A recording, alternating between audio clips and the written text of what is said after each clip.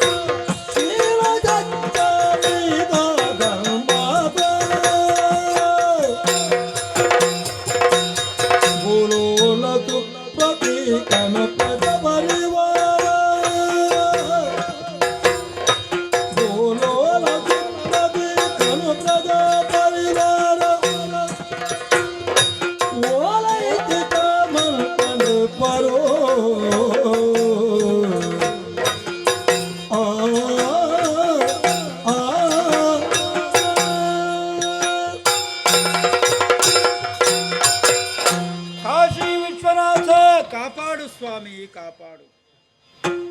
ರಾಣಿಯರ ಸ್ವಾಮಿ, ನಾಡಿದು ಕಾಶಿ.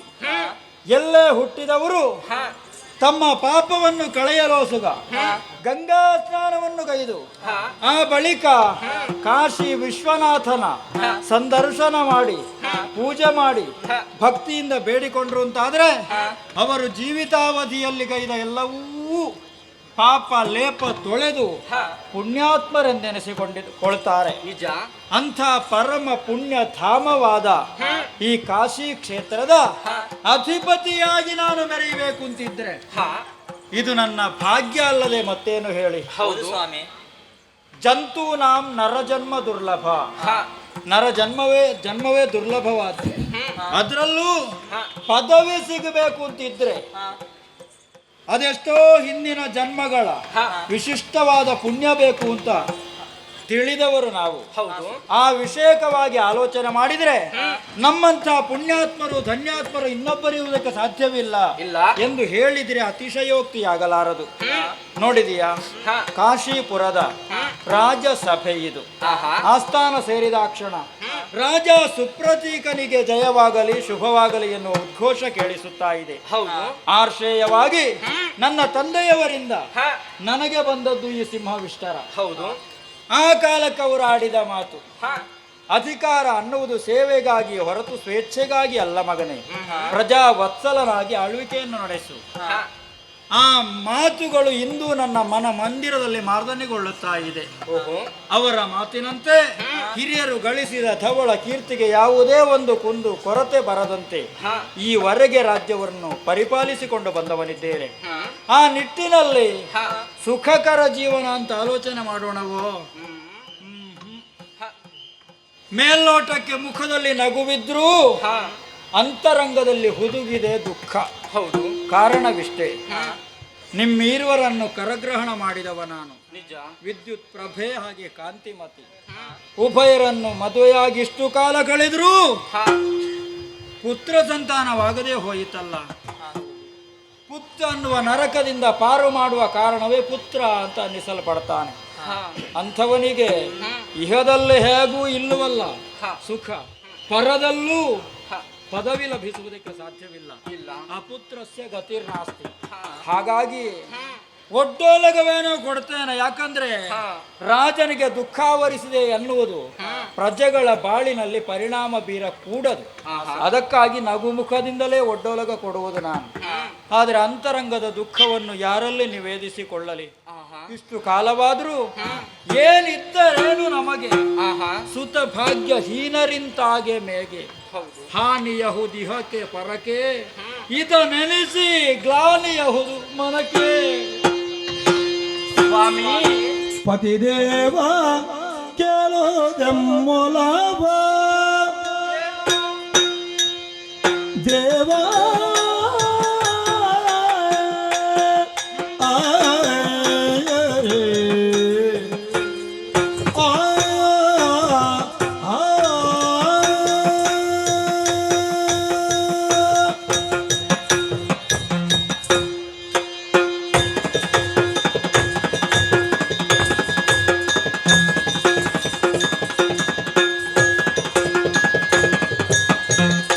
ದೇವ ಕೇಳುವುದೆಮ್ಮೊಲವ ಎಮ್ಮ ಒಲವ ಜಗತ್ಪತಿಯನು ಜಗತ್ತಾಗಿ ಗೈದೆವು ವ್ರತವ ಜಗತ್ಪತಿಯನು ಗ್ರಹಕ್ಕಾಗಿ ಗೈದೆವು ವ್ರತವ ಸುತರ ಚಿಂತೆಯನಿಗನೀಗ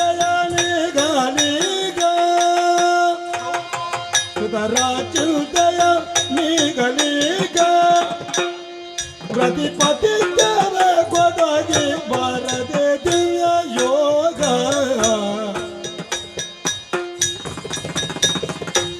ಪತಿದೇವ ಕೇಳುವುದೆಮ್ಮೊಲವ ಜಗತ್ಪತಿಯನ ಗ್ರಹಕ್ಕಾಗಿ ಗೈದೆವು ವ್ರತವ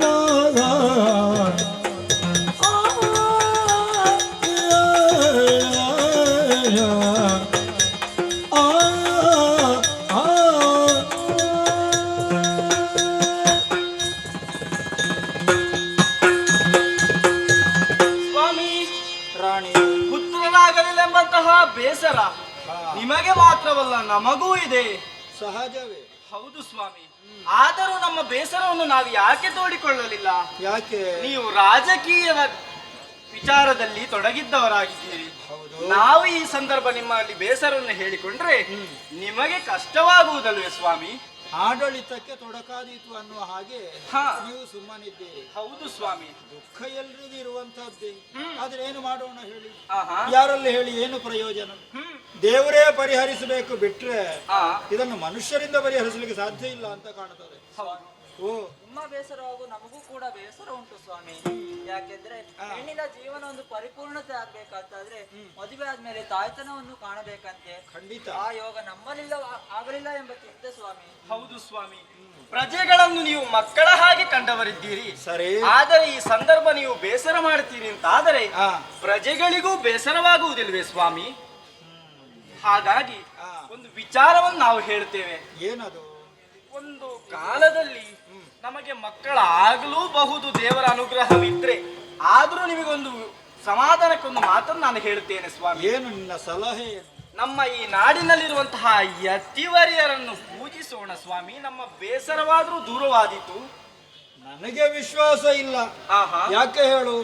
ನಾವು ಮಾಡಿದ ವ್ರತ, ಉಪವಾಸ, ಪೂಜೆ ಪುರಸ್ಕಾರ ಸ್ವಲ್ಪವ? ಹೌದು. ಎಷ್ಟು ದಾನ ಧರ್ಮಾದಿಗಳನ್ನು ಮಾಡಿದ್ದೇವೆ, ಹಾ. ಎಷ್ಟು ದೇವಸ್ಥಾನಕ್ಕೆ ಹೋಗಿದ್ದೇವೆ ಅಲ್ವಾ? ಅಷ್ಟಿದ್ರೂ ಸತ್ಸಂತಾನವಾಗಲಿಲ್ಲ, ದೇವರು ಅನುಗ್ರಹಿಸಲಿಲ್ಲ ಎಂಬಲ್ಲಿಗೆ ಹಾ. ನೀನು ಹೇಳುವ ಮಾತು ಆಗುತ್ತದೋ ಇಲ್ವೋ, ಆಗುತ್ತದೋ ಇಲ್ವೋ, ಒಟ್ಟಿನಲ್ಲಿ ನನಗಾಗಿ ಅಲ್ಲ, ಆಹಾ. ನಿಮ್ಮ ಸಮಾಧಾನಕ್ಕಾಗಿ ಆದರೂ ನೀವು ಹೇಳಿದಂತೆ ಸರಿ. ಎಲ್ಲಿಗೋ ಬೇಡ, ಆಹಾ. ಚಿತ್ರಕೂಟದಲ್ಲಿ ಒಬ್ಬರು ಯತಿವರೇಣ್ಯರಿದ್ದಾರೆ, ಓಹೋ. ಆತ್ರೇಯ ಮಹರ್ಷಿಗಳು. ಹಾ. ಅಲ್ಲಿಗೆ ಹೋಗಿ ಅವರ ಪೂಜೆಯಲ್ಲಿ, ಅವರ ಸೇವೆಯಲ್ಲಿ ನಿರತರಾಗುವಂತೆ ಸರಿ. ಸಾಗೋಣ, ಹೋಗೋಣ. ಸಾಗೋಣ.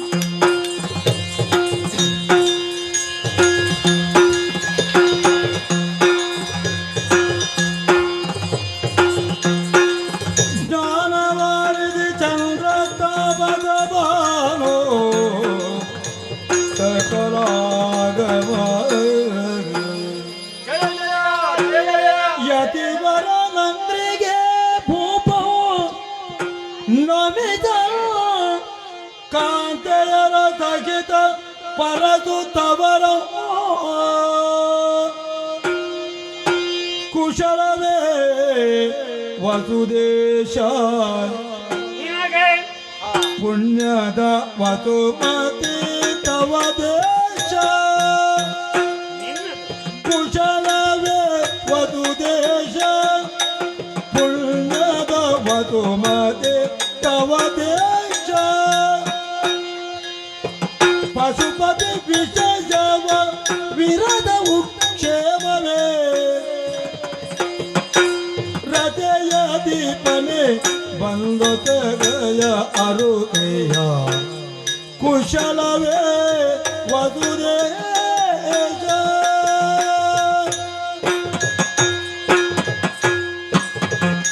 ಹೊಸದಾಲಲ್ಲವ ಪ್ರಭು. ಕಾಶೀಪತಿ ನೀನು. ಹೌದು.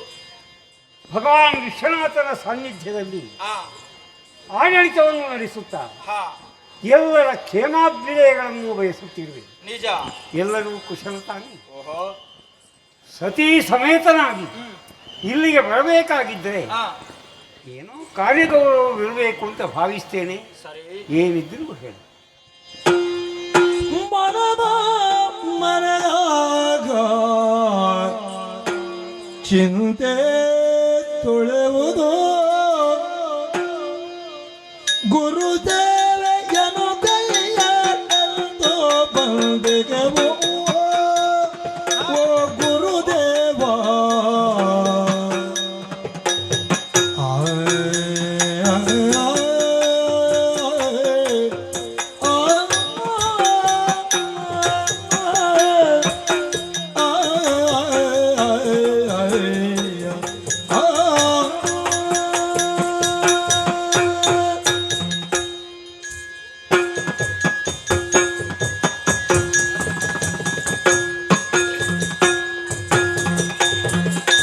ಮನದ ಮನೆಯ ಚಿಂತೆ ತೊಳೆವುದು ಗುರುದೇವೆಯನು ಗೈಯಲೆಂದು ಬಂದಿಗೆವು ಗುರುದೇವೆಯನು ಗೈಯಲೆಂದು ಬಂದಿಗೆವು ಗುರುದೇವ. ಗಣಮಗಿ ಮರೆ ನಿತ್ಯ ಸೇವಾ ಸೌಭಾಗ್ಯಕ್ಕೆಂದು ನೀವು ಗಣ ಮಹಿಮರೆ ನಿತ್ಯ ಸೇವಾ ಸೌಭಾಗ್ಯಕ್ಕೆಂದು ಅನುಗೊಳಿಸಲು ಧನ್ಯರಗೆ ಓ ಗುರುದೇವ. ಆ, ಆ.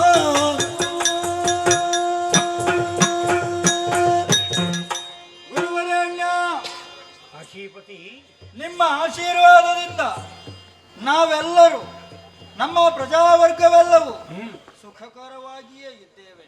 ಶಂಭೋ. ಇಲ್ಲಿಗೆ ಬರುವಲ್ಲಿ ಕಾರಣ ಮತ್ತೇನಲ್ಲ, ಯಾವುದು? ತಮ್ಮ ಸೇವಾ ಕೈಂಕರ್ಯವನ್ನು ಅಪೇಕ್ಷಿಸಿಕೊಂಡು ನಾವು ಬಂದವರಿದ್ದೇವೆ.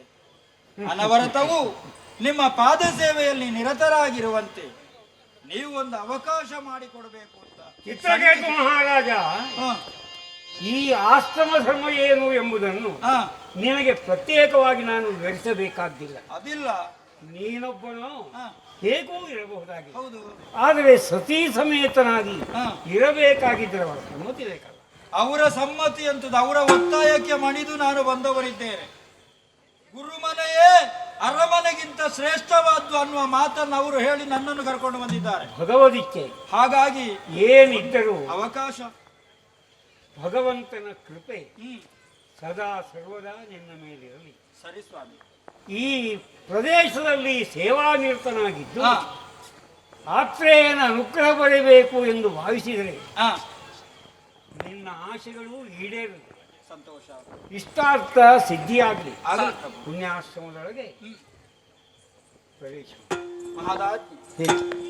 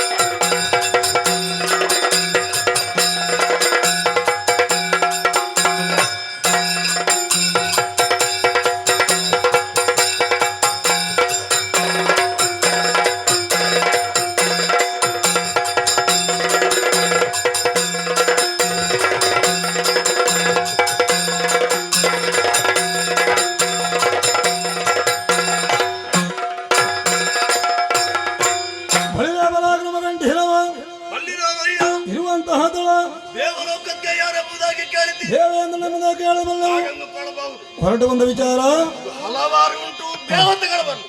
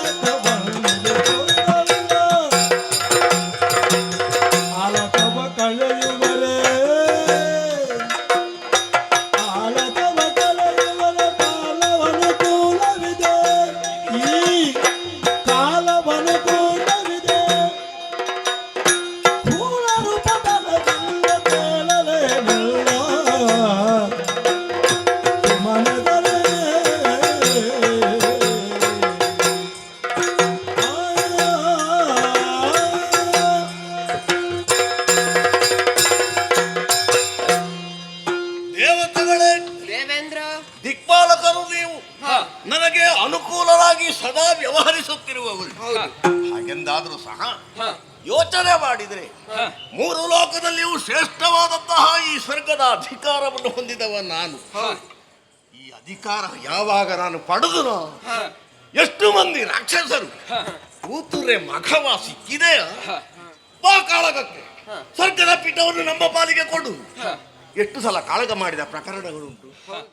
ಆದ್ರೆ ಈ ಕೆಲವು ಸಲ ನಾವು ಸೋಲನ್ನು ಅನುಭವಿಸಲಿಲ್ಲ ಅಂತ ಅರ್ಥ ಅಲ್ಲ. ಹಾಗೆಂದು ಜಯವನ್ನು ಗಳಿಸಿದ ಅವರು ಈಗ ಬದುಕಿದ್ದಾರೆ ಅಂತ ಕೇಳಿದ್ರೆ ಇಲ್ಲ. ನಾವು ಇನ್ನೂ ಇದ್ದೇವೆ. ನಮಗೆ ಒಂದು ಮನ್ವಂತರದ ಕಾಲ ನಮ್ಮ ಅಧಿಕಾರ ಖಂಡಿತ ಇರ್ತದೆ.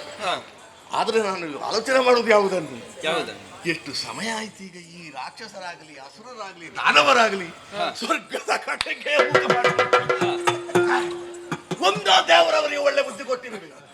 ಇಲ್ಲದಿದ್ರೆ ಯಾರಾದ್ರೂ ಒಬ್ಬ ರಾಕ್ಷಸ ಆದ್ರೂ ನಮ್ಮ ತಲೆ ತಿನ್ನುವುದಕ್ಕೆ ಅಲ್ಲ, ಇಲ್ಲಿಯ ಚುಕ್ಕಾಣಿಯನ್ನು ಹಿಡಿಯುವುದಕ್ಕೆ ಬೇಕಾಗಿ ಕಾಳಗ ಕೊಡ್ಲಿಕ್ಕೆ ಬರ್ತಿದ್ದ. ನೋಡುವ, ನಮ್ಗೆ ಒಳ್ಳೆದೇ ಕಾಲ ಇದೀಗ. ಯಾಕೆಂದ್ರೆ ಕೇಳಿದ್ರೆ ನಾವಾಯಿತು, ನಮ್ಮ ಕಾರ್ಯ ಆಯಿತು. ಹಾಗೆಂದು ದೇವತೆಗಳಾದ ನಮ್ಮ ಪಾಲಿಗೆ ಆಲಸ್ಯ ಅನ್ನೋದು ಬರಕೂಡುದು. ನಾವೆಲ್ಲ ನಿರ್ಧಾರ ಮಾಡಿದ್ದೇನೆ, ಬೇರೇನಲ್ಲ, ನಾವೆಲ್ಲ ಒಟ್ಟು ಸೇರೋದು, ಭೂಲೋಕದ ಕಡೆಗೆ ಹೋಗೋದು, ಪ್ರಕೃತಿಯ ನಾನಾ ವೈಚಿತ್ರ್ಯಗಳನ್ನು ಕಾಣುತ್ತಾ ಒಂದು ಆನಂದವನ್ನು ಅನುಭವಿಸುವುದು. ಆದ್ರಿಂದ ನೀವು ಬರ್ತೀರಲ್ಲ, ನೀನು ಹಾಗಾದ್ರೆ ಇನ್ನು ಯಾಕೆ ನಾಳೆಯ ನಾಡಿದ್ದಲ್ಲ, ಈ ಕ್ಷಣವೇ ಭೂಲೋಕದ ಕಡೆಗೆ.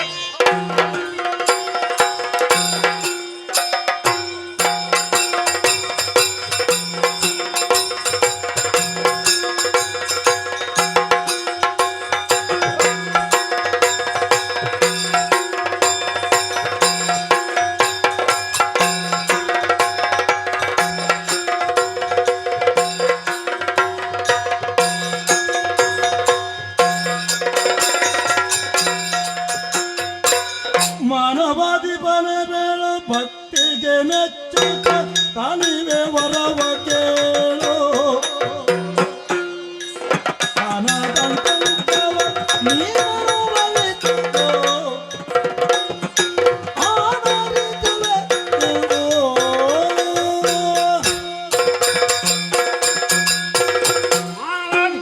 ಯತಿವರೇಣ್ಯ, ಎಷ್ಟೋ ದಿನಗಳಿಂದ ಆ ಸೇವಾನಿರತನಾಗಿದ್ದವನು ಸರಿ, ಯಾವುದೋ ಆಶೆಯುಳ್ಳವನಾಗಿ ಆ ಇಲ್ಲಿಗೆ ಬಂದಿರಬೇಕು ಅಂತ ನನಗನಿಸಿತು. ನಿನ್ನ ಆಶೆ ಏನಿದ್ದರೂ ಕೇಳಿಕೊ, ಅನುಗ್ರಹಿಸಿ. ಮತ್ತೆ ಭವನೇ ರುತ್ತಲಿ ವಿಭವದಿ ಬುದ್ಧಿ ಬರತ ಕಂಡ. ಮತ್ತೆ ಭವನೇ ರುತ್ತಲಿ ವಿಭವದಿ ಬುದ್ಧಿ ಬರತ ಕಂಡ. ಬುದ್ಧಿ ಬರತ ಕಂಡ. ಆತ್ಮಯನ ತತ್ತಿಗೆ ಬರದು ಗೋತಾರಿಯ ಕಂಡ. ಮತ್ತೆ ಭವನೇ ರುತ್ತಲಿ ವಿಭವದಿ ಬುದ್ಧಿ ಬರತ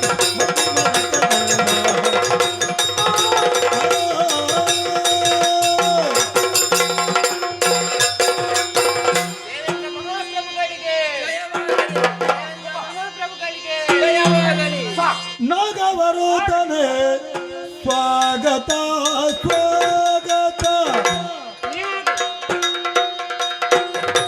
ಆಗಮಿದನು ಪುಣ್ಯಾಶ್ರಮದೇನೆ, ಆಗಮಿದನು ಬೇಕಾಜನ.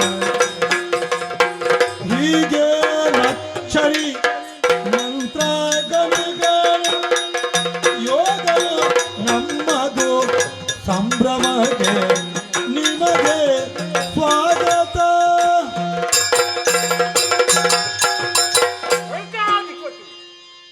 ಸ್ವಾಗತ, ಸುಸ್ವಾಗತ. ನಿನ್ನವರನ್ನೆಲ್ಲ ಕೂಡಿಕೊಂಡು ಮೇಲಿಂದಲೇ ಸಾಗುತ್ತಿರುವೆಯಲ್ಲ, ಬಾ, ಹೀಗೆ ಬಾ, ನನ್ನ ಆತಿಥ್ಯವನ್ನು ಕೃತಿಗಣನವ ಆದತ್ತೆಯಂದೇ ಕರೆಯಲು ಸುರಪಾಯ ಸುಮನ ದರೊಡೆಯ ಅವರುಗಳ ಅಹಂಕಾರದ ಉಪೇಕ್ಷಿಸುತ್ತಾಯ.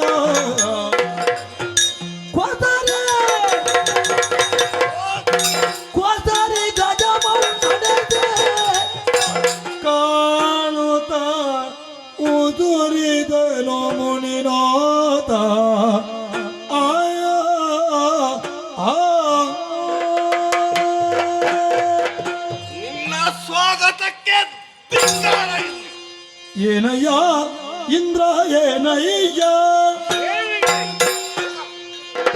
ಏನಯ್ಯ ಇಂದ್ರ ಬಾನಲ್ಲಿ ನಿಂತೆ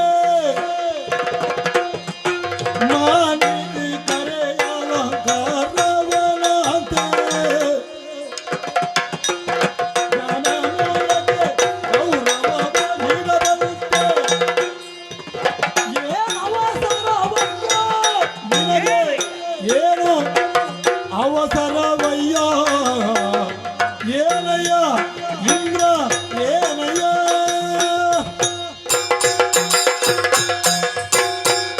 ಏನಯ್ಯ ಇದು? ಒಳ್ಳೆಯದೇ. ಸ್ವರ್ಗಾಧಿಪತಿ ಹೇ, ದೇವತೆಗಳ ಬಗ್ಗೆ ಸದಾ ಗೌರವ ಭಾವವುಳ್ಳ ಹೇ, ನಾವೆಲ್ಲ ಹೇ, ನಿನ್ನನ್ನು ಈ ಕಡೆಗೆ ಕರೆಯುವುದು ಹೇ. ನಮ್ಮ ಏಳಿಗೆ ಆಗಬೇಕು ಎಂದಲ್ಲ, ಮತ್ತೆ ಯಾರ ಹೇಳಿ? ಎಲ್ಲರೂ ಚೆನ್ನಾಗಿರಬೇಕು. ಓಹೋ, ನೀನು ಪಿಳೋಕಾಧಿಪತಿ ಹೇ, ಅಯ್ಯ, ಓ, ಹೀಗೂ ಇದೆ. ಯಾವುದು? ನಿನ್ನ ಜೊತೆಯಲ್ಲಿರುವಂತಹ ದೇವತೆಗಳನ್ನೆಲ್ಲ ಹೇ, ತಡೆಯಿರಿ ತಡೆಯಿರಿ ಎನ್ನುತ್ತಾ ಹೇ, ಮುಂದುವರಿಯುವುದಕ್ಕೆ ಮುಂದಾದಿಯಲ್ಲ. ಹೇ, ನಿನ್ನಂತಹ ಯೋಗ್ಯತಾವಂತ ಹೇ, ಯಾವಾಗಲೂ ಇಂತಹ ಕಾರ್ಯದಲ್ಲಿ ಹೇ. ಆಸಕ್ತನಾಗಬಾರ್ದು. ಸ್ವಸ್ತಿನ ಇಂದ್ರವೃದ್ಧಶ್ರವ, ಹೇ, ಸ್ವಸ್ತಿನ ಪೂಷಾ ವಿಶ್ವವೇದ, ಹೇ, ಸ್ವಸ್ತಿನ ಸ್ಥಾಕ್ಷೋ ದರಿಷ್ಠನೇವಿ, ಹೇ. ಸ್ವಸ್ತಿನೋ ಬೃಹಸ್ಪತಿ ದದಾತಿ. ತಿಳಿಯದೇ ಇದ್ದವಲ್ಲ. ಸದಾ ಹೇಳುವವರು ನಾವು. ಗೊತ್ತುಂಟು. ನಿನಗೊಂದು ದೊಡ್ಡಸ್ತಿಗೆ ಬಂದುದು ಹೇಗೆ? ಹೇ, ನಿನ್ನನ್ನು ವೃದ್ಧಶ್ರವ ಅಂತ ಕರೆದ ಕಾರಣ. ಹೌದೌದು. ನೀನು ಮುದುಕ ಎಂದರ್ಥ ಅಲ್ಲ, ಅಲ್ಲಲ್ಲ. ನೀನು ಕೇಳ್ತಿ ಎಂಬ ಕಾರಣಕ್ಕಾಗಿ. ಹೇ, ಆದರೆ ಹೇ, ಅತ್ರಿಯ ಸಂತಾನದಲ್ಲಿ ಹುಟ್ಟಿದ ನನ್ನ ಹೇ, ಸ್ವಾಗತವನ್ನು ಆತಿಥ್ಯವನ್ನು ಹೇ. ನೀನು ಸ್ವೀಕರಿಸುವುದಕ್ಕೆ ಸಿದ್ಧನಾಗದೆ ಹೋದೆಯ. ಹ್ಮ್. ಏನಯ್ಯ ಇದು? ಇಂತಹ ಅಹಂಕಾರ ಸಲ್ಲದು, ಸಲ್ಲದು. ಎಚ್ಚರಿಕೆ. ತಾನಪ್ಪನನು ನಾನು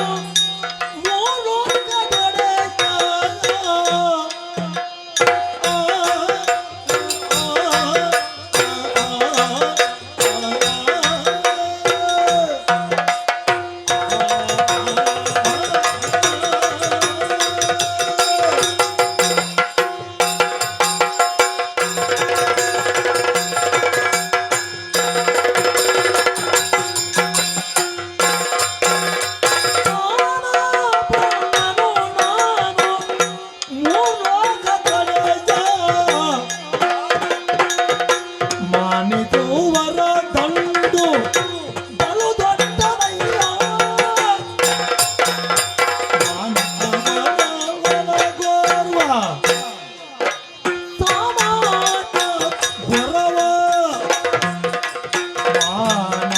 ಮಾನವರೊಳಗೋಲ ಸಮಾಜ ಗೌರವ ನೀನೇ ಬ್ರಹ್ಮರ್ಷಿಯೇ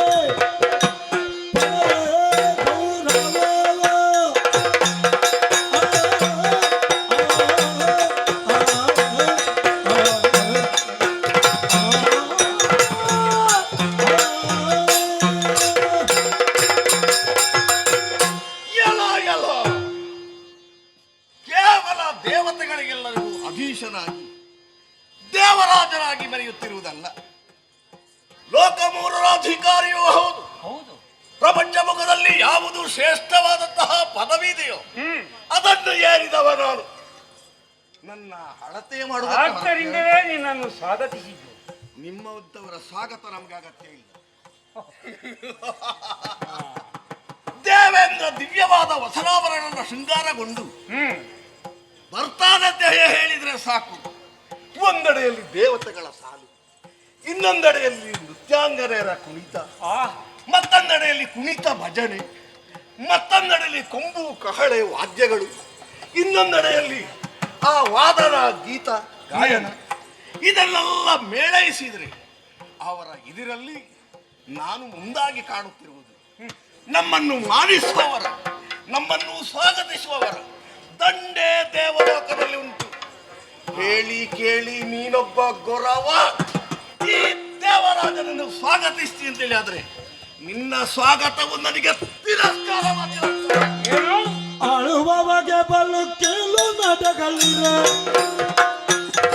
ಕೇಳುವಂತರೀಗ ಆಳುವವಗೆ ಬಲು ಕೀಳು ನಡೆಗಳಿರೆ ಕೇಳುವವರೀಗ ಮೂಲಕದೊಳಗಲ್ಲಿ ಸೇರಿದವನ ಪಾಲಿ ಪರಾರಿಗೋ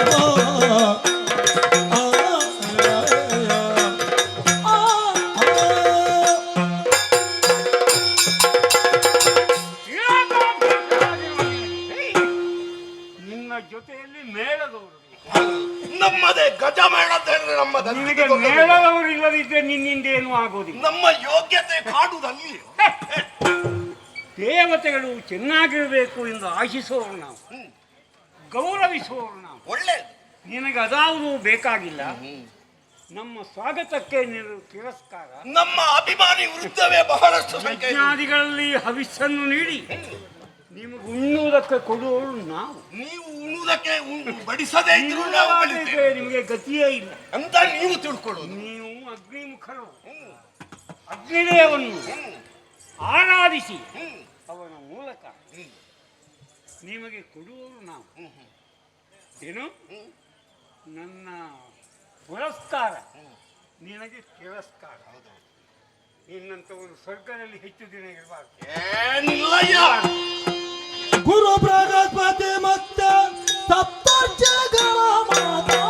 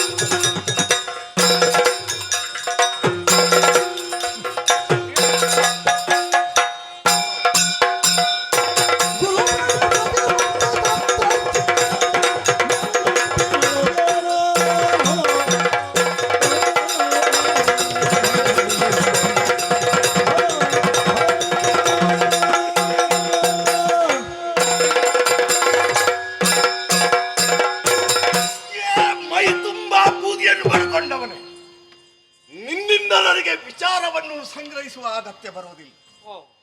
ನಮಗೆ ಏನಿದ್ರು ಸಹ ದೇವಲೋಕದಲ್ಲಿದ್ದುಕೊಂಡು ಗುರುಗಳಾದ ಬೃಹಸ್ಪತಿ ಆಚಾರ್ಯರಿದ್ದಾರೆ. ಹೆಚ್ಚಿನಂತ ನಾನು ಅವರಲ್ಲಿ ಕೇಳೋದಲ್ಲ, ನನ್ನಲ್ಲಿ ಅವರು ಕೇಳೋದು. ಈಗ ನಿನ್ನ ಜೊತೆಯಲ್ಲಿದ್ದಾನೆ. ಈಗ ಇಲ್ಲಿಲ್ಲ, ಅಲ್ಲಿದ್ದಾರೆ ಅವರು. ತಿರುಗಾಟ ಕರ್ಕೊಂಡು ಹೋಗುದಿಲ್ಲ. ನನ್ನ ಗುರುಗಳು ಹೇಳಿದ್ರು, ನಾನು ಬರ್ತೇನೆ, ನೀವು ಬರುವುದು ಬೇಡ, ನೀವು ಅಲ್ಲೇ ಕುಳಿತುಕೊಳ್ಳಿ ಸ್ವಾಮಿ, ನೀವಿದ್ರೆ ನಿಮಗೆ ತಿರುಗಾಟ ಬೇಡ, ತೊಂದರೆ ಆಗ್ತದೆ.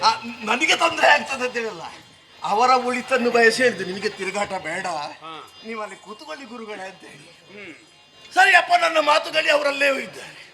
ಬೃಹದಾದ ಯೋಗ್ಯತೆ ಉಳ್ಳ ಬೃಹಸ್ಪತಿ ಆಚಾರ್ಯ ಕಾಲ ಕಾಲಕ್ಕೆ ಸರಿಯಾದಂತಹ ನಿರ್ದೇಶನ ಕೊಡ್ತಾರೆ. ಈಗ ಹೌದೌದು, ಈ ತಿರುಗಾಟಕ್ಕೆ ಹೇಳಿದವರೇ ಹೌದೌದು ಹೌದೌದು. ಅಷ್ಟೇ ಅಲ್ಲ, ಒಂದು ವೇಳೆ ಅವರು ಇಲ್ಲ, ಅವರು ಎಲ್ಲಿಯೋ ಕಾರ್ಯನಿಮಿತ್ತ ಹೋಗಿದ್ದಾರೆ ಅಂತ ಮಾಡೋಣ. ಎಲ್ಲಿಯೋ ಬೇರೊಂದು ಕಾರ್ಯಕ್ರಮ ಇರ್ತದೆ. ಆ ಹೊತ್ತಿಗೆ ನಾನು ಪ್ರಶ್ನೆ ಹುಟ್ಟಿಕೊಂಡಾಗ ಮುಖ ನೋಡುದು ಯಾರನ್ನು? ನಿಮ್ಮಂತ ಗೊಡ್ಡು ಋಷಿಗಳನ್ನಲ್ಲ, ಸಪ್ತ ಋಷಿಗಳಿದ್ದಾರೆ. ಓಹೋಯ್ ದೇವೇಂದ್ರ, ನಿನಗೇನಾಗಬೇಕು, ಏನು ಸಮಸ್ಯೆ ಬಂತು ನನ್ನಲ್ಲಿ ಹೇಳಿಕೊಂಡ್ರೆ ನಾವು ಅದಕ್ಕೆ ಸರಿಯಾದಂತಹ ಸಲಹೆಯನ್ನು ಕೊಡ್ತೇವೆ. ಹೇಳುವವರಿದ್ದಾರೆ. ಸಪ್ತಋಷಿಗಳು. ಹೌದೌದು. ಹಾಗಿರುವಾಗ ದೇವಲೋಕವಾಸಿಯಾದಂತಹ ದೇವೇಂದ್ರನಿಗೆ ಅಲ್ಲಿಗೆ ಕಾಶ್ಯಪರು ಬರ್ತಾರೆ, ಕಾಶ್ಯಪರು ಬರ್ತಾರೆ, ವಸಿಷ್ಠರು ಬರ್ತಾರೆ, ಆಂಗಿರಸರು ಬರ್ತಾರೆ, ಗೌತಮರು ಬರ್ತಾರೆ. ನಿನ್ನ ತಂದೆಯನ್ನು ನಿನಗೆ ಹೇಳುದು ಅಲ್ಲ, ತಂದೆಗೆ ಅಲ್ಲಿಗಿರುವ ವ್ಯವಹಾರಕ್ಕೆ ಸ್ಥಾನ ದೊಡ್ಡದು. ಹಾಗುಂಟು ಅದು. ಈಗ ನಾವು ಹೀಗೆ ಸಂಬಂಧಿಕವಾಗಿ ಮಾತಾಡಿದ್ರೆ ಅಲ್ಲ, ನಿನಗೆ ಅವರ ಗುರುತವೇ ಸಿಕ್ಕುವುದಿಲ್ಲ. ಯಾರು ಹೇಳಿದ್ದು? ಸಂಬಂಧದಲ್ಲಿ ನಾವು ಅಪ್ಪ ಮಗ. ವ್ಯಾವಹಾರಿಕವಾಗಿ ಅವರು ಋಷಿ ಭಟ್ಟವನ್ನು ಏರಿದರು. ಹಾಗಿರುವಾಗ ಅವರಿಗೆ ಕೊಡುವ ಗೌರವ ಸಿಕ್ಕಬೇಕ ಬೇಡ? ಹಾಗಿದ್ರೆ ಹೋದಲ್ಲೆಲ್ಲ ಅವರನ್ನು ಗೌರವಿಸುವುದಿಲ್ಲ. ಅಪ್ಪನನ್ನು ಹೋದಲ್ಲೆಲ್ಲ ಕರ್ಕೊಂಡೋದ್ರಾಗ್ಲಿ ಗೌರವಿಸುವುದೂ ಇಲ್ಲ. ಅಲ್ಲ, ಎಲ್ಲ ಅಪ್ಪನ ಹತ್ರ ಹೋಗಿ ಮಾತಾಡ್ತಾರೆ. ಅದೇ ತೊಂದರೆ.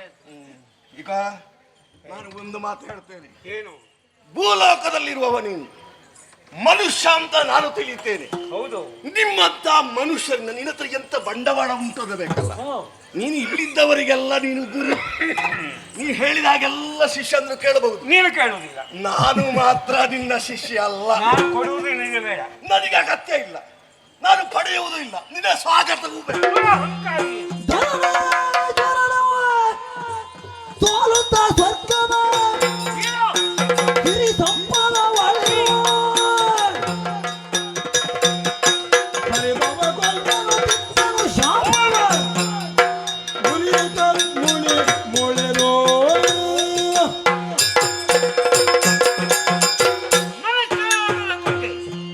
ನಿನಗಿರುವಂತಹ ತಿರಸ್ಕಾರ, ಇಲ್ಲಿರುವಂತಹ ಋಷಿಮುನಿಗಳ ಬಗ್ಗೆ ನಿನಗಿರುವಂತಹ ಕ್ಷುದ್ರ ಭಾವನೆ ಇಂದ್ರ, ಇದು ಶುಭ ಪರಿಣಾಮವನ್ನುಂಟು ಮಾಡುವುದಿಲ್ಲ. ಯಾರನ್ನು ನೀನು ಗೌರವದಿಂದ ಕಾಣಬೇಕಾಗಿತ್ತು ಅವರನ್ನು ಕಾಣುವುದಿಲ್ಲ. ಇನ್ನು ಮುಂದೆ ಮನುಷ್ಯಲೋಕದಿಂದ ನಿನಗಾಗುವ ಕಷ್ಟ ಏನು ಎಂಬುದನ್ನು ನೆನಪಿಸಿಕೋ.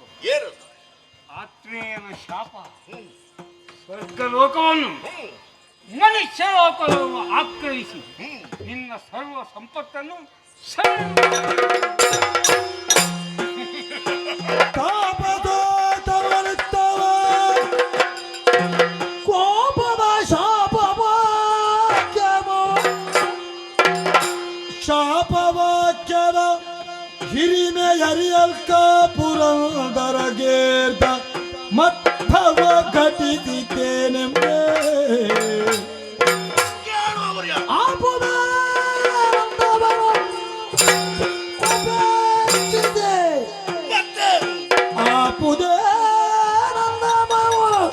ಉಪೇಕ್ಷಿಗೆ ಪೋಪುದವು ಕಾಣುತ್ತ ಪೋಪುದವು ಕಾಣುತ್ತ. ದೇವತೆಗಳೇ, ಆತ್ರೇಯನಿಗೇನೋ ನನ್ನ ಮಾತುಗಳು ಕೋಪ ಬಂತು. ಶಾಪವನ್ನೇ ಕೊಟ್ಟು ಬಿಟ್ಟ. ಈ ಶಾಪಕ್ಕೆಲ್ಲ ಯಾರು ಹೆದರಬೇಡಿ, ನನಗಂತೂ ಅಳುಕು ಅನ್ನೋದಿಲ್ಲ. ಇಂಥ ಶಾಪಗಳು ಎಷ್ಟು ಬರ್ತದೋ, ಇನ್ನೆಷ್ಟು ಸಿಗುತ್ತದೋ. ಏನಿದ್ರು ಮನ್ವಂತರ ಗಬ್ಬ ನಾನೇ. ಕೇಂದ್ರದಲ್ಲಿ ಆಡಳಿತದ ಚುಕ್ಕಾಣಿಯನ್ನು ಹಿಡಿದ ಮೇಲೆ ನಾನು ಬಿಟ್ಟು ಹೋಗಬೇಕು ಅಂತ ಹೇಳಿದ್ರೆ ಮನ್ವಂತರ ಮುಗಿಬೇಕು. ಹಾಗಿರುವಾಗ ಇವನ ಶಾಪದಿಂದ ಏನಾದೀತು? ಮತ್ತೆ ಮಧ್ಯೆ ಎಲ್ಲಾದ್ರೂ ಕಷ್ಟ ಬಂದ್ರಲ್ವಾ? ಮತ್ತೆ ನೀವೆಲ್ಲ ಎಂತದಕ್ಕೆ ಇರುವುದಕ್ಕೆ ಸುಮ್ಮನೆ. ಆದ್ರಿಂದ ನಾವು ಇಲ್ಲೇನಿಲ್ಲೋದಲ್ಲ, ನಮ್ಮ ಪ್ರವಾಸ ಮುಂದೆ ಹೋಗಬೇಕು, ಪ್ರಕೃತಿಯ ಚೆಲುವನ್ನು ಕಾಡಬೇಕು. ನನ್ನನ್ನೇ ಹಿಂಬಾಲಿಸಿಕೊಂಡು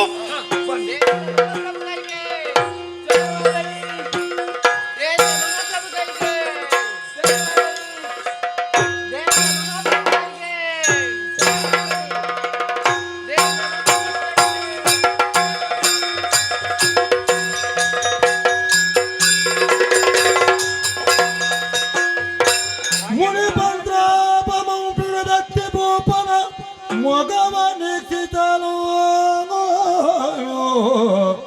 ಓ ಸರ್ಕಾಧಿಪತಿ ನಿರ್ಗಮಿಸಿದ. ಹೌದು ಪ್ರಭು, ನಿಮ್ಮ ಆಶೆ ಏನೆಂದು ಕೇಳುವುದಕ್ಕೆ ಸಿದ್ಧನಾಗಿದ್ದೆ. ಹೇಳಪ್ಪ ಪ್ರಭಾ, ಅವತರಿಸಬೇಕು ಸ್ವಾಮಿ. ಸುತರಿಲ್ಲವೆಂಬ ಚಿರುತೆ ಬಾಧಿತಲು ವ್ರತಿಯೇ ಸೇವೆಯೊಳು ನಿಲ್ತೆ. ಸುತರಿಲ್ಲವೆಂಬ ಚಿಂತೆ ಬಾಧಿತಲು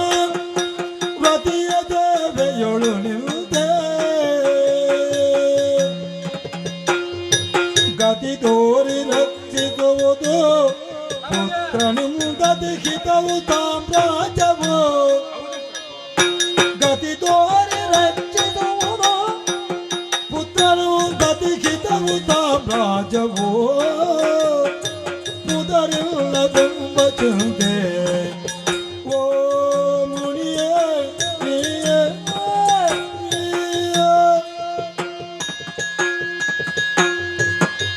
ಮುನಿವರೇಣ್ಯ, ನಾನು ಅದೆಷ್ಟೋ ಕಾಲ ಮದುವೆಯಾಗಿ ಕಳೆದಿದ್ರೂ ಕೂಡ ಈವರೆಗೆ ಪುತ್ರ ಸಂತಾನವಾಗಲಿಲ್ಲ. ಅದೇ ಚಿಂತೆಯಲ್ಲಿ ಕಣ್ಣೀರಿಡುತ್ತಿರುವ ಸಂದರ್ಭ ನನ್ನ ರಾಣಿಯರು ನನ್ನನ್ನು ಸಂತೈಸಿ ಇಲ್ಲಿವರೆಗೆ ಕರೆತಂದರು. ಅನವರತ ನಿಮ್ಮ ಸೇವೆಯಲ್ಲಿ ದಿನಗಳೆದು ಹೋಯಿತು ಸ್ವಾಮಿ. ಆ ಒಂದು ಭಾಗ್ಯವನ್ನು ನನಗೆ ಕರುಣಿಸಬೇಕು ಅಂತ ಚಿತ್ರಕೇತು ಯೋಚಿಸಬೇಕಾದ್ದಿಲ್ಲ. ಹಾ, ನಿನಗೆ ಸಂತಾನವಾಗ್ತದೆ. ಗಂಡು ಮಕ್ಕಳೇ ಜನ್ಮವನ್ನು ಎತ್ತುತ್ತಾರೆ. ಸರಿ. ನಿನ್ನ ಇಷ್ಟಾರ್ಥ ಸಿದ್ಧಿಯಾಗಲಿ, ಹಾ, ಅದಕ್ಕಾಗಿ ಫಲವನ್ನು ನೀಡ್ತೇನೆ. ಹಾ. ಈಗ ಧನ್ಯವಾದ.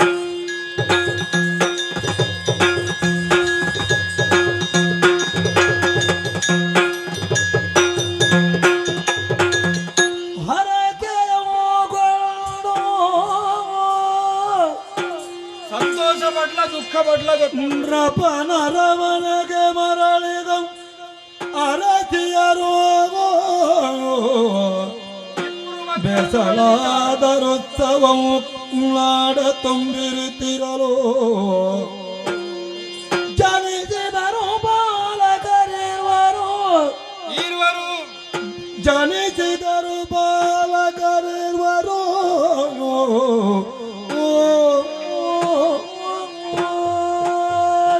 ಗುರುಕಾರಣದಿಂದಾಗಿ ಉಭಯ ಮಕ್ಕಳನ್ನು ಪಡೆದಿದ್ದೇನೆ. ಹಿರಿಯ ರಾಣಿಯಲ್ಲಿ ಉದಿಸಿದವನಿಗೆ ದುರ್ಜಯನೆಂದು, ಕಿರಿಯ ರಾಣಿಯಲ್ಲಿ ಹುಟ್ಟಿದವನಿಗೆ ಸುದ್ಯುಮ್ನನೆಂದು ನಾಮಕರಣ ಮಾಡಿದ್ದು ಆಯಿತು. ಈಗ ಬೆಳೀತಾ ಇದ್ದಾರೆ ಮಕ್ಕಳು. ಮಕ್ಕಳು ಇಲ್ಲ ಅನ್ನುವಾಗ ಒಂದು ಚಿಂತೆ ಇತ್ತು. ಈಗ ಮಕ್ಕಳು ಇದ್ದಾರೆ, ಆದ್ರೂ ಚಿಂತೆ ಅನ್ನುವುದು ಬಿಟ್ಟು ಹೋದಿಲ್ಲ. ಕಾರಣ ಒಂದೇ, ಏನು ಕ್ಷತ್ರಿಯ ವಂಶಕ್ಕೆ ಇವ ದೊಡ್ಡವ ಕಳಂಕಪ್ರಾಯನಾಗುತ್ತಾನೋ ಅಂತ ಚಿಂತೆ. ಅಂದ್ರೆ ದುರ್ಬುದ್ಧಿಯೇ ಮುಂದುವರಿತಾ ಉಂಟವನದ್ದು. ಒಂದು ಅರ್ಥದಲ್ಲಿ ಹೇಳುವುದಿದ್ರೆ, ಇತರರಿಗೆ ಚಿತ್ರಹಿಂಸೆ ಕೊಟ್ಟು ತಾನು ಆನಂದವನ್ನು ಅನುಭವಿಸಿರುವಲ್ಲಿಗೆ ಮುಟ್ಟಿದ್ದಾನೆ ನನ್ನ ಹಿರಿಯ ಮಗ. ಯಾಕೆ ಹೀಗಾದ ಅಂತ ನನಗೆ ಅರ್ಥ ಆಗುವುದಿಲ್ಲ.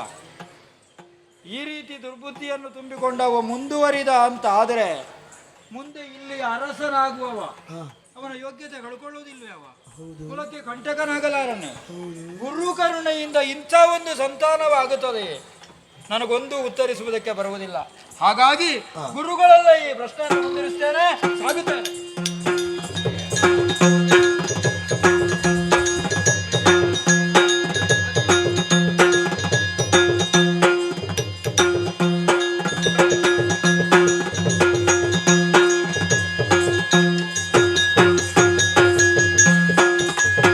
ಮುನಿವರೇಣ್ಯ, ನಿಮ್ಮ ಅನುಗ್ರಹದಿಂದ ಉಭಯ ಮಕ್ಕಳನ್ನು ನಾನೇನು ಪಡೆದಿದ್ದೇನೆ. ಮತ್ತೇನಪ್ಪ? ಆದರೆ ದೊಡ್ಡವನ ದುರ್ಬುದ್ಧಿ ಅತಿಯಾಗಿದೆ ಸ್ವಾಮಿ. ನಿಮ್ಮ ಅನುಗ್ರಹದಿಂದ ಈ ರೀತಿ ಆಗುತ್ತೆ ಅಂತ ನಾನು ಎಣಿಸಿರ್ಲಿಲ್ಲ. ಏನು ಯೋಚಿಸಬೇಡ, ಓ, ಎಲ್ಲವನ್ನು ಹಾ, ಭಗವಂತ ಸರಿಪಡಿಸ್ತಾನೆ. ಓಹೋ, ಕಾಲ ಕಾಯಬೇಕಷ್ಟೇ. ಸರಿ. ಆದ ಕಾರಣ ಅವರಿಬ್ಬರನ್ನು ನಿಮ್ಮಲ್ಲೇ ತಂದು ಒಪ್ಪಿಸ್ತೇನೆ. ಒಳ್ಳೆಯದು. ವಿದ್ಯಾಭ್ಯಾಸ ನೀವೇ ಕೊಡಿಸಿ. ಆಗಲಿ. ಅನುಗ್ರಹಿಸಿ.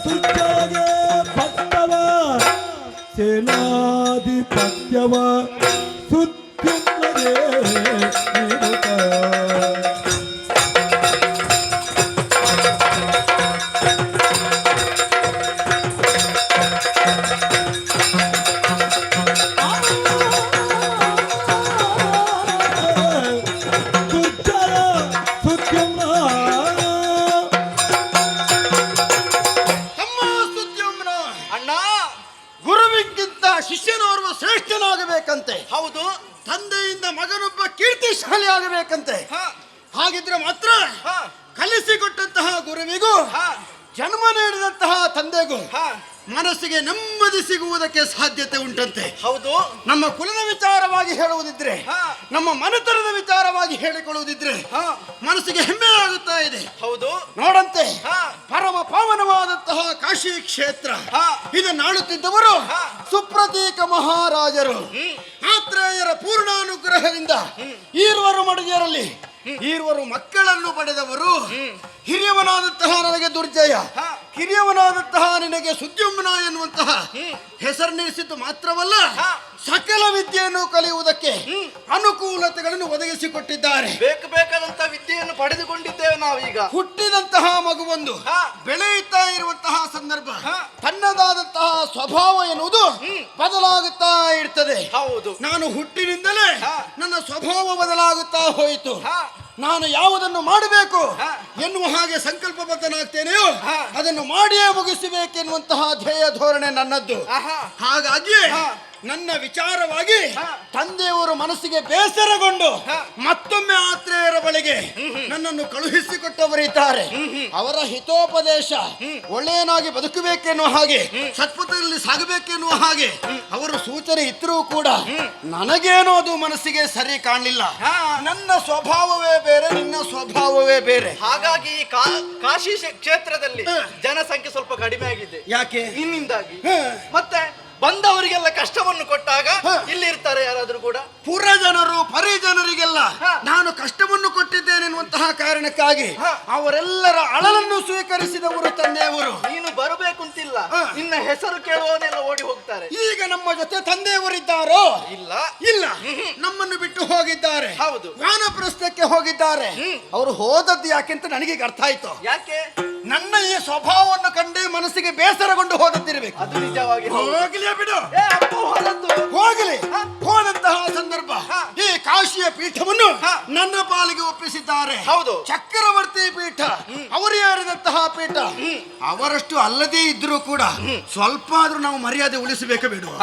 ನೂತನವಾಗಿ ಅಧಿಕಾರಕ್ಕೆ ಬಂದಿದ್ದೇನೆ. ಹೌದು. ನನ್ನನ್ನು ಚಕ್ರವರ್ತಿ ಎನ್ನುವ ಹಾಗೆ ಲೋಕದ ಜನತೆ ಒಪ್ಪಿಕೊಳ್ಳಬೇಕು ಅಂತ ಆದ್ರೆ ನಾನೊಂದು ತೀರ್ಮಾನವನ್ನು ಮಾಡಿದ್ದೇನೆ. ಏನು? ದಿಗ್ವಿಜಯ ಎನ್ನುವ ಅಭಿಪ್ರಾಯ. ಅಣ್ಣ ಕೆಂಪುರುಷ ವರ್ಗವನ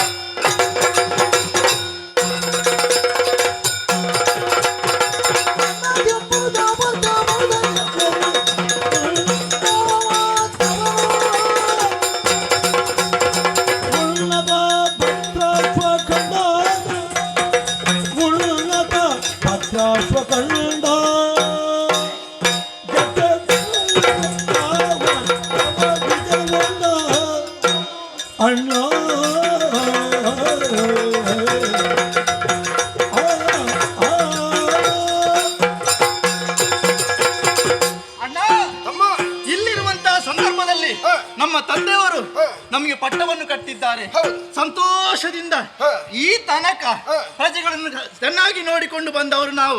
ಈ ಸಂದರ್ಭದಲ್ಲಿ ನಮ್ಮ ತಂದೆಯವರು ಹತ್ತಿರದಲ್ಲಿ ಇಲ್ಲ, ಆದ್ರೆ ಹೋಗಿ ಬರುವಾಗ ನಾವು ಈ ರೀತಿಯಾಗಿರಬಾರದು. ಅವರು ಇಲ್ಲದೆ ಇದ್ದದ್ದೇ ಒಳ್ಳೇದಾಯ್ತು.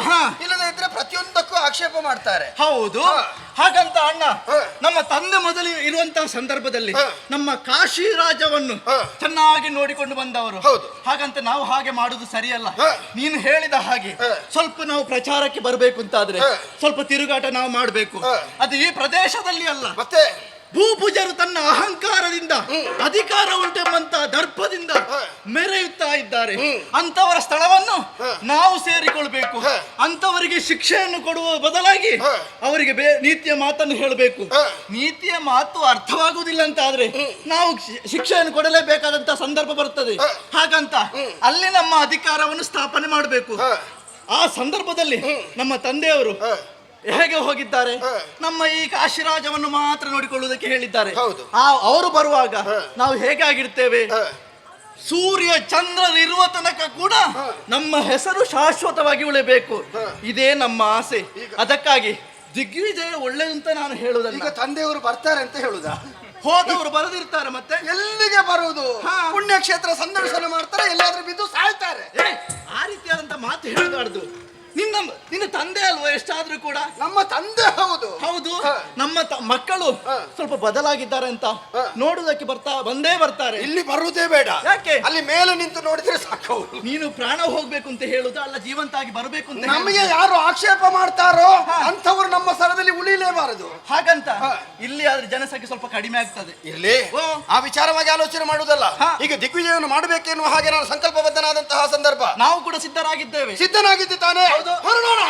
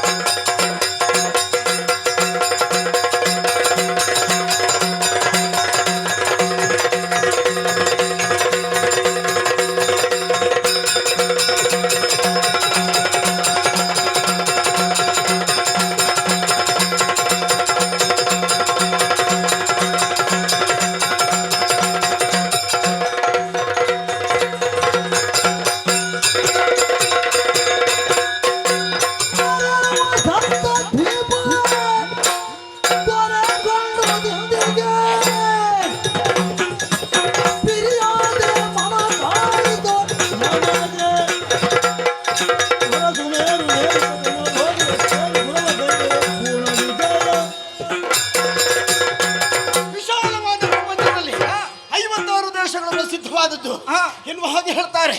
ಕೆಲವು ದೇಶವನ್ನು ನಾವು ಪ್ರವೇಶ ಮಾಡಿದ್ದೇವೆ. ಹೌದು. ಯಾರೆಲ್ಲ ಮಾರ್ಮಲೆತ್ತು ನಿಂತಿದ್ದಾರೋ ಅಂತವರಿಗೆ ಸರಿಯಾದಂತಹ ಶಿಕ್ಷೆಯನ್ನು ಕೊಟ್ಟು ಅವರ ಕೈಯಿಂದ ಕಪ್ಪ ಕಾಣಿಕೆಯನ್ನು ನಾವು ಸ್ವೀಕರಿಸಿದವರಿದ್ದೇವೆ. ಅಲ್ಲಿ ಕೂಡ ನಮ್ಮ ಅಧಿಕಾರ ಸ್ಥಾಪನೆ ಆಗಿದೆ. ಅವರೆಲ್ಲರೂ ಸಾಮಂತ ವರ್ಗಕ್ಕೆ ಸೇರಿದ್ದಾರೆ.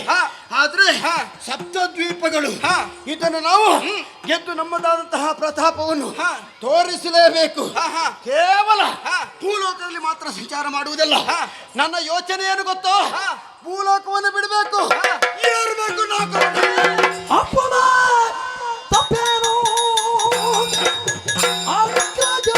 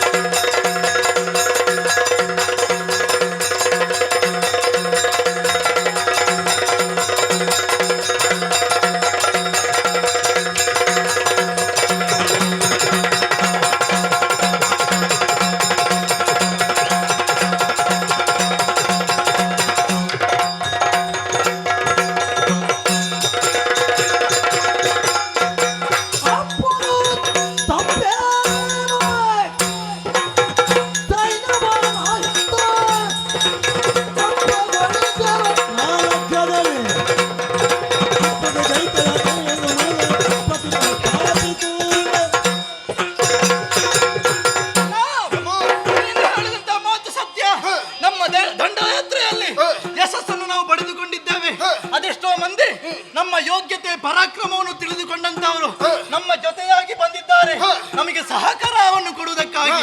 ಹಾಗಂತ ಇಷ್ಟು ಮಾಡಿದ್ರೆ ಸಾಕಾಗಿಲ್ಲ. ಎಲ್ಲವರೆಲ್ಲ ನಮ್ಮನ್ನು ಕಡೆಗಣಿಸಿದ್ದುಂಟು. ಹೌದು. ಇವರು ಸಣ್ಣ ಮಕ್ಕಳು, ಇವರಿಂದ ಏನಾಗುವುದಿಲ್ಲ ಎನ್ನುವ ಹಾಗೆ ನಾವು ಮನಸ್ಸು ಮಾಡಿದೆವು ಅಂತಾದ್ರೆ ಏನು ಮಾಡಿದೆವು? ಅದಕ್ಕೆ ಸಾಕ್ಷಿ ಇದೇ ಕಾರಣ. ಹಾಗಾಗಿ ಇಲ್ಲಿರುವುದು ಮಾತ್ರವಲ್ಲ, ಮತ್ತೆ ಒಮ್ಮೆ ಸ್ವರ್ಗವನ್ನು ಪ್ರವೇಶ ಮಾಡಬೇಕು. ಆ ದೇವತೆಗಳು ಇರುವಂತ ಅಹಂಕಾರ ಏನುಂಟು ಅದನ್ನು ಇಳಿಸಿ ನಮ್ಮ ಅಧಿಕಾರವನ್ನು ಅಲ್ಲಿ ಸ್ಥಾಪನೆ ಮಾಡ್ಬೇಕಣ್ಣ. ಇಷ್ಟವರೆಗೆ ಸಶರೀರರಾಗಿ ಸ್ವರ್ಗವನ್ನು ಪ್ರವೇಶ ಮಾಡಿದವರಿದ್ದಾರೋ? ಇಲ್ಲ. ಹಾಗಿದ್ರೆ ಇದ್ದಾರೆ ಅಂತ ತೋರಿಸಿಕೊಡ್ಬೇಕು ಅಂತ ಆದ್ರೆ ನಾವು ಪ್ರಾಣ ಬೆಳೆಸಬೇಕು ಸ್ವರ್ಗಕ್ಕೆ. ಹೌದು. ಆದ್ರೆ ಈಗಲೇ ಹೋಗುದಲ್ಲ. ಯಾಕೆ? ನಮ್ಮೊಳಗೆ ಸಮಾಲೋಚನೆ ನಡೆಯಬೇಕು. ಓಹೋ. ನಮ್ಮ ಕೂಟದವರಿಗೆಲ್ಲ ಹೇಳಬೇಕು, ನಮ್ಮ ಮಂತ್ರಿಗಳಿಗೆ ಮೊದಲು ತಿಳಿಸಬೇಕು. ಯಾಕಂದ್ರೆ ಸ್ವರ್ಗ ಲೋಕಕ್ಕೆ ಹೋಗುವಂತಹ ಸಂದರ್ಭ ನಾವು ಪೂರ್ವ ಸಿದ್ಧತೆಯನ್ನು ಮಾಡಿಕೊಳ್ಳದೆ ಹೋದಲ್ಲಿ ಏನಾದ್ರೂ ನಮಗೆ ಅಪಾಯ ಕಟ್ಟಿಟ್ಟ ಬುತ್ತಿ. ಹೌದು. ಅದಕ್ಕಾಗಿ ಅದರ ಬಗ್ಗೆ ಸಮಾಲೋಚನೆ ಮಾಡೋಣ.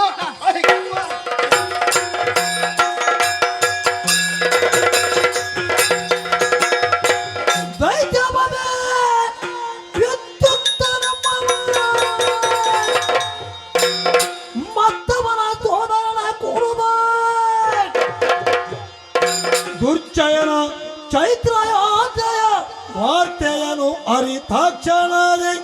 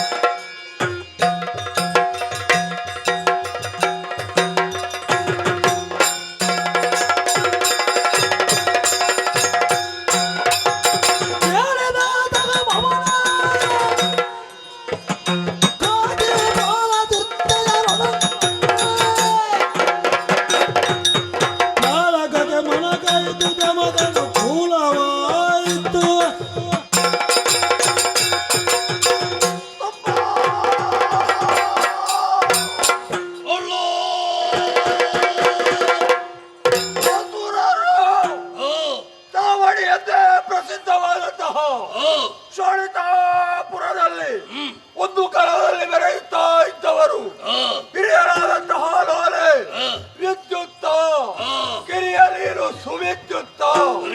ಶೋಣಿತಾಪುರದಲ್ಲಿ ಹಸುರ ವೀರರಲ್ಲೆಲ್ಲ ಜೊತೆ ಸೇರಿಸಿಕೊಂಡು ನಮ್ಮದಾದಂತಹ ಆಡಳಿತವನ್ನು ಮಾಡುತ್ತಿರುವಾಗ ನಮಗೂ ಹಿರಿಯರಿಗಾದಂತಹ ಅಪಮಾನಕ್ಕೆ ಸರಿಯಾದಂತಹ ಪ್ರಾಯಶ್ಚಿತ್ತವನ್ನು ಮಾಡಬೇಕು ಎಂಬುದಾಗಿ ದೇವಲೋಕವನ್ನು ಸೇರಿಕೊಂಡವರು ದೇವತೆಗಳನ್ನು ದೆಸೆಗಳಿಸಬೇಕು ಎಂಬುದಾಗಿ ಅಲ್ಲಿಗೆ ನಾವು ಲಗ್ಗೆ ಇಟ್ಟೆವು ಎಂದಾದರೆ ಆ ಕಾಲಕ್ಕೆ ದೇವತೆಗಳಿಂದ ನಮಗೆ ಸೋಲವಾಯಿತು.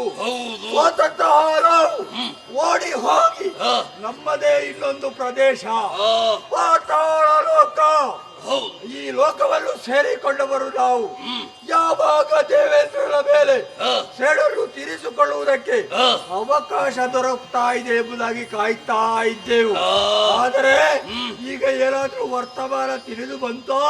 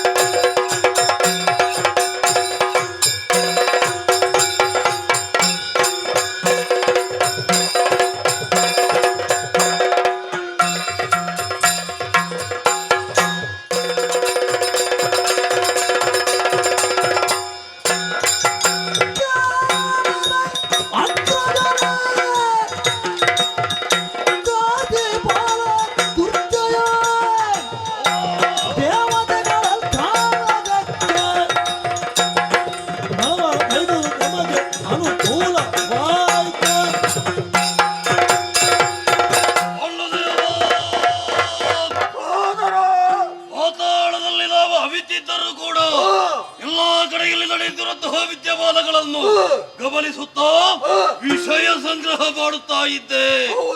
ಕಾಶಿ ದೇಶದ ರಸ ಸುಪ್ರತೀಕ, ಅವನಿಗೆ ಈರ್ವರು ಮಕ್ಕಳು, ಒಬ್ಬ ದುರ್ಜಯ, ಇನ್ನೊಬ್ಬ ಸುದ್ದಿಮ್ಮನ. ಅಂತಕಾರಿ ಯುವಕರು, ಅತುಳ ಫಲಾಢ್ಯರು, ಅವರಿಗೂ ಸ್ವರ್ಗಲೋಕವನ್ನು ಗೆಲ್ಲಬೇಕೆಂಬಂತಹ ಆಶೆ ಹುಟ್ಟಿದೆ. ಈಗಾಗಲೇ ಹೊರಟು ನಿಂತವರಿದ್ದಾರೆ ಆ ಕಡೆಗೆ ಹೋಗುವುದಕ್ಕೆ. ಅಲ್ಲ, ನಾವು ಕೂಡ ಅವರ ಜೊತೆಯಲ್ಲಿ ಸೇರಿಕೊಂಡು ಅವರಲ್ಲಿ ಸಹಾಯವನ್ನು ಕೇಳಿ ಸ್ವರ್ಗಕ್ಕೆ ಹೋದರೆ ಹೇಗೆ?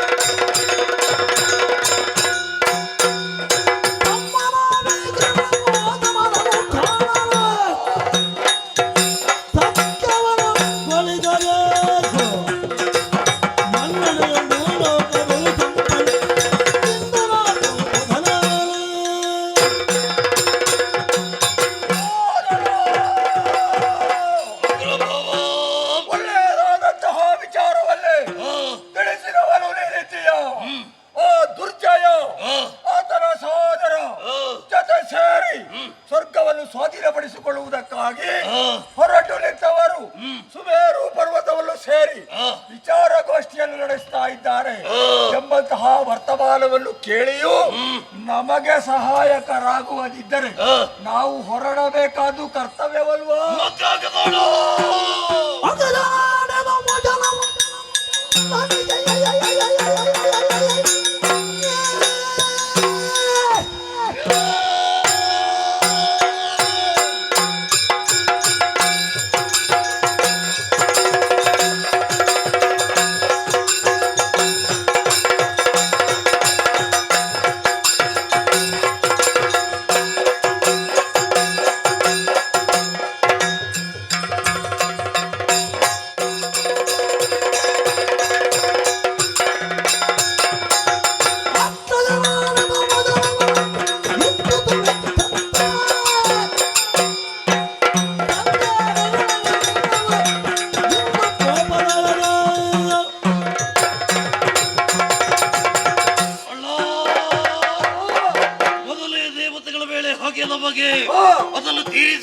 ಬೇಕಾಗಿದೊಂದು ಸಕಾಲ ಒದಗಿ ಬಂದಿದೆ.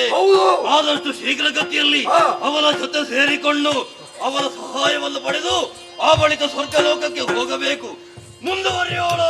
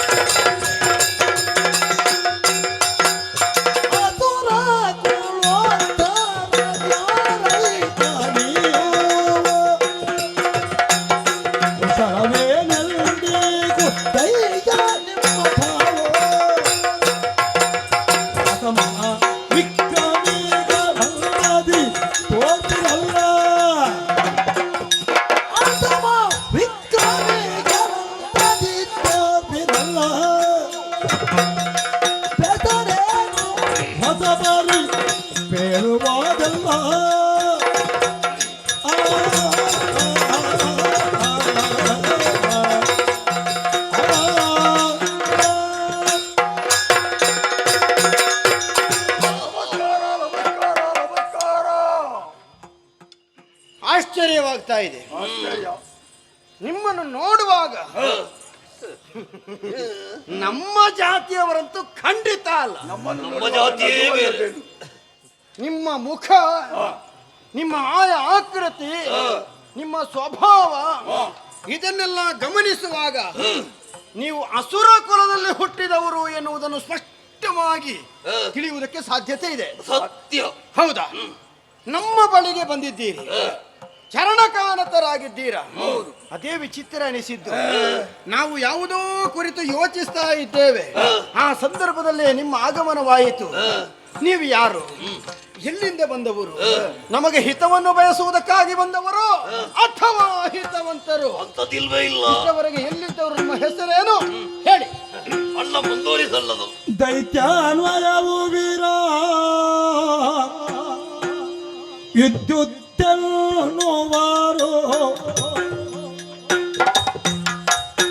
ಮತ್ತಿದನು ಸುವಿದ್ಯುತ್ತು ಎಂಬವನು ಸತ್ವದು ಕೆಣಕುತ್ತ ಸುರರಿಂದ ಸೋತು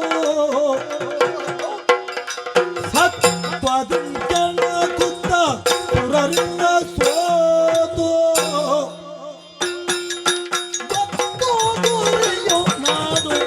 ನೆಲೆಯಿಲ್ಲದಾಯ್ತು.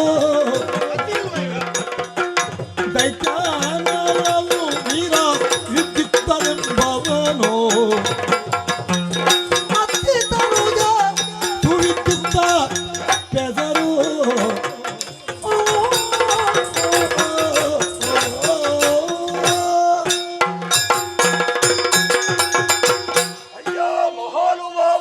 ಏನು? ನೀವು ಮಾನವರು, ನಾವು ದಾನವರು. ನಿಮ್ಮೆಡೆಗೆ ನಾವು ಬಂದಾಗ ನೀವು ಭಯಪಡಬಾರದು ಎಂಬುದಾಗಿಯೇ ಶ್ವೇತವರ್ಣದ ಧ್ವಜವೊಂದನ್ನು ಹಿಡಿದುಕೊಂಡೇ ಬಂದಿದ್ದೇವೆ. ಗೊತ್ತಾಯ್ತು. ಯಾಕೆ? ನಮ್ಮೊಳಗೆ ವೈರತ್ವ ಬರುವುದು ಬೇಡ. ನಮ್ಮನ್ನು ಕಂಡಾಗಲೇ ನೀನು ಸಂಧಿಯನ್ನು ಮಾಡುವುದಕ್ಕಾಗಿ ಬಂದವರು ಎಂಬುದಾಗಿ ತಿಳಿದುಕೊಳ್ಳಬೇಕು ಎಂಬ ಕಾರಣಕ್ಕಾಗಿ ಹಾಗೆ ಬಂದದ್ದು. ನಾವು ಬರುವರೆ ಶೋಣಿತಾಪುರದಲ್ಲಿಯೇ ಇದ್ದವರು. ಅಸುರರೆಲ್ಲ ಹುಟ್ಟಿಕೊಳ್ಳುವುದು ಅಲ್ಲಿಯೇ ಹೆಚ್ಚಾಗಿ. ಅವರಲ್ಲಿ ಈಗ ನಾನು ವಿದ್ಯುಕ್ತ, ಇವ ನನ್ನ ತಮ್ಮ ಸುವಿದ್ಯುಕ್ತ. ನಿಮ್ಮ ಹೆಸರು ಬಾಯಿಪಾಠ ಮಾಡಬೇಕಿದ್ರೆ 1 ತಿಂಗಳು ಬೇಕಾದಿತ್ತು. ನಮ್ಮಲ್ಲಿ ಕೂಡ ಮಹಾಜ್ಞಾನಿಗಳಿದ್ದಾರೆ, ಅವರಿಟ್ಟಂತಹ ಹೆಸರು. ಇರ್ಲಿ. ನಾವು ಶೋಣಿತಾಪುರವನ್ನು ಪಾಲಿಸ್ತಾ ಬರುತ್ತಾ ಅಲ್ಲಿದ್ದಂತಹ ನೀವು ಇಲ್ಲಿವರೆಗೆ ಬರುವುದಕ್ಕೆ ಕಾರಣ ಕಾರಣ ಉಂಟು. ಹ, ನಮಗಿದ್ದಂತಹ ಹಾಗೆ ಹ, ದೇವತೆಗಳಲ್ಲಿ ಹ, ಅವತ್ತನ್ನು ತೀರಿಸಬೇಕು ಎಂಬುದಾಗಿ ಹ. ಸ್ವರ್ಗದ ಮೇಲೆ ದಾಳಿಯನ್ನು ಮಾಡಿದೆವು ನಾವು. ಹ, ಒಳ್ಳೆಯದು. ಒಳ್ಳೆಯದಂತದ್ದು. ದೇವತೆಗಳೊಡನೆ ಹೋರಾಟವನ್ನು ಮಾಡಿದೆವು. ಹ್ಮ್. ನಮ್ಮ ಕೈ ಮೇಲಾಗ್ಲಿಲ್ಲ, ಹ, ಸೋತೆವು. ಹ. ಸೋತಂತಹ ನಾವು ಹ. ಇರುವುದಕ್ಕೆ ಸ್ಥಳ ಇಲ್ಲ. ಮತ್ತೆ ಶೋಣಿತಪುರಕ್ಕೆ ಹೋಗಲಿದ್ದಕ್ಕಾಗ್ಲಿಲ್ವಾ? ಹೇಗೆ ಮುಖ ತೋರಿಸುವುದಲ್ಲಿ ಓ, ಸೋತದಲ್ವ ನಾವು ಆ. ನಾವು ರಾಕ್ಷಸರು ಸೋಲುವ ಕಥೆಯಲ್ಲಿ ಇಲ್ಲ. ಇದರಲ್ಲಿ ಹಾಗೆ ಉಂಟಲ್ಲ ನಮ್ಮ ಗ್ರಹಚಾರ. ಅಂತೂ ನಿಮ್ಮ ಊರಿನಲ್ಲಿ ಮುಖ ತೋರಿಸುವುದಕ್ಕೆ ಆಗಲಿಲ್ಲ. ಆಗ್ಲಿಲ್ಲ. ಹಾಗಾಗಿ ಎಲ್ಲಿ ಇಷ್ಟರವರೆಗೆ ನೀವು ಬದುಕ್ತಾ ಒಂದು ಇದ್ದವರು? ಊರು ಉಂಟಲ್ಲ, ಹ. ರಕ್ಕಸರಿಗೆಂದ ಪಾತಾಳ ಲೋಕ, ಹ.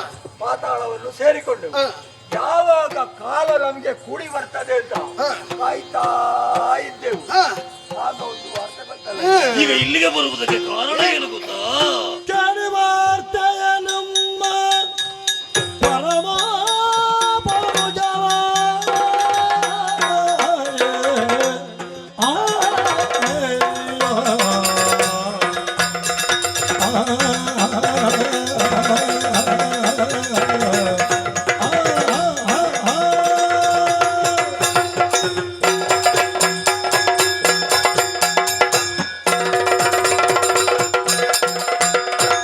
ಕೇಳಿ ವಾರ್ತೆಯ ನಿಮ್ಮ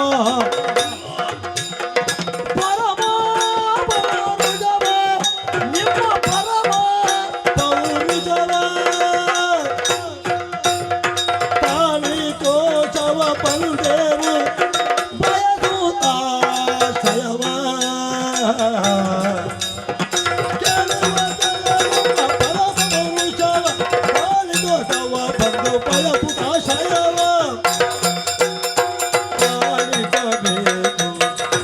ನಮ್ಮನೆಂದೋ ಬೇಡುವೆವೋ, ಪಾಲಿಸಬೇಕು ಎಂದೋ ಬೇಡುವೆವೋ. ಶಿವರೇ ಸತ್ಯ ಸಹಾಯಕಾಗುವವು.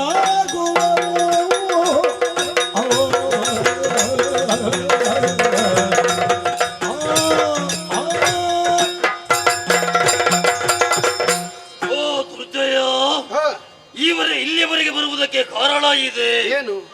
ನಿನ್ನ ಬಗ್ಗೆ ನಾವು ಬಹಳಷ್ಟು ತಿಳ್ಕೊಂಡೆವು. ಹೌದಾ? ಒಳ್ಳೆಯ ವಿಷಯ ಸಂಗ್ರಹ ಮಾಡಿದರಲ್ಲಿ ಹ. ನಿನ್ನ ವಿಷಯ ಒಳ್ಳೆಯದಿರುವುದರಿಂದ ಇಲ್ಲಿಗೆ ಬಂದದ್ದು. ಹಾಗಿದ್ರೆ ನೀವು ತಿರುಗಾಡ್ತಾ ಸುಮ್ಮನೆ ಇರ್ಲಿಲ್ಲ. ಯಾರ ವಿಷಯ ಎಷ್ಟುಂಟು, ಹ. ಹೇಗಿದ್ದಾರೆ ಎನ್ನುವುದನ್ನು ವಿಷಯ ಸಂಗ್ರಹ ಮಾಡ್ತಾ ಇದ್ದಾರೆ. ಅವರೆಲ್ಲ ಹೇಗೆಲ್ಲ ಇದ್ದಾರೆ ಅಂತಲೇ ವಿಚಾರಿಸಿಕೊಂಡೆವು. ನಮ್ಮಷ್ಟಕ್ಕೆ ನಾವು ಇದ್ರು ಹ. ಇನ್ನೊಬ್ಬರ ಬಗ್ಗೆ ನಾವು ತಿಳ್ಕೊಂಡಿರು. ನೀವು ನಿಮ್ಮ ಬಗ್ಗೆ ಆಲೋಚನೆ ಮಾಡುವುದೇ ಇಲ್ಲ, ಇನ್ನೊಬ್ಬರ ಬಗ್ಗೆ ಆಲೋಚನೆ ಮಾಡುದು. ಯಾರು ಏನೇನು ಮಾಡ್ತಾರೆ ಅಂತದರಲ್ಲಿ ನಿಮ್ಮ ವಿಷಯ ಅಂದ್ರೆ ಲೋಕಲೋಕಗಳನ್ನು ಕಿತ್ತು ಮುಂದೆ ಸ್ವರ್ಗಲೋಕಕ್ಕೆ ಹೋಗುವುದಕ್ಕೆ ನೀವು ಸಿದ್ಧರಿದ್ದವರು. ಒಳ್ಳೆ ವಿಷಯ ಸಂಗ್ರಹ ಮಾಡಿದ್ದೀರಿ ಹಾಗಿದ್ರೆ. ಹೌದು, ಹ. ಸ್ವರ್ಗಲೋಕದಿಂದ ಮೊದಲೇ ನಾವು ಸೋತು ಅವಮಾನಿತರಾಗಿ ಓಡಿದವರು. ಹ. ಇನ್ನೊಮ್ಮೆ ಸ್ವರ್ಗದಲ್ಲಿ ವಿಜಯವನ್ನು ಗಳಿಸುವುದು ಹೇಗೆ ಹ. ಆಲೋಚನೆ ಮಾಡುವಾಗ ನಿಮ್ಮ ವಿಚಾರ ಗೊತ್ತಾಯಿತು. ಹ. ನಿಮ್ಮೊಂದಿಗೆ ನಾವು ಬರ್ತೇವೆ, ನಿಮಗೆ ಬೇಕಾದ ರೀತಿಯ ಸಹಾಯವನ್ನು ಮಾಡ್ತೇವೆ. ಹ. ಸ್ವರ್ಗವನ್ನೊಂದು ಗೆದ್ದು ಕೊಡುವಿರಾ? ವೀರರೆ ಮೆಚ್ಚಿದೆನೋ, ವೀರರೆ ವೀರರೆ ವೀರರೆ ಮೆಚ್ಚಿದೆನೋ, ಮೆಚ್ಚಿದೆನೋ, ಮೆಚ್ಚಿದೆನೋ.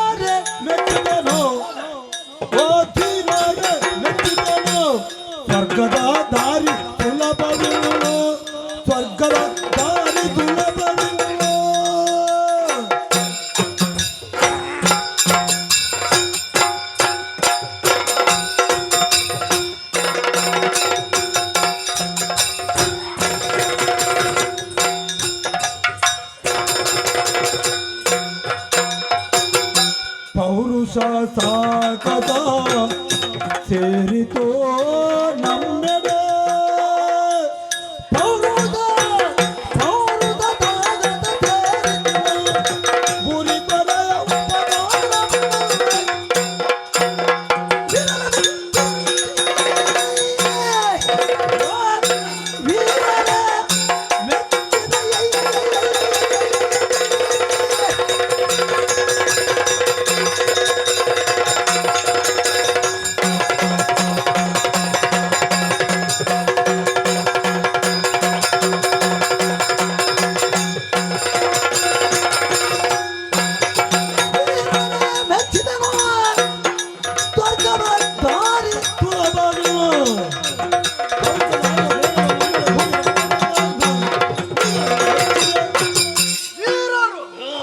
ಶೂರರು, ಬಲಶಾಲಿಗಳು.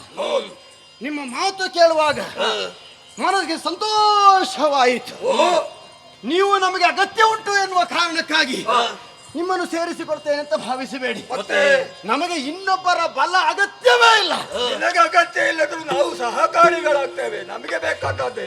ಯಾರು ತಾನಾಗಿ ಬಂದು ನಾವು ಸೇರಿಕೊಳ್ತೇವೆ, ನಿಮಗೆ ಸಹಾಯ ಮಾಡ್ತೇವೆ ಎನ್ನುವ ಹಾಗೆ ಕೇಳಿಕೊಳ್ತಾರೋ ಅಂಥವರನ್ನು ನಾವು ದೂರ ಇರಿಸುವುದಿಲ್ಲ, ನಮ್ಮ ಕೂಟಕ್ಕೆ ಸೇರಿಸಿಕೊಳ್ತೇವೆ. ಹೇಳುವವರು ಹೇಳಬಹುದು, ರಾಕ್ಷಸರ ಸಖ್ಯವನ್ನು ಮಾಡಿದ ಎನ್ನುವ ಹಾಗೆ ಹೇಳಬಹುದು. ಹೇಳುವವರಿಗೇನು, ಅಸುರರಿಗೂ ನರರಿಗೂ ಬಹಳಷ್ಟು ಅಂತರವಿದೆ. ನರರನ್ನು ಕಂಡ್ರೆ ತಿನ್ನುವವರಲ್ವ? ಹೌದು, ನೀವು ಬೇಕು. ನಮಗೆ ಸ್ವರ್ಗವನ್ನು ಪ್ರವೇಶ ಮಾಡುವುದಕ್ಕೆ ಸುಲಭ ಸಾಧ್ಯವಾಯಿತು. ನಾವು ಬೆಂಕಿಯ ಕಿಡಿಗಳು. ಬೆಂಕಿಯು ಗಾಳಿಯು ಜೊತೆ ಸೇರಿಸ್ತು ಅಂತ ಆದ್ರೆ ಎಂತಹ ಗೊಂಡಾರಣ್ಯವನ್ನಾದ್ರೂ ಸುಟ್ಟು ಭಸ್ಮಗೊಳಿಸ್ತದೆ. ಆದ್ರೆ ಒಂದುಂಟು, ಸೇರಿಸುವುದು ಹೌದು, ನಾನು ಮಾತ್ರ ತೀರ್ಮಾನ ಪಟ್ಟುಕೊಂಡದ್ದು. ನನ್ನ ತಮ್ಮ ಇಲ್ಲಿ ಬಾ. ಹೌದು, ನಾವು ಏನಿದ್ರು ಸಮಾಲೋಚನೆ ಮಾಡಿ ಸಮಾಲೋಚನೆ ಮಾಡ್ತಾ ಇದ್ದವರು. ಹೌದು, ಈ ಬಗ್ಗೆ ಒಂದು ಸಮಾಲೋಚನೆ ಆಗ. ತಮ್ಮ ಬೇಡ ಅಂತ ಹೇಳಬಾರ್ದು. ನೀನು ಬೇಡ ಅಂತ ಹೇಳಿದ್ರು ನಾನು ಅದನ್ನು ಒಪ್ಪುವುದಿಲ್ಲ. ಇವರನ್ನು ಸೇರಿಸಿಕೊಳ್ಳುವ ಬಗ್ಗೆ ಕೇಳುವುದು ಯಾಕೆ? ಮತ್ತೆ ಯಾಕೆ ಕೇಳುವುದು? ಬೇಡ ಅಂತ ಹೇಳಿದ್ರೆ ನಿನಗೆ ಸಮಾಧಾನ ಇಲ್ಲ ಈಗ. ಅಲ್ಲ, ನಮ್ಮನಿಗೆ ಅವಕಾಶ ಕೊಟ್ಟ ಇವರನ್ನು ಸೇರಿಸಿಕೊಳ್ಳುವ ಬಗ್ಗೆ ಏನು ಅಭಿಪ್ರಾಯ ನಿನ್ನದು? ಒಳ್ಳೆ ಉತ್ತರ ಬೇಕು.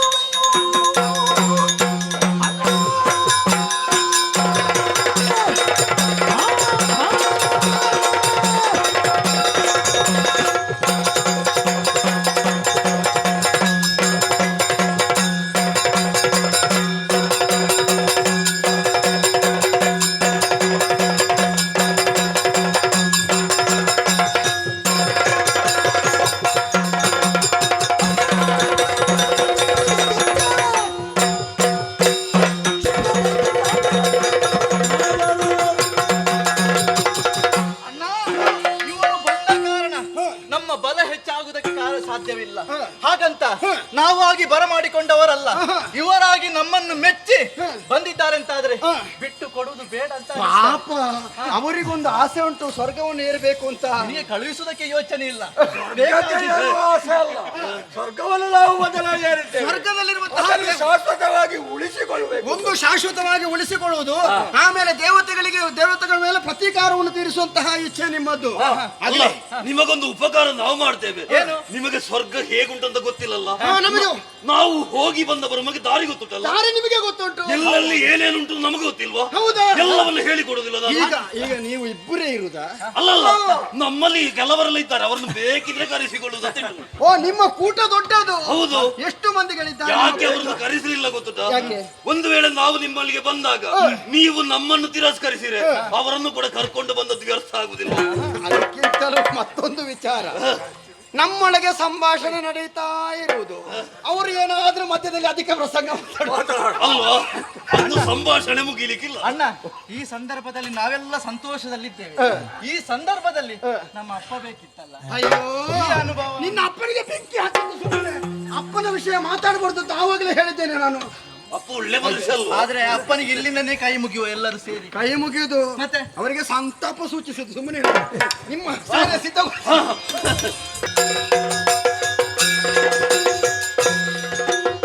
ಜಯ ಜಯ ಜಯ ಜಯ ನಾರಾಯಣ ನಾರಾಯಣ ಜಯ ಜಯ ಜಯ ಜಯ ನಾರಾಯಣ ನಾರಾಯಣ ನಾರಾಯಣ ನಾರಾಯಣ ಜಯ ನಮೋ ನಾರಾಯಣ ನಾರಾಯಣ ನಾರಾಯಣ. ಬಂದು ಬಂದಿದ್ದು ದೇವ ಬೃಂದ ಕೈತಮ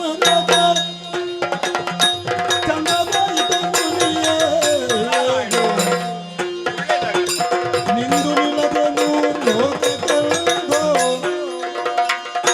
ಬಂದು ನಾವು ಬದಲಿ ತಂದ ನಾರಾಯಣ ನಾರಾಯಣ ನಾರಾಯಣ.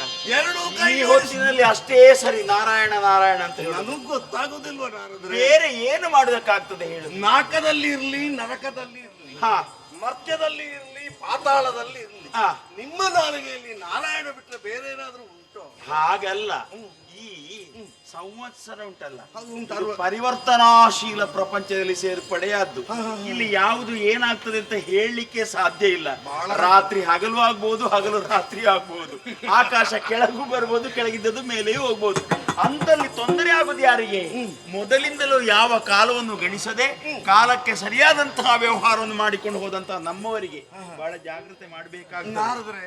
ನಿಮಗೆ ಏನು ತೊಂದರೆ ಆದ್ರೂ ನನ್ನಲ್ಲಿ ಹೇಳಿ, ಏನಾಗಬೇಕು? ಅದೇ ಧೈರ್ಯ. ಆಲಿತಲೆ ತುರಪಾಲ ಸಂಗತಿಯ ದಾನವರ ದೌಷ್ಟ್ಯವ ಕಾಲವಲ್ಲದು ಮನುಜಪತಿ ಕಥೆಯ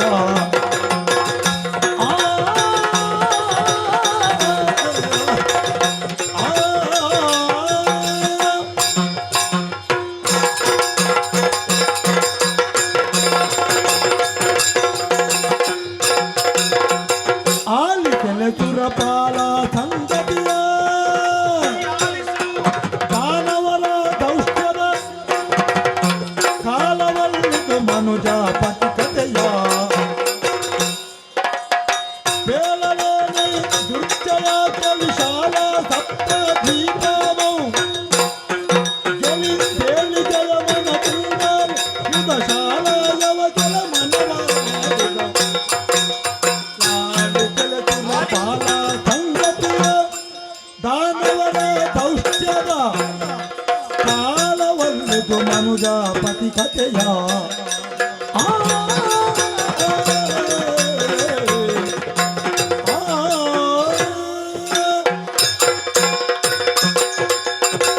ಓ ಚತುರಮತಿಯೇ, ಚತುರಾನನ, ನಿಮ್ಮ ಅಪ್ಪ ಏನನ್ನು ಯಾಕೆ ಬೇಕಾಗಿ ಸ್ಮರಿಸ್ತೀರಿ? ಯಾಕಂದ್ರೆ ಸೃಷ್ಟಿಕರ್ತ ಅವನೇ ಅಲ್ವಾ? ಹೌದೌದು. ಯಾವುದು ಹುಟ್ಟುವುದಕ್ಕೂ ಕಾರಣ ಅವನೇ. ಅವ ಕಾರಣನಾದ್ರೂ ನಿಮ್ಮೆದುರಿಗೆ ನಾನಿಬ್ಬ ಇದ್ದೇನಲ್ಲ. ನೀನಿದ್ಯಪ್ಪ, ನೀನಿದ್ದದ್ರಲ್ಲಿ ಅವನು ಇದ್ದಾನೆ. ಅವನು ಅಲ್ಲ, ಅವ ಇದ್ದಾನೆ. ಹೌದು ಹೌದು, ಅವ ಇದ್ರು ಈ ದೇವಲೋಕದಲ್ಲಿ ಅವನ ಸ್ಮರಣೆ ಯಾಕೆ ಮಾಡಿದ್ರಿ ಅಂತ ನಾನು ಯಾಕೆ ಹೇಳಿದ್ರೆ, ಬ್ರಹ್ಮ ಸೃಷ್ಟಿ, ವಿಶಾಲವಾದ ಬ್ರಹ್ಮ ಸೃಷ್ಟಿ, ಎಲ್ಲವಿದ್ದು ಅದರಲ್ಲಿ ತಾನೆ, ಎಲ್ಲವೂ ಹೀಗೂ ಇರಬಹುದೇ ನಾನು ಆಲೋಚನೆ ಮಾಡುದು. ಅಲ್ಲಲ್ಲ, ನೀವು ಹೀಗೂ ಇರಬಹುದಂತ ಹೇಳುವಾಗ ನನ್ನ ಕೈ ಈ ಕಡೆ ಬರ್ತಾರೆ, ಗೊತ್ತಾಗ ಅದು ಕೈ ಮಾತಿಗೆ ಸಂಬಂಧವಾಗಿ ನಿನ್ನನ್ನು ತೋರಿಸಿದಲ್ಲ ಪುಣ್ಯಾತ್ಮ, ನಿನ್ನನ್ನು ತೋರಿಸಿಯಲ್ಲ ನಾನು. ನೀನು ಬೇರೆ, ನಾನು ಬೇರೆ, ನಾವೆಲ್ಲ ಒಂದೇ ಧರ್ಮವನ್ನು ರಕ್ಷಿಸುವಲ್ಲಿ ಸದಸ್ಯರು. ಸುರಮುನಿ ಅಂತ ನನಗೆ ಹೆಸರುಂಟಾ? ನಾನು ಸುರಪಾಲ ಅಲ್ವಾ? ನಾನು ಅಸುರಮುನಿ ಅಲ್ಲಲ್ಲ. ಆದ್ರಿಂದಲೇ ಆಸುರಿ ಪ್ರವೃತ್ತಿಯನ್ನು ಕೂಡಿಸಿಕೊಂಡು ಈ ಪ್ರಪಂಚದಲ್ಲಿ ಕಾಣಿಸುವಂತಹ ಯೋಗ ದುರ್ಯೋಗ ಸುಯೋಗ ಅಂತ ಹೇಳಲಿಕ್ಕೆ ಆಗುದಿಲ್ಲ. ತೋರಿಸಿದ ಆ ಬ್ರಹ್ಮನನ್ನು ನಾನು ನೆನಪಿಸಿಕೊಟ್ಟದ್ದು.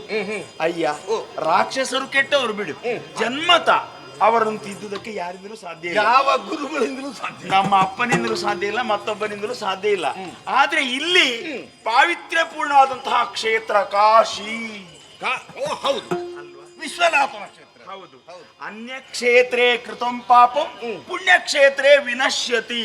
ಅಂತಹ ಪುಣ್ಯ ಕ್ಷೇತ್ರದಲ್ಲಿ ಪುಣ್ಯ ಪ್ರಭಾವವೇ ಕಾಣಿಸಿಕೊಳ್ಬೇಕು ಹೊರತು ಅಲ್ಲಿ ಪಾಪದ ಛಾಯೆ ಆದ್ರೂ ಕಾಣಿಸಬಹುದಾ? ಇಲ್ಲ.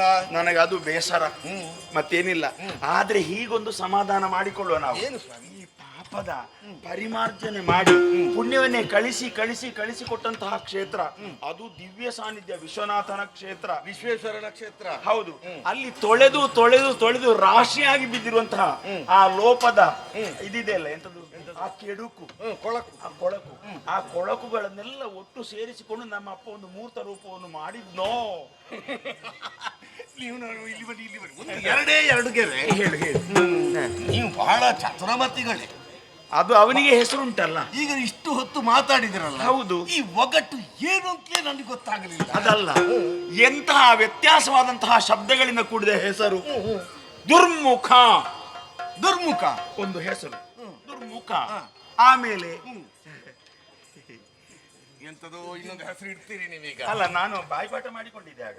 ಈಗ ಮತ್ತೆ ಪುನಃ ನೆನಪು ಮಾಡುದು. ಅದು ಮರ್ತೋಯ್ತು. ನಿಮಗೆ ಮರ್ತು ಹೋಗುತ್ತದೆ ಅಂತೇಳಿ ಅಲ್ಲ, ಈಚೆವನ ಬಾಯಿಂದ ಬರ್ತದ ಅಂತೇಳಿ ಅಲ್ಲ. ಬರ್ತದೆ, ಗೊತ್ತಿದ್ರೆ ಬರ್ತೀವಿ.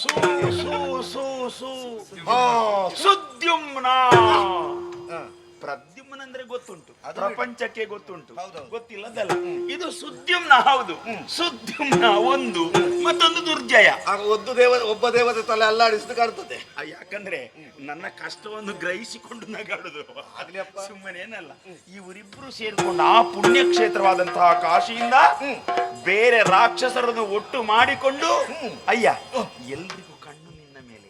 ನನ್ನ ಮೇಲೆ ಅಲ್ಲ, ನಾನು ಎಂತದಕ್ಕೆ ಬೇಕಾಗಿ ಅಲ್ಲ, ಎಂತದಕ್ಕೆಂದ್ರೆ ನೀನ್ ಇದ್ಯಲ್ಲ ಇಲ್ಲಿ. ನಾನಿದ್ರೆ ನನ್ನ ಮೇಲೆ ಅವರ ಕಣ್ಣು ಯಾಕೆ? ನೀನಿದ್ಯಲ್ಲ. ಆದ್ರಿಂದ ನಿನ್ನನ್ನು ಒಂದು ಸಲ ಕೆಳಗೆ ಇಳಿಸಬೇಕು. ಅದೆಲ್ಲ ಸಾಧ್ಯ ಇಲ್ಲ ಮನುಷ್ಯರಿಂದ. ನಾನಿರುವಾಗ ದೇವೇಂದ್ರ ನಾರದ್ರೆ ನಾನಿರುವಾಗ ಅಲ್ಲ, ನೀವಿರುವಾಗ ನೀವೇ ಕೆಳಗಿಳಿಸುವುದಲ್ಲ. ಹಾಗಲ್ಲ, ನನಗೆ ಗೊತ್ತಿಲ್ಲದ ಸುದ್ದಿ ಉಂಟೋ? ನೀವು ಲೋಕ ತಿರುಗುತ್ತಾ ಇರುವುದು ಎಲ್ಲ ವಿಷಯಗಳೆಲ್ಲ ನಿಮ್ಮ ಕಿವಿಗೆ. ಆ ವಿಷಯ ಈಗ ನಾನು ಬಾರದಿದ್ರೆ ನಿನಗೂ ಗೊತ್ತಾಗ್ಲಿಕ್ಕೆ ಉಂಟೋ? ಇಲ್ಲ. ಅಲ್ಲ, ನಿನಗೆ ಮೊದಲೇ ಗೊತ್ತಾಗಿ ಏನು ಮಾಡ್ಲಿಕ್ಕೇನಿಲ್ಲ. ಅವರು ನಿನ್ನ ಮುಂದೆ ಎಂತದು ಅಲ್ವಾ? ನೀನೊಂದು ಮನಸ್ಸು ಮಾಡಿದ್ರೆ ಏನು ಮಾಡಬಲ್ಲೆ. ಆ ಮನಸ್ಸು ನಿನಗೆ ಆಗ್ಬೇಕಿದ್ರೆ ಪೂರ್ವ ಸೂಚನೆ ಬೇಕು ಎನ್ನುವುದು ನನ್ನ ತರ್ಕ. ನಿಮ್ಮಲ್ಲಿ ಒಂದು ಪ್ರಶ್ನೆ. ಈಗ ಹೇಳು. ಈಗ ಕಾಶಿ ದೇಶವ ಆಳುವ ಅಧಿಕಾರಿಯ ಮಗ ಅವನ ಹೆಸರು ಅಂತ ಹೇಳಿದ್ರಲ್ಲ, ದುರ್ಜಯ. ದುರ್ಜಯ ಅಂತ ಹೇಳಿ. ಹೌದು, ಸುದ್ಯುಮ್ನ. ಹೌದೌದು, ಅವನ ಮಗ ಅಂತ ಹೇಳಿ. ಹೌದು. ಅವನ ಜೊತೆಗೆ ಇನ್ನು ಯಾರು ಬಲವರ್ಧಿಸಿಕೊಂಡು ಯಾರು ಒಟ್ಟಿಗೆ ಸೇರ್ಲಿಲ್ಲಲ್ಲ ನೀವು? ಉಂಟಪ್ಪ ಆ ಹೆಸರುಗಳನ್ನು ನಾನು ಬಾಯ್ಪಾಠ ಮಾಡಿಕೊಂಡಿದ್ದೆ. ಈಗ ಅದು ಮರ್ತು ಹೋಯ್ತು. ನನಗೆ ಏನು ಮಾಡುದು? ಕೆಲವು ರಾಕ್ಷಸರೆಲ್ಲ ಒಟ್ಟು ಸೇರಿದ್ದಾರೆ. ಹೌದು, ಒಂದು ಸೂ ಹೆಚ್ಚಿಗೆ ಅದಕ್ಕೆ. ಇವರಿಷ್ಟು ಮಂದಿಗಳು ನಿನ್ನನ್ನು ಕೆಳಗಿಳಿಸುವಂತಹ ತಂತ್ರಗಾರಿಕೆಯನ್ನು ಮಾಡಿ ಹೇಗಾದ್ರೂ ಮಾಡಿ ಸೇರ್ಬೇಕು ಅಂತ ಹೇಳಿಕೊಂಡು ಅಲ್ಲಿಂದ ಹೊರಟಿದ್ದಾರೆ. ಹೌದಾ? ಹೌದು. ಈಗ ಹೊರಟವರ ಅರ್ಥದಲ್ಲಿ ಹೆಚ್ಚಿನ ವಿಷಯ ದೇವೇಂದ್ರ ವಿಷಯ ಕೇಳಿ ಕೆಳಗಿಳಿದ್ರ ಹೇಗೆ? ಹಾಗಿದ್ರೆ ನಾನು ನಿನ್ನ ಹತ್ರ ಹೇಳುದು ಯಾಕೆ ಹೇಳು? ಅವರು ಹೊರಟು ಬಂದು ಸ್ವರ್ಗದಿಂದ ಕೆಳಗೆ ಇರುವಂತಹ ಸುಮೇರು ಆ ಸ್ಥಳದಲ್ಲಿ ಹೌದು ಅಡಗಿ ಕುಳಿತುಕೊಂಡಿದ್ದಾರೆ, ಬೀಡು ಬಿಟ್ಟಿದ್ದಾರೆ. ಬೇಗ ಮೇಲೆ ಹೋಗುವುದಕ್ಕೆ ಹೇಗೆ ದಾರಿ ಸಿಗ್ತದೆ? ಒಂದು ಹುನ್ನಾರವನ್ನು ರಚಿಸಿದ್ದಾರೆ. ಹುನ್ನಾರ, ಅದಕ್ಕೆ ಹೆಸರು ಹಾಗೆ ಸರಿಯಾದ. ಒಂದೆಡೆಯಲ್ಲಿ ಮನುಷ್ಯರು, ಹೌದು, ಇನ್ನೊಂದೆಡೆಯಲ್ಲಿ ಈ ರಾಕ್ಷಸರು ಒಟ್ಟು ಸೇರಿಕೊಂಡು ನಿನ್ನನ್ನು ದೇವೇಂದ್ರನ್ನು ಕೆಳಗಿಳಿಸುವಂತಹ ವ್ಯವಸ್ಥೆ ಇಲ್ಲ. ಅಲ್ಲ, ಅವರ ಜನ್ಮಕ್ಕೆ ಸಾಧ್ಯ ಇಲ್ಲ. ಅದಾಗ ಬಿಡಿ, ಅದು ಮತ್ತಿನ ಮಾತು. ಅದಾಗುದಿಲ್ಲ. ಇದು 100ಕ್ಕೆ 100. ನಾನು ಸುಳ್ಳು ಹೇಳ್ತೇನೆ ಮತ್ತೆ. ಹಾಗಾದ್ರೆ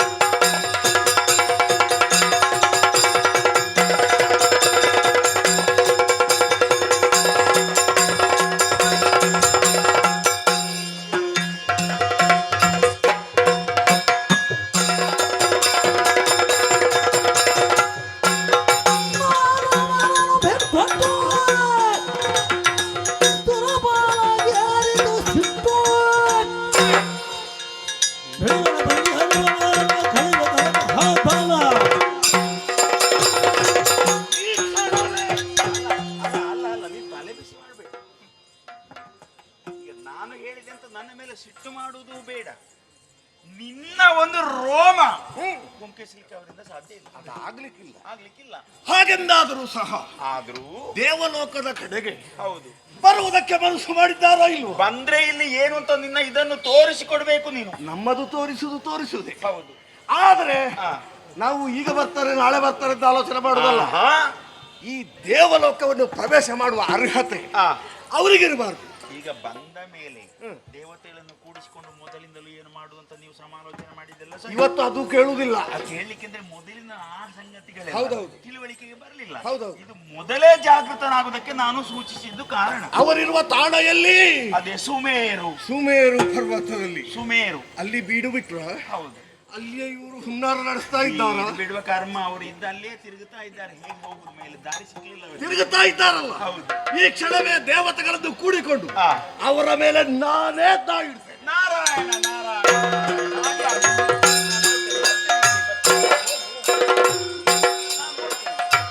ನಾನು ಬರುವುದಿಲ್ಲ, ನಾನು ಅಲ್ಲಿ ಒಳಗೆ.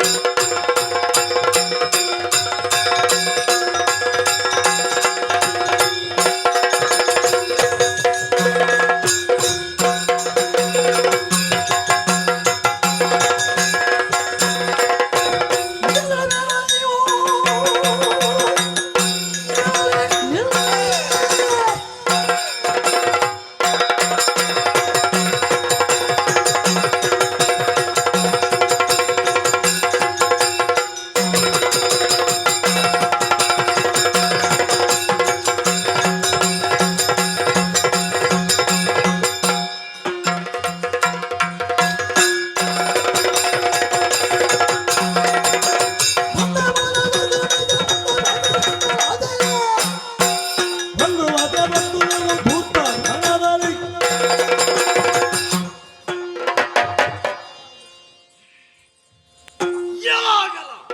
ಏನು ಬಂದೆಯಾ? ಕಾಣುವುದಿಲ್ಲ ನಿನಗೆ ಬಂದದ್ದು? ಹಾಗಲ್ವ ಪ್ರಶ್ನಿಸಿದ್ದು ನಾನು. ಹ, ಎಲ್ಲಿಯವರೆಗೆ ಬಂದೆ? ಸ್ವರ್ಗವನ್ನು ಏರ್ಬೇಕನ್ನುವಷ್ಟರಲ್ಲಿ ನಿನ್ನಲ್ಲಿಗೆ ನಾನು ಬಂದೆ. ನೀನು ಯಾಕೆ ಬಂದೆ? ಯಾರಿಗೊತ್ತು ಹೇಳಬೇಕಷ್ಟೇ. ನೀನು ಏನು ಉದ್ದೇಶವನ್ನು ಇರಿಸಿಕೊಂಡೆ? ನಾನು ಸ್ವರ್ಗವನ್ನು ಏರ್ಬೇಕೆನ್ನುವ ಉದ್ದೇಶದಿಂದ ಬಂದದ್ದು. ಅರೆ ಹುಚ್ಚ, ನೀನು ಪೂರ್ತಿ ಹುಚ್ಚ. ಅದನ್ನು ಹೇಳುವ ದೊಡ್ಡ ಹುಚ್ಚ. ಗೊತ್ತಾಯ್ತಾ? ಮತ್ತೆ ನನ್ನ ಇನ್ನೊಂದು ಮುಖ ನೀನು ನೋಡ್ಲಿಲ್ಲ. ಎಲ್ಲ ತೋರಿಸು ನಮಗೆ. ಎಲ್ಲ ತೋರಿಸಲಿಕ್ಕೆ ಇದೆಯಲ್ಲ ನಿನಗೆ. ಮತ್ತೆ ನಿನಗೆ ಇನ್ನೊಂದು ಮುಖ ಯಾವುದು ಮುಖ ಅಂತ ಉಂಟು ನಿನಗೆ? ಬೇಕು ನನಗೆ. ಅದು ವಿಚಾರದ ಮುಖ. ನೀವು ಮನುಷ್ಯರ? ನೀವು ಹೌದು ಮನುಷ್ಯರೇ. ನೀನು ಮನುಷ್ಯನ? ಹೌದು. ಮಾನವರು ರಾಕ್ಷಸರು.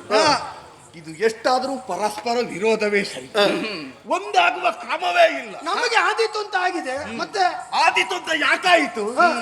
ಸ್ವರ್ಗದಲ್ಲಿ ಅಧಿಕಾರವನ್ನು ಪಡೆಯುವುದಕ್ಕೆ, ಕೇಂದ್ರದಲ್ಲಿ ಆಡಳಿತ ಚುಕ್ಕಾಣಿ ಹಿಡಿಯುವುದಕ್ಕೆ ಬೇಕಾಗಿ ಏನಾದ್ರೂ ಲಾಭ ಆಗಬೇಕು ಅಂತಾದ್ರೆ ಕೇಂದ್ರ ವಿರೋಧ ಬೇಕು. ಗೊತ್ತಾಯ್ತಾ? ಲಾಭ ಆಗಬೇಕು ಅಂತ ಹೇಳಿದ್ರೆ ವಿರೋಧ ಪಕ್ಷದ ಕಾಲು ಹಿಡಿದು ನಮಸ್ಕಾರ ಮಾಡ್ತೀಯಲ್ಲ. ನಾವು ವಿರೋಧ ಪಕ್ಷದವರಿಗೆ ನಮಸ್ಕಾರ ಮಾಡಿದ್ದು ನಾವಲ್ಲ, ಅವರಾಗಿ ನಮ್ಮನ್ನು ಬಂದು ಸೇರಿಕೊಂಡದ್ದು. ನಿಮ್ಮನ್ನೆಲ್ಲ ನಂಬಿದವರಲ್ಲ ಗಾಂಪರು. ಇಲ್ಲದೆ ಇದ್ರೆ ಅವರಲ್ಲಿ ಕುತ್ತಿಗೆ ಹಗ್ಗ ತಗೊಳ್ಬೇಕು ಆ ಭೂಲೋಕದಲ್ಲಿ. ಯಾಕೆಂದ್ರೆ ನೀವು ಆಲೋಚನೆ ಮಾಡಿ, ರಾಕ್ಷಸರ ಮೇಲೆ ನಿಮಗೆ ಆಗೋದಿಲ್ಲ. ನೀವು ಪ್ರಜೆಗಳಲ್ಲಿ ಹೇಳಲಿಲ್ಲ ನಾವು ಅವರವರಿಗೆ ಮೈತ್ರಿ ಮಾಡಿಕೊಳ್ತೇವೆ ಅಂತ ಹೇಳಿ. ನೇರವಾಗಿ ಒಳ ಒಪ್ಪಂದ ಮಾಡಿಕೊಂಡು ಸ್ವರ್ಗವನ್ನು ಪ್ರವೇಶ ಮಾಡ್ತೀರಿ ಅಂತೇಳಿ. ಆದ್ರೆ ನಾನೇನು ಇದನ್ನೆಲ್ಲ ಚಂದಕ್ಕೆ ಹಿಡ್ಕೊಂಡು ಬಂದದಲ್ಲ. ಯಾಕೆ? ನಿಮ್ಮಂತವರ ದಾವಡ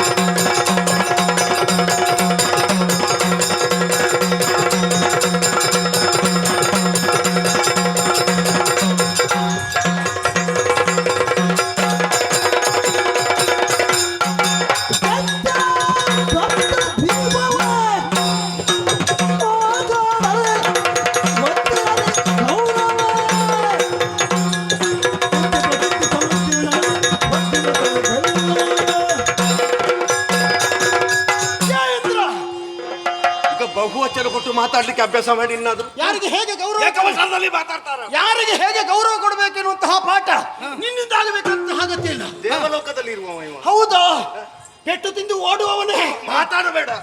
ಎಷ್ಟು ಸಮಯ ಆಯ್ತು ಈ ದೇವತೆಗಳನ್ನು ಗೆಲ್ಲುವುದಕ್ಕೆ ಬೇಕಾಗಿ ರಾಕ್ಷಸರು ಮನಸ್ಸೇ ಮಾಡಲಿಲ್ಲ. ಹೌದಾ? ಇದು ಮೊದಲು ರಾಕ್ಷಸರು ಬಂದಾಗ ಕೆಲವರಲ್ಲಿ ಪೆಟ್ಟು ತಿಂದು ಓಡಿದ್ಯ, ಕೆಲವರನ್ನು ಜಯಿಸಿರಬಹುದು. ಆದ್ರೆ ಈಗ ನಾವು ನಮ್ಮ ಕೂಟವನ್ನು ಕಟ್ಟಿಕೊಂಡು ಸ್ವರ್ಗವನ್ನು ಏರಬೇಕನ್ನುವಷ್ಟರಲ್ಲಿ ಮಧ್ಯ ಪಥದಲ್ಲಿ ನಮ್ಮನ್ನು ವಿರೋಧಿಸುವುದಕ್ಕೆ ಮುಂದಾದೆಯಲ್ಲ. ವಿರೋಧಿಸುವುದೇ? ನಿನ್ನ ಬಲ್ಲಗಳು ನೋಡಿದ್ಯಾ? ಎತ್ತಲ ಓಡಿ ಹೋಗಿದ್ದಾರೆ. ಅವರು ಓಡಿ ಹೋದದ್ದು ಎಂತದಕ್ಕೆ? ಯಾಕೆ? ನಮ್ಮ ನಾಯಕ ನೇತರನನ್ನು ಮುಂದೆ ಗಳಿಸುವಂತೆ. ಹಾಗಲ್ಲ, ನಮಗೆ ಇಷ್ಟು ಸಿಕ್ಕಿತ್ತು, ಇವನಿಗೆ ಅದಕ್ಕಿಂತ ಅಧಿಕ ಸಿಗಲಿ ಎನ್ನುವಂತಹ ಕಾರಣಕ್ಕಾಗಿ ಅವರು ಕಾಯ್ತಾ ಇದ್ದಾರೆ. ನೋಡುದು ಬೇಡ ಅಂತ ಓಡಿ ನಿಮ್ಮ ಜಾತಿಯವರು ಆ ದೇವತೆಗಳು ಅಂತ ಗ್ರಹಿಸಿದ್ರ? ಮಾನವರಾದಂತಹ ನಾವು ಸ್ವರ್ಗವನ್ನು ಏರುವಲ್ಲಿ ಪ್ರಯತ್ನ ಪಟ್ಟಿದ್ದೇವೆ. ಹೌದೌದು. ಆದ್ರೆ ಪ್ರಯತ್ನಕ್ಕೆ ಪೂರ್ಣ ಪ್ರಮಾಣದ ಫಲ ಸಿಗುತ್ತದೆ ಅನ್ನುವ ಫಲ ಸಿಗ್ತದೆ ಎನ್ನುವಂತಹ ಆತ್ಮವಿಶ್ವಾಸವನ್ನು ಹೊಂದಿದ್ದೇವೆ. ವಿಶ್ವಾಸ 1000 ಇರ್ತದೆ. ದೇವೇಂದ್ರ, ಇಲ್ಲಿಂದಲೇ ನೀನು ಓಡಿದ್ರೆ ನಿನ್ನ ಮರ್ಯಾದೆ ಉಳಿತದೆ, ಇಲ್ಲದಿದ್ರೆ ಮರ್ಯಾದೆ ಕಳ್ಕೊಡ್ತೀಯ. ನೀನು ಎಲ್ಲಿಯವ? ನಾನು ಕಾಶಿಯವ. ಒಂದು ದೇಶದ ಅಧಿಕಾರಿ ಅಂತ ಗ್ರಹಿಸ್ತೇನೆ. ನಿನ್ನ ಕೆಲಸ ಎಂತದು? ದಿಗ್ವಿಜಯ ಬೇಕಾದ್ರೆ ಮಾಡಯ್ಯ, ಭೂಲೋಕದಲ್ಲಿ ಎಲ್ಲಿ ಬೇಕಾದ್ರೂ ತಿರುಗು, ನಾನು ಆಕ್ಷೇಪಿಸುವುದಿಲ್ಲ. ದಿಗ್ವಿಜಯ ಮಾಡಿ ಒಂದು ಸ್ಥಾನಕ್ಕೆ ಬರ್ತೀನಿ ಅಂತ ಹೇಳಿ ಆದ್ರೆ ನಿನಗೆ ಸಹಾಯಕನಾಗಿ ಬೇಕಾದ್ರೆ ಅನುಗ್ರಹಿಸ್ತೇನೆ. ಹಾಗೆಂದಾದರೂ ಈ ಪರಿಧಿಯನ್ನು ಚೌಕಟ್ಟನ್ನು ಬಿಟ್ಟು ನೀನು ಮೇಲೆ ನೋಡ್ತೀನಿ ಅಂತೇಳಿ ಆದ್ರೆ ನೀನು ಕೆಳಗೆ ಬೀಳ್ಬೇಕಾದಿತ್ತು. ಕೆಳಗಿದ್ದಂತಹ ನೀನೇ ಮೇಲೆ ಬಂದಿದ್ದೆ ಅಂತಾದ್ರೆ ಮತ್ತೆ ನಾವು ಬರ್ಲಿಕ್ಕೆ ಅದಕ್ಕೊಂದು ಸಂಸ್ಕಾರ ಅನ್ನೋದಿತ್ತು ನನಗೆ. ಆದ್ರಿಂದ ಮೇಲೆ ಏರಿದ್ದು ನಾನು ಏರಿದ್ದಲ್ಲ, ನನ್ನನ್ನು ಏರಿಸಿದ್ದು ಅವರೆಲ್ಲ ಒಟ್ಟಾಗಿ ನನ್ನನ್ನು ಕೂತುಗೊಳಿಸಿದ್ದು. ಅದಕ್ಕೊಂದು ವಿಷಯವೇ ಬೇರೆ. ನೀವು ಹಾಗಲ್ಲ, ನೀವು ಸ್ವರ್ಗದ ಅಧಿಕಾರ ಬೇಕು. ಆ ಕೆಟ್ಟವರೊಟ್ಟಿಗೆ ನೀವು ಸಂಧಾನ ಮಾಡಿಕೊಂಡು ಬಂದಿದ್ದೀರಲ್ಲ. ಈಗ ಒಂದು ಒಳ್ಳೆ ಮಾತು ಹೇಳ್ತೇನೆ. ನೀನು ಎಷ್ಟು ಒಳ್ಳೆ ಮಾತು ಹೇಳ್ತೀನಿ. ಒಂದು ಅಂತ ಕರ್ಮಯೋಗಿ ಆಗಬೇಕು. ಹಾಗಿದ್ರೆ ಒಂದು ಹುಟ್ಟಿದ್ದಕ್ಕೆ ಸಾರ್ಥಕ. ಇಲ್ಲ ಅಂತೇಳಿ ಆದ್ರೆ ಇದ್ದೂ ಪ್ರಯೋಜನ ಇಲ್ಲ ಅಂತ ಆಗುತ್ತದೆ. ಇನ್ನು ಕಾಲ ಮಿಂಚಲಿಲ್ಲ. ಕರ್ಮಯೋಗಿ ಆಗಬೇಕಲ್ಲ. ನಿನ್ನನ್ನು ಓಡಿಸುವ ಮೂಲಕ ಅದೇ ಕರ್ಮ ಎನ್ನುವ ಹಾಗೆ ಆಲೋಚನೆ ಮಾಡಿ ಕರ್ಮಯೋಗಿ ಎನಿಸಿಕೊಳ್ತೇನೆ ನಾನು. ಇವ ಕರ್ಮ ಕೌಸ್ತುಭ ಅಂತಲ್ಲ.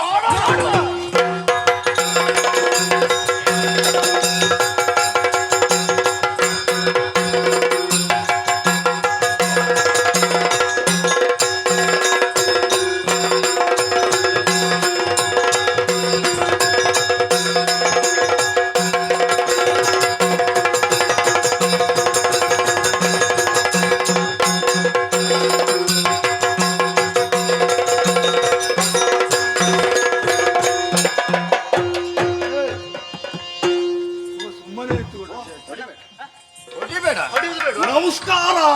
ನಮಸ್ಕಾರ. ಏನು ಈಗ ನಮಸ್ಕಾರ? ನಮಸ್ಕಾರ. ನಮ್ಮ ಸ್ಕೂಟಿಗೆ ಬರೀತಾರೆ.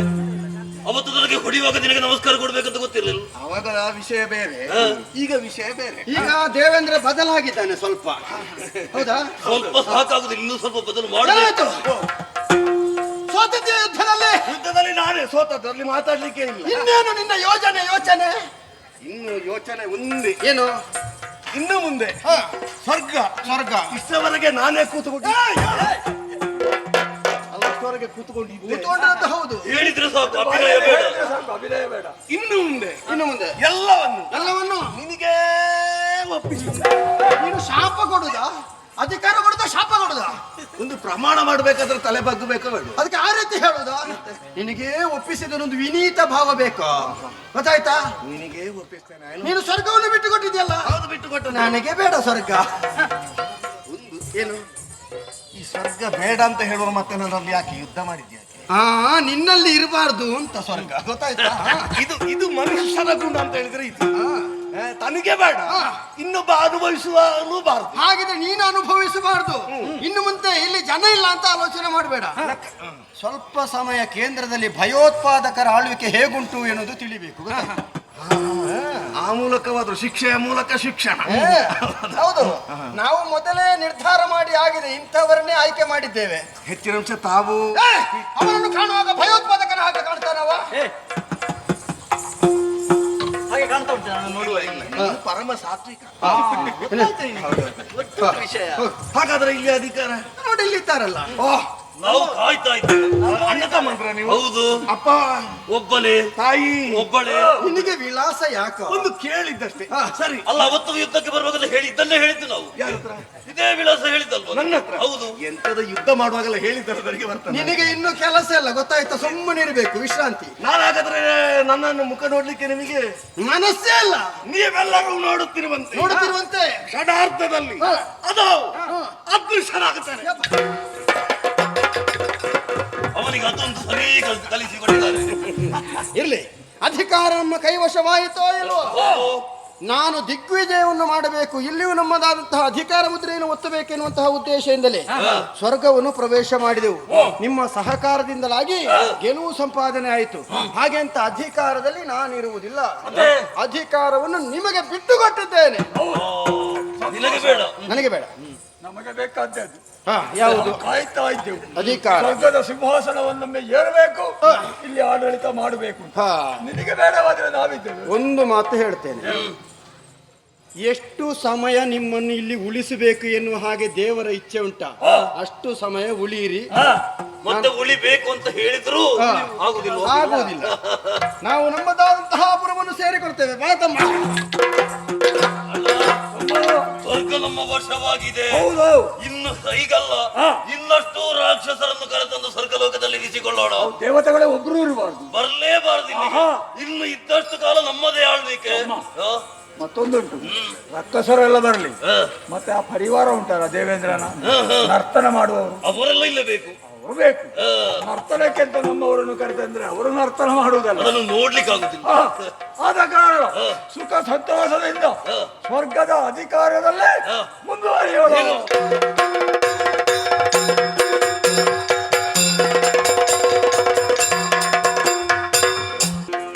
ಹಂಸನನ್ನು ಕರೆಯುತ್ತ ಕಲೆಗುತ್ತಂಸ ಕೇಳಯ್ಯ.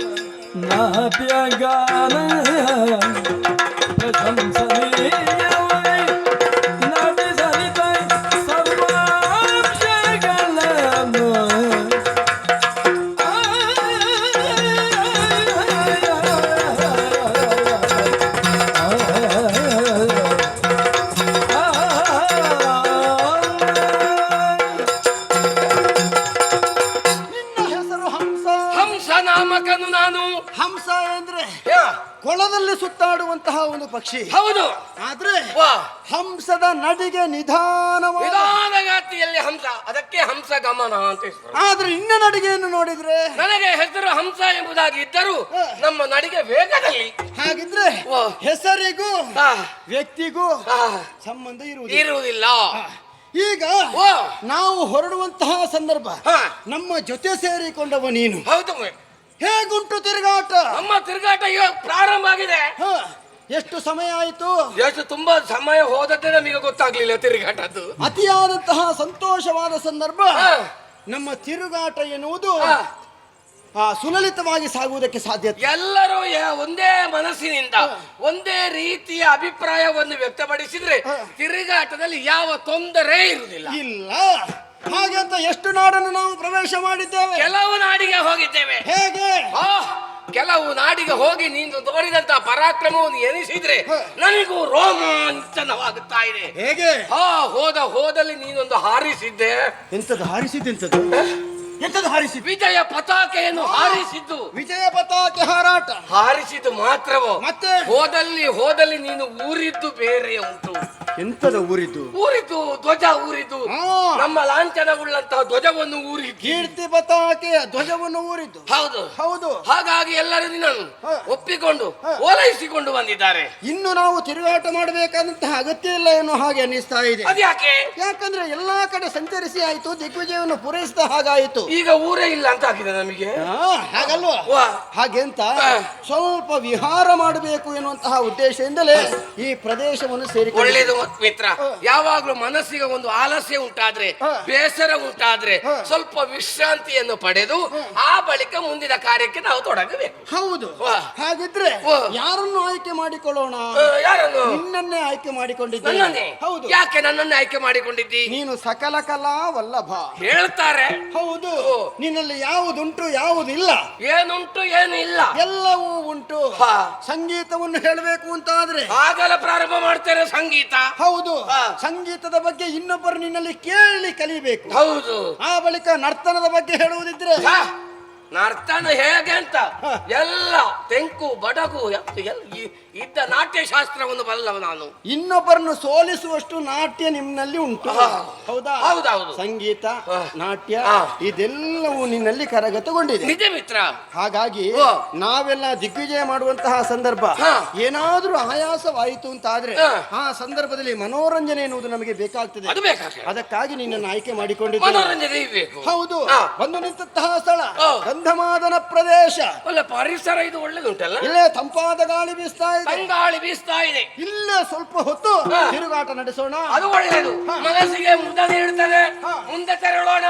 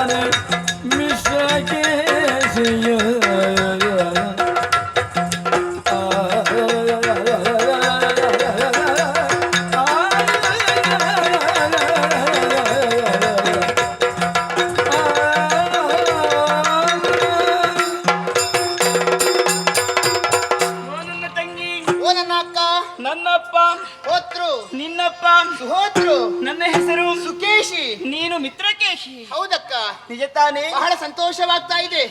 ಅಣ್ಣ ತಮ್ಮಂದಿರ ಮಕ್ಕಳಾಗಿ ಈ ಲೋಕದ ಬೆಳಕನ್ನು ಕಂಡವರು ನಾವು. ಪ್ರಪಂಚದಲ್ಲಿ ಕೆಲವರು ಹೇಳ್ತಾರೆ ಕಾಡಿನ ಜೀವನವೆಂಬುದು ಬಲು ಕಷ್ಟ, ಹೌದು. ಅದರಲ್ಲೂ ಆಶ್ರಮವಾಸಿಗಳಾಗಿ ಬದುಕಬೇಕಂತಿದ್ರೆ ಬಹಳ ತಾಳ್ಮೆ ಬೇಕು ಎಂಬುದಾಗಿ ಹೇಳಿಕೊಳ್ಳುವುದಕ್ಕೆ ಋಷಿಮುನಿಗಳ ಮಕ್ಕಳಾಗಿ ಈ ಲೋಕದ ಬೆಳಕನ್ನು ಕಂಡರೂ ನಮಗೇನು ಕಡಿಮೆ ಇದೆ ಹೇಳು? ಅಲ್ಲವೇ? ಬೇಕಾದ ವಿದ್ಯೆಯನ್ನು ಕಲಿತಿದ್ದೇವೆ, ರಾಜಕುವರಿಗಿಂತ ನಮಗೇನು ಕಡಿಮೆ ಇಲ್ಲ ಎನ್ನುವುದಕ್ಕೆ ಸಾಕ್ಷಿ ಏನು ಹೇಳು? ಇಷ್ಟೆಲ್ಲ ಆಭರಣವನ್ನು ತೊಟ್ಟುಕೊಂಡಿದ್ದೇವೆ. ಬೇಕಾದವರು ಕೇಳ್ತಾರೆ ಕೆಲವೊಂದು ಅಧಿಕ ಪ್ರಸಂಗಿಗಳು, ಹೌದು, ಯಾಕಪ್ಪ ಆಭರಣ ಎಂಬುದಾಗಿ.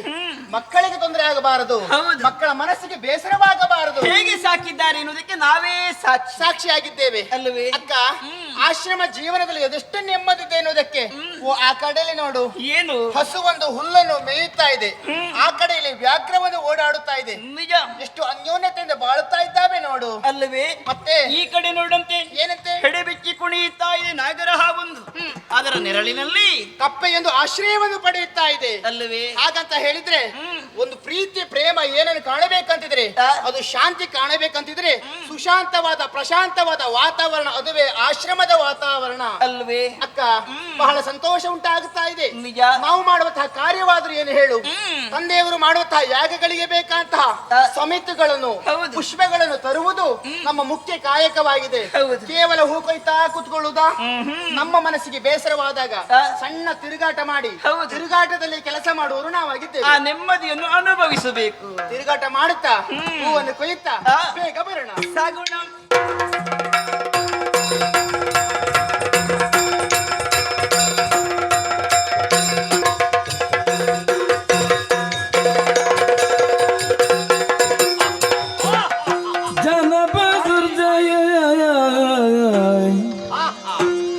ನಿಂದು ನೋಡಿದ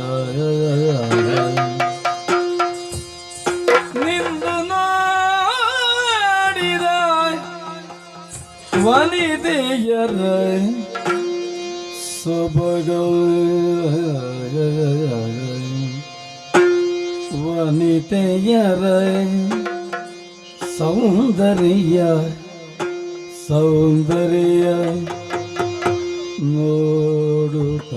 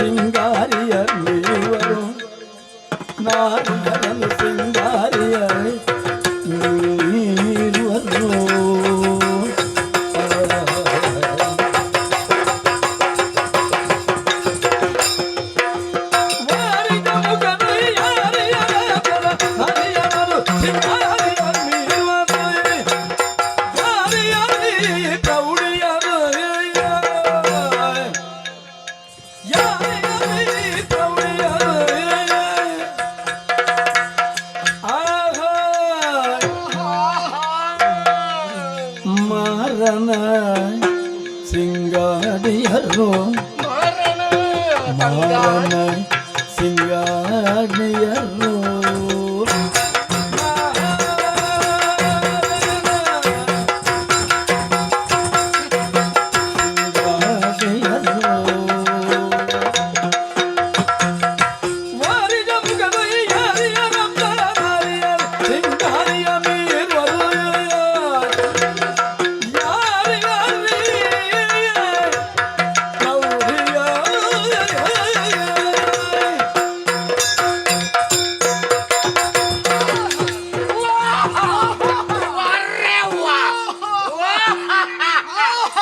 ಒಮ್ಮೆ ನಿಲ್ಲಿಸಿ ಇದರಲ್ಲಿ ಮುಗಿಸುವುದಾ? ಎಂತ ಅಂದ, ಎಂತ ಚಂದ. ಸಾಲದಮ್ಮ ನೋಡುವುದಕ್ಕೆ ಇದು ಏನು ಭಜನೆ ಮಾಡುದಾ? ಇಂಥದ್ದನ್ನು ನೋಡುವುದಕ್ಕೆ ಎರಡು ಕಣ್ಣು ಸಾಲದಮ್ಮ. ಪ್ರಕೃತಿ ಸೌಂದರ್ಯವನ್ನು ನೋಡುತ್ತಾ ನೋಡುತ್ತಾ ಹೌದು ಅದನ್ನು ಆಸ್ವಾದಿಸ್ತಾ ಈ ಕಡೆಗೆ ಎಂತದು ಆಸ್ವಾದಿಸುತ್ತಾ ಆಸ್ವಾದಿಸ್ತಾ ಮುಂದೆ ಹೊತ್ತೆ ಬಂದಂತಹ ಸಂದರ್ಭ. ಅಬ್ಬಬ್ಬಾ. ಛೆ, ಛೆ, ಛೆ, ಛೆ, ಛೆ, ಛೆ, ಛೆ, ಛೆ, ಛೆ, ಛೆ, ಛೆ. ಅಯ್ಯೋ ಅಯ್ಯೋ ಇಂಥದ್ದು ಉಂಟಾ? ಅದೇ ನಾನು ಗ್ರಹಿಸುವುದು. ಹೌದು, ಇಷ್ಟರವರೆಗೆ ಇಂಥದ್ದು ನಾನು ನೋಡಲಿಲ್ಲ. ಇದೊಂದು ಅವಕಾಶ ನಮ್ಮ ಪಾಲಿಗೆ ಲಭ್ಯವಾಯಿತು. ದೇವರು ಒದಗಿಸಿಕೊಟ್ಟದ್ದು. ಇಂತಹ ಅವಕಾಶ ಉಳಿದವರಿಗೆ ಸಿಗಲಿಕ್ಕಿಲ್ಲ. ಎಲ್ಲಿಂದ? ಇದು ಸುವರ್ಣಾವಕಾಶ. ಸುವರ್ಣಾವಕಾಶ. ನಾನೇ ಭಾಗ್ಯಶಾಲಿ. ನೀನೆಂತ? ನಾನು ಭಾಗ್ಯಶಾಲಿ. ಹೌದಾ? ಹೌದು. ನಾವು ಇಬ್ಬರು, ನಮಗೆ ಇಬ್ಬರು. ಹೌದು, ಅದು ಬೇಡ. ಅವರಿಬ್ಬರು, ನಮಗಿಬ್ಬರು ಜೊತೆ. ನಾವು ನೋಡಿದಂತಹ ಈ ತರುಣಿಯರು ನೋಡುವುದಕ್ಕೆ ಹೇಗಿದ್ದಾರೆ ಎನ್ನುವ ಹಾಗೆ ವರ್ಣಿಸುವುದೇ ಕಸದಳ. ಹೌದೌದು. ಹಬ್ಬ ಅಡ್ಡಿ ಮುಡ್ಡಿ ಕಟಿ ತುಟಿ ಕೊರಳು ಬೆರಳು ಒನಪು ಒಯ್ಯರ ಹಾವ ಭಾವ ನಡೆ ನೋಡಿ ಒಂದಕ್ಕೊಂದು ಚಂದ. ಇಲ್ಲಿಗೆ ಸಂಬಂಧಪಟ್ಟವರು ಯಾರಿಗೆ ಗೊತ್ತು? ಮೇಲಿನಿಂದ ಕೆಳಗಿಳಿದವರು. ಮೇಲಿಂದ ಕೆಳಗೆ ಬಿದ್ದದ್ದು ಅಲ್ಲ, ಇಳಿದದ್ದು. ಹೌದು. ಕೆಳಗಿನಿಂದ ಮೇಲೆ ಬಂದಿದ್ದಾರೆ. ಯಾರಿಗೆ ಗೊತ್ತು? ನಾವು ಹೇಳುವುದು ಕೇಳಿದ್ದೇವೆ. ಏನು ಮಿತ್ರ? ಮಾರ ಮಾರ ಮಾರ. ಯಾವುದನ್ನು ಮಾರ? ಯಾವುದನ್ನು ಮಾರ ಅಂದ್ರೆ ಮನ್ಮಥ. ಅವನಿಗೆ ಮಾರ ಅಂತ ಹೆಸರುಂಟು. ಮನ್ಮಥನ ರಸಿ ರತಿ ದೇವಿ. ಅವಳು ಚಂದ ಎನ್ನುವ ಹಾಗೆ ಹೇಳ್ತಾರೆ. ಹೌದೌದು, ಹೌದಂತೆ. ಹೌದು. ಅದಕ್ಕಿಂತ ಚಂದದ್ದು ಬೇರೆ ಎಲ್ಲಿ ಇಲ್ಲ. ಇಲ್ಲ ಇಲ್ಲ ಇಲ್ಲ. ಉಪಮೆ ಕೊಡುವುದಕ್ಕೆ ನಮಗೆ ನೆನಪಾಗುವುದು ರತಿ. ರತಿಯನ್ನೇ ಪೋಲುವ ರೂಪ ನಿನ್ನಲ್ಲಿ ಇದೆ ಅಂತ ಹೇಳ್ತಾರೆ. ರತಿಗಿಂತ 100 ಮಡಿ, 200 ಮಡಿ ಚೆಲುವೆ. ಹೌದೌದು. ಇವರು ಆಹಾ ಎಂತಹ ಸುಂದರಾಂಗಿ. ಹೌದು. ಓ, ಇವ್ರು ಯಾರು? ಅದೇ ನಾನು ಯೋಚನೆ ಮಾಡಿದ್ವಿ. ಯಾರು ಮಿತ್ರ ಇವರು? ಇವ್ರು ಯಾರು? ನನಗೆ ಗೊತ್ತುಂಟಾ? ಮತ್ತೆ ನನಗೆ ಗೊತ್ತುಂಟಾ? ನಾನೇ ಇಲ್ಲಿ ಸಮಸ್ಯೆಯಲ್ಲಿದ್ದೇನೆ. ಯಾರು ಎನ್ನುವುದನ್ನು ವಿಚಾರ ಗೊತ್ತಿಲ್ಲದೆ ಚಡಪಡಿಸ್ತಾ ಇದ್ದೇನೆ. ಹಾಗಿದ್ರೆ ಇಂತಹ ಸುಂದರಿ ಕಾರಣದಲ್ಲಿ ಸಂಚರಿಸ್ತಾ ಇದ್ದಾರೆ ಅಂತಾದ್ರೆ ಇವರ ಬಗ್ಗೆ ನಾವು ಕೇಳಿ ತಿಳಿದ್ರೆ ತಪ್ಪಾಗ್ತದ? ತಪ್ಪು ಪಾಪ. ಎಲ್ಲಾರು ದಾರಿ ತಪ್ಪಿ ಬಂದ ಮಕ್ಕಳು ಇವರು. ಒಂದು ವೇಳೆ ದಾರಿ ತಪ್ಪಿ ಬಂದದ್ದೇ ಹೌದು ಅಂತಾದ್ರೆ ಸರಿಯಾದಂತಹ ಸ್ಥಳವನ್ನು ತೋರಿಸಬೇಕಾದ ನಮ್ಮಂತವರ ಕರ್ತವ್ಯ. ಅವರನ್ನು ಅವರ ಮನೆಯವರೆಗೆ ಸುರಕ್ಷಿತವಾಗಿ ಕೊಡಬೇಕಾದ್ದು. ಹೌದು. ಈ ಕಾಡಿನಲ್ಲಿ ಎಂತೆಲ್ಲ ಮೃಗಗಳು ಇದ್ದಾವೆ ಅಂತ ಹೇಳಲಿಕ್ಕೆ ಆಗುದಿಲ್ಲ. ಹೌದು. ಎಲ್ಲ ಮೈ ಮೇಲೆ ಹಾರಿದ್ರೆ. ಹೌದು. ಅಲ್ಲ, ಇಂಥದ್ದನ್ನು ನೋಡಿದ್ರೆ ಯಾರು ಮೈ ಮೇಲೆ ಹಾರಿಯರ್ರಿ ಜಾಗೃತರಾಗಬೇಕು. ಒಬ್ಬರಲ್ಲ, ಇಬ್ಬರು ಒಂದೇ ರೀತಿ ಕಾಣಿಸ್ತಾ ಇದ್ದಾರೆ. ಹೌದೌದು. ಒಬ್ಬನೇ ಅಪ್ಪನ ಮಕ್ಕಳು ಅಲ್ಲ, ಒಬ್ಬಳೆ ಅಮ್ಮ ಹೆತ್ತದೋ ಅಲ್ಲ ಬೇರೆ ಬೇರೆ ಅಮ್ಮನೋ? ಯಾವುದಕ್ಕೂ ಪ್ರತ್ಯಕ್ಷವಾಗಿ ನಮ್ಮ ಕಣ್ಣ ಮುಂದೆ ಇದ್ದಾರೆ ಅಂತಾದ್ರೆ ಅವರ ವಿಚಾರವನ್ನು ಕೇಳುವುದೇ. ಹೋಗು. ನಾನು ಕೇಳುವುದಿಲ್ಲ. ಒಳ್ಳೆ ಕಾಯ್ತು. ಕೇಳುವುದೇ ನಾವು ಬೇರೆ ಇಲ್ಲಿ ಯಾರು ಇಲ್ಲ, ನೀನೊಬ್ಬನೇ. ಮತ್ತೆ ನಾನು ಕೇಳುವುದಿಲ್ಲ. ಯಾಕೆ ಗೊತ್ತಾ? ಯಾಕೆ? ನನ್ನ ಜೊತೆಗಿರುವವು ನೀನು. ಹೌದು. ನೀನೇ ಅವರಲ್ಲಿ ಪ್ರಶ್ನೆ ಮಾಡಿದ್ದಾದ್ರೆ ಉತ್ತರ ನಿನ್ನಲ್ಲಿಯೂ ಹೇಳಬಹುದಲ್ಲ. ಅದು ಯಾಕೆ ನಾನೇ ಹೋಗಬೇಕು? ಯಾಕಂದ್ರೆ ಏನಾದ್ರೂ ಸಮಸ್ಯೆ ಆಯ್ತು ಅಂತ ಆದ್ರೆ ಮತ್ತೆ ನಾನು ಎದುರು ಸಿಗ್ಲಿಕ್ಕಿಲ್ಲ ಅಂದ್ರೆ. ಓಹೋ, ಏನಾದ್ರು ಸಮಸ್ಯೆ ಆದ್ರೆ ನಾನು ಪೆಟ್ಟು ತಿನ್ನುವಂತಲ್ಲ. ಪೆಟ್ಟು ತಿನ್ನುದಲ್ವ, ಪೆಟ್ಟು ಕೊಡುವವರು ಹಾಗೆ ಕಾಣುವುದಿಲ್ಲ ಅವರು. ನೀನು ಹೋಗಿ ಯಾರು, ಎಲ್ಲಿಂದ ಬಂದವರು, ಹೆಸರೇನು ಎಲ್ಲ ಸ್ವಲ್ಪ ವಿಶ್ರಾಂತಿ ಮಾಡಿ ಆಯ್ತಾ? ಸ್ವಲ್ಪ ಜಾಗ್ರತೆ ನನ್ನ ಬಗ್ಗೆಯೂ ಹೇಳಬೇಕು. ನಿನ್ನ ಬಗ್ಗೆ ಎಲ್ಲವನ್ನು ಹೇಳ್ತೇನೆ ನಾನು.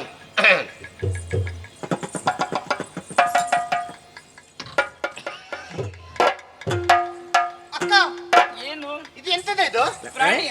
ಅಲ್ಲ, ಹೊಸ ಮುಖ. ಹೌದು, ಮುಖ ಹೊಸತ್ತು, ಶರೀರ ಹಳತ್ತು. ಅದನ್ನು ಬೇರೆ ಬೇರೆ ಮತ್ತೆ ಹೊಸ ಮುಖ ಅಂತ ಹೇಳ್ತೀರಿ? ಅಲ್ಲ, ಈ ಮುಖವನ್ನು ಕಾಣುವಾಗ ಆಗ್ತಾ ಉಂಟು ನನಗೆ ದುಃಖ. ಹೌದಾ? ಹಾಗಿದ್ರೆ ಅಪಾಯ ನಿಮ್ಮ ಸಮೀಪದಲ್ಲಿ ನಿಲ್ಲುವುದು ಪಕ್ಕ. ಪಕ್ಕ ಬಂದರೆ ಪೆಟ್ಟು ಬೀಳುದು ಸತ್ಯ ನಿನಗೆ. ಹೌದಾ? ನಿನ್ನ ಮುಖ ನೋಡುವಾಗ ಆಗ್ತದೆ ನನಗೆ ಸುಕ್ಕ. ಸುಕ್ಕ ಆಗ್ತದೆ ಅಂತ. ಇದು ನೀವು ಯಾರು? ನಾವು ಹೆಣ್ಮಕ್ಳು. ನೀವು ಹೆಣ್ಣು ಮಕ್ಕಳು ಅಲ್ಲ. ಸುಳ್ಳು ಹೇಳಬೇಡ. ಹೆಣ್ಣು ಮಕ್ಕಳು ಅಲ್ಲ ಅಂತ ಹೇಳುದು ಎಂತದ್ದು? ಮತ್ತೆ ನಮ್ಮ ಬಳಿಗೆ ಬಂದ್ಕೊಂಡು ನೀವ್ ಯಾರಂತ ಕೇಳ್ತಾರೆ. ನಿನಗೆ ತಲೆ ಸರಿ ನಿನಗೆ. ನೋಡುವಾಗ ಹೆಣ್ಣು ಮಕ್ಕಳ ಹಾಗೆ ಕಾಣ್ತೀರಿ. ಹೆಣ್ಣು ಮಕ್ಕಳ ನೀವು? ಏನು ಸಂಶಯವ? ಅಲ್ಲ ಸಂಶಯ. ನಿನ್ನ ಲೆಕ್ಕದಲ್ಲಿ ನಾವು ಸ್ತ್ರೀ ವೇಷದವರು ಎಂಬುದ ಭಾವಿಸಿಕೊಂಡಿದ್ಯಾ? ಹೌದಾ? ವೇಷದವ್ರ ನೀವು? ಏನ ಇದು ಕಾಲು ನೋವಲ್ಲ. ಮತ್ತೆ ಇಲ್ಲಿಂದ ಹೋಗುವ ಕಣ್ಣು ನೋವು ಅವನಿಗೆ. ಮಗನೇ ತೆಗೆದು ಕಪಾಳಿಗೆ ಬಾರಿಸಿದ್ರೆ ಹೇಗಾಗ್ಬೇಕು ಗೊತ್ತಾ ನಿನಗೆ? ಎಂತದು? ಏನೆಂಬುದಾಗಿ ಭಾವಿಸಿಕೊಂಡಿದ್ದೆ. ಅಬ್ಬಬ್ಬ ಅವ್ನು ಏನ್ ಮಾಡಿದ್ ಗೊತ್ತಾ ನಿನಗೆ? ನನಗೊಂದು ಅರ್ಥ ಆಗಲಿಲ್ಲ. ಅವ್ನು ಕಣ್ಣು ಸನ್ನೆ ಮಾಡಿದ್ದು. ಹೌದಾ? ನೋಡು, ಮುಖಕ್ಕೆ ಬಾರಿ. ಹೀಗೆ ಮಾಡ್ತಾ ಇದ್ದಾನೆ. ಎಂತದ ಮುಖಕ್ಕೆ ಬಾರಿಸುವುದು? ಹಾ, ಕಣ್ಣು ಸನ್ನೆ ಮಾಡಿದಲ್ಲಪ್ಪ. ಪಾಪ ಕಣ್ಣು ನೋವು ಇವನಿಗೆ. ಅದು ನಮ್ಮ ತಪ್ಪಲ್ಲ, ಅವನ ತಪ್ಪಲ್ಲ. ಸಮಸ್ಯೆ ಉಂಟು ಅವನಿಗೆ. ಎಂತದು? ಕೆಲವರಿಗೆ ನರದ ಸಮಸ್ಯೆ ಇರ್ತದೆ. ಹೌದು, ಈ ನರದ ಸಮಸ್ಯೆ ಇರೋದು ಹಾಗೆ ಮಾಡುದು. ನರದ ಸಮಸ್ಯೆ ಇದ್ದವರು ಹೀಗೆ ಮಾಡುವುದಲ್ಲ, ಹೀಗೆ ಮಾಡುವುದು. ನೋಡಿದ ನಾನು ಇವನ ಹತ್ರ ಮಾತಾಡವನಲ್ಲಿ ಏನು ಮಾತಾಡುದು? ಏನು ಇದೆಲ್ಲ? ಇದೆಲ್ಲ ಏನು? ಟಿವಿ. ಯಾವ ಟಿವಿ? ನಾನು ನಿಲ್ಲುವ ಟಿವಿ. ಮಕ್ಕಳ ಬಳಿಗೆ ಬಂದು ಟಿವಿ ಅಂತ ಹೇಳಿದ್ರೆ ಇನ್ನ ಟಿವಿ ಪುಡಿ ಮಾಡ್ತಾನೆ. ಜಾಗ್ರತೆ. ಬೇಡ ಆಗಿದ್ರೆ ಬೇಡ. ನಿಮಗೆ ಪುರ್ಸೋತುಂಟ? ಪುರ್ಸೋತುಂಟ ನಿಮಗೆ? ಎಂತದ ಸಮಯ ಉಂಟ ಇದ್ರೇನು? ಸಮಯ ಇದ್ರೇನ? ಜೋರು ಮಾಡುದು ಯಾಕೆ? ಜೋರು ಮಾಡಿದ್ರೆ ಹೆಣ್ಣು ಮಕ್ಕಳ ಬಳಿಗೆ ಬಂದು ಸಮಯ ಉಂಟು ಅಂತ ಕೇಳ್ತಾ ಮಾತಾಡುವುದಕ್ಕೆ ಸಮಯ ಉಂಟಾ? ಮಾತಾಡ್ಲಿಕ್ಕ ಮಾತಾಡು. ಮಾತಾಡು. ನಾನು ಮಾತಾಡುವುದಿಲ್ಲ. ನಾನು ಮಾತಾಡುದು. ತಲೆ ಸರಿ ಇಲ್ಲ. ಯಾಕೆ ತಲೆ ಸರಿ ಇಲ್ಲ? ಸಮಯ ಉಂಟಾ? ಅಡಿದಿಲ್ಲ. ಹಾಗಲ್ಲ. ಪ್ರೇತ ಮಾತಾಡುದು ಅಲ್ಲ, ಮತ್ತೆ ಮಾತಾಡುವುದಕ್ಕೆ ವ್ಯಕ್ತಿಯೇ ಇದ್ದಾರೆ. ಹೌದಾ? ಅಂದ್ರೆ ಮಾತಾಡಿ ನಮ್ಮೊಟ್ಟಿಗೆ ಮಾತಾಡಿ ಜನ ಇವನಲ್ಲ ಅಂತ. ನಾನು ಇಷ್ಟು ಮಾತ್ರ ಎಲ್ಲ ಕ್ರಿಯೆಯನ್ನು ಕೊಟ್ಟದ್ದು ನಿಮಗೆ. ನಾನು ಯಾಕೆ ನಿಮ್ಮನ್ನು ಪರೀಕ್ಷೆ ಮಾಡಿದ್ದು? ನಮ್ಮ ಪ್ರತಿಕ್ರಿಯೆ ಬಂದ್ರೆ ನನ್ನ ಕ್ರಿಯೆಗೆ ನಿಮ್ಮ ಅಂತ್ಯಕ್ರಿಯೆ ಹೇಗೆ ಉಂಟು ನೋಡುವ. ಅಂತ್ಯಕ್ರಿಯೆ ನಿನಗೆ ಮಾಡಬೇಕು. ನನ್ನ ಕ್ರಿಯೆಗೆ ನಿಮ್ಮ ಅಂತ್ಯಕ್ರಿಯೆ ಅಲ್ಲ ಅದೆಂತದು? ನಮ್ಮದು ಪ್ರತಿಕ್ರಿಯೆ. ಪ್ರತಿಕ್ರಿಯೆ ಹೇಗೆ ಉಂಟು ನೋಡಿದ್ದು. ಇಲ್ಲದ್ರೆ ಹೀಗೆ ಮಾಡುವ. ನಿನ್ನ ಕ್ರಿಯೆಗೆ ನಮ್ಮ ಪ್ರತಿಕ್ರಿಯೆ, ನಮ್ಮ ಪ್ರತಿಕ್ರಿಯೆ ಸಿಕ್ಕಿದ್ರೆ ನಿನ್ನದು ಉತ್ತರ ಕ್ರಿಯೆ. ತಲೆ ಬಿಸಿಬೇಡ, ಮೂವರದು ಒಟ್ಟಿಗೆ ಮಾಡುವ. ಇದು ನಾನು ನೀವು ಹಿಂದೆ ನೋಡಿ, ಹಿಂದೆ ನೋಡಿ ಅಂತ. ಇದ್ರ ಹಿಂದೆ ನೋಡ್ಲಿಕ್ಕೆ ಎಂತ ಉಂಟು? ಎಲ್ಲಿ ನೋಡಿದ್ದು? ಎಲ್ಲ ಒಂದೇ ರೀತಿ ಕಾಣ್ತಾ ಉಂಟು, ಕಲ್ಲು ಬಂಡೆ ಹಾಗೆ. ಎಂತ ನನ್ನ ಹಿಂದೆ ನೋಡಿದ? ಅಲ್ಲ, ಸ್ವಲ್ಪ ದೂರದಲ್ಲಿ ಬಂಡೆಯ ಮೇಲೆ ಕುಳಿತ ಒಬ್ಬ ವ್ಯಕ್ತಿಯನ್ನು ನೋಡಿ ಅಂತ. ತಿರುಗಿ ನೋಡ್ಬೇಕಾ? ತಿರುಗಿ ನೋಡಿ ಸ್ವಲ್ಪ. ನೋಡ್ತೇನೆ ನೋಡ್ತೇನೆ ನೋಡಿ.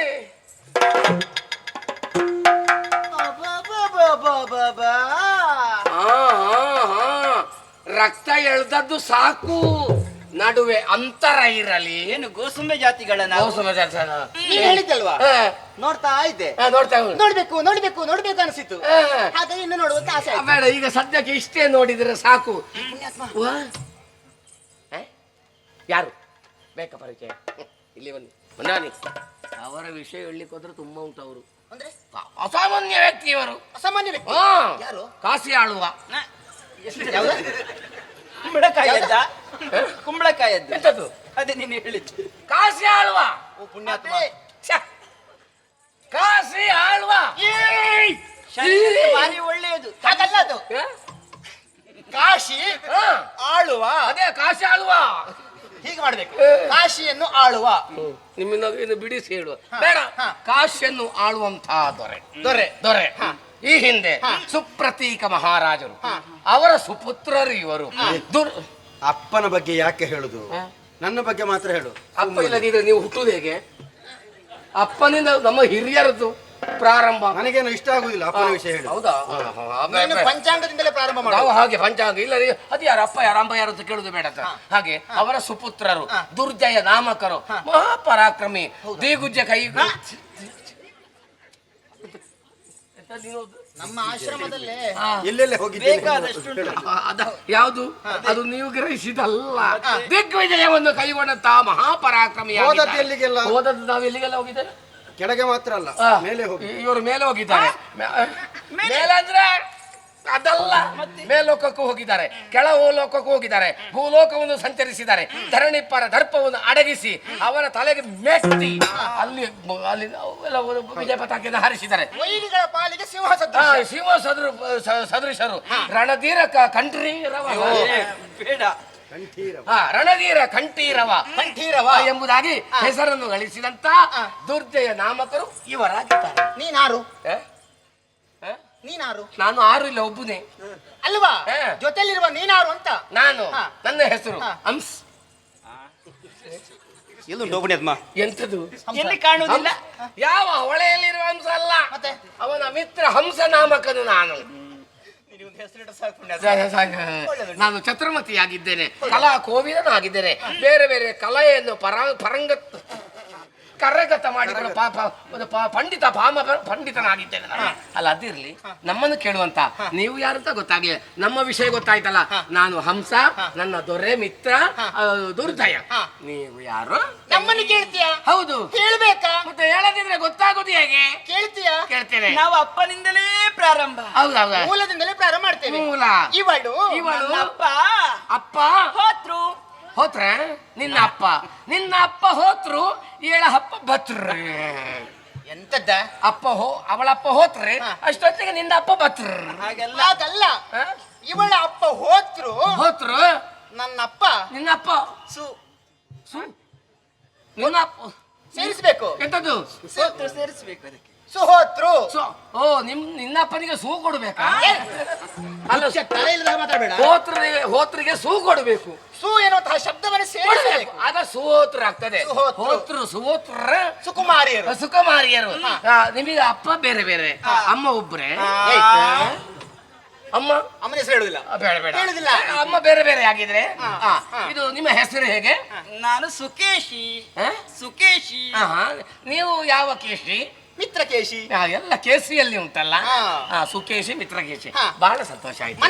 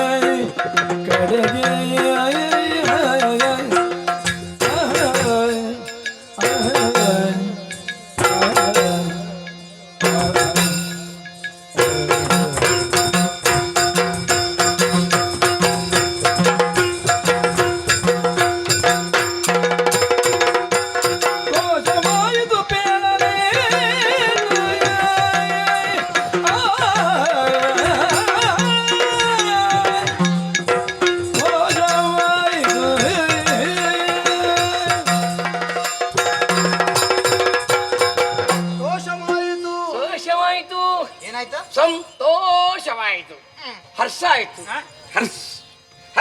ಹರುಷವಾಯ್ತೆ. ಹರುಷವಾಯಿತು. ನಮ್ಮ ವಿಳಾಸ ಕೇಳಿದಾಗ ನಿಮಗೆ ತೋಷವಾದದ್ದು ಯಾಕೆ? ಸಂಪೂರ್ಣ ವಿಳಾಸವನ್ನು ಕೊಟ್ಟಿದ್ದೀರಿ. ವಿಳಾಸವನ್ನು ಕೇಳಿ ಉಳಿದವರ ವಿಳಾಸವನ್ನು ಪಡ್ಕೊಳ್ಳುವ ಮೂಲಕ ಪರಸ್ಪರ ಪರಿಚಯವನ್ನು ಮಾಡಿಕೊಳ್ಳುವುದು ಇದು ಶಿಷ್ಟಾಚಾರ ಅಲ್ವಾ?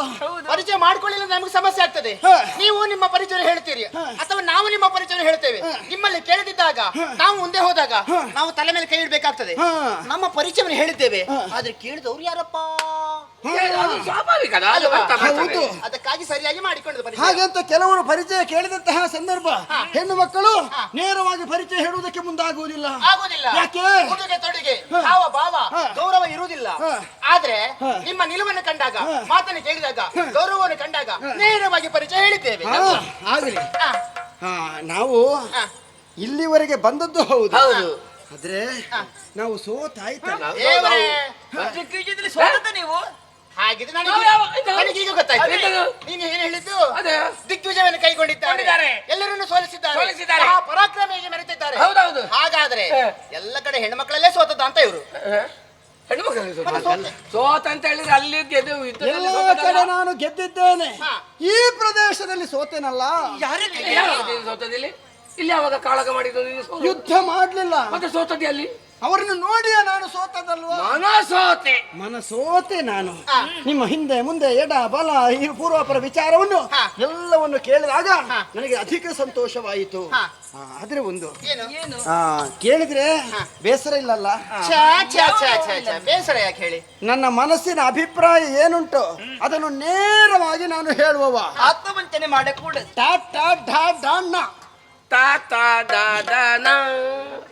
ಆಯ್ತಾ? ಯಾರಿಗ ಏನು ಅಕ್ಷರಾಭ್ಯಾಸ ಮಾಡುದಾ? ನೀನು ಪ್ರಾರಂಭ ಮಾಡಿದ್ದಿ, ನೇರ ಹೇಳುವುದು. ಹೌದು, ಹಾಗಾಗಿ ಹೇಳು, ಮುಂದುವರಿಸು. ನಾಚಿಕೆ ಆಗುದು ಯಾಕೆ? ನೀನು ಹೇಳು, ನಿನ್ನ ಮನಸ್ಸಿನಲ್ಲಿ ಎಂತ ಉಂಟು ಅದನ್ನು ಹೇಳುದಪ್ಪ.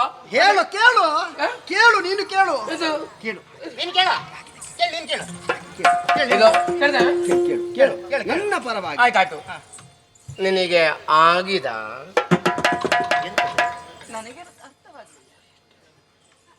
ಆದ್ರೆ ಎಷ್ಟು ತಿಂಗಳು, ಎಷ್ಟು ಜನ ಬಂದಿದ್ದಾರೆ?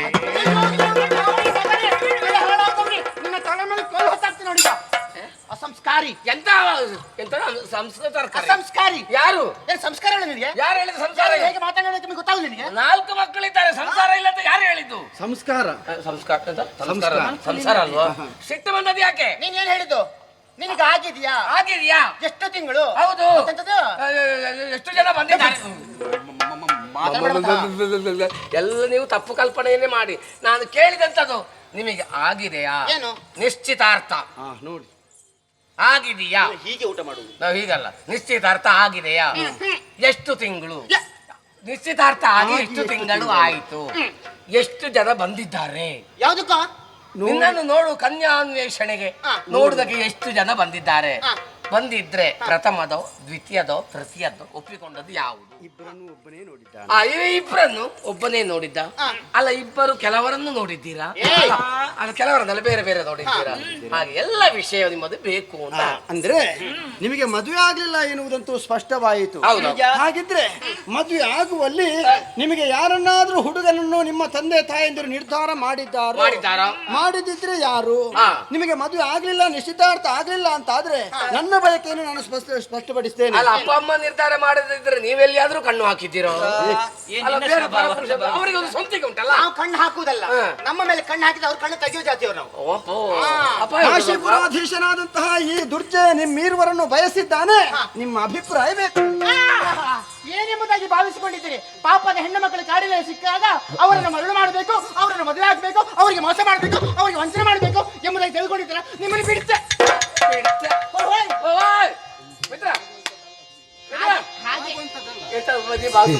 ಅದು ಒಮ್ಮೊಮ್ಮೆ ಹಾಗೆ ಗದರಿಸುವುದೇ ಸ್ವಲ್ಪ ಮತ್ತೆ ಆದಿತ್ತಲೇ ಆಗುದು, ಮತ್ತೆ ಬೇಸರ ಆಗುದು. ನಾನು ಅಷ್ಟು ಗದರಿಸಿಬಿಟ್ಟಲ್ಲ, ಅವರು ಹೋಗಿಬಿಟ್ರು, ನನಗೆ ಅವರೇ ಆಗ್ತಿದ್ರು ಅಂತ. ಅಂದ್ರೆ ಹಾಗೆ ಹೇಳ್ತೀನಿ ಎಂಬುದಾಗಿ ಭಾವಿಸಿದ್ದೀರಾ?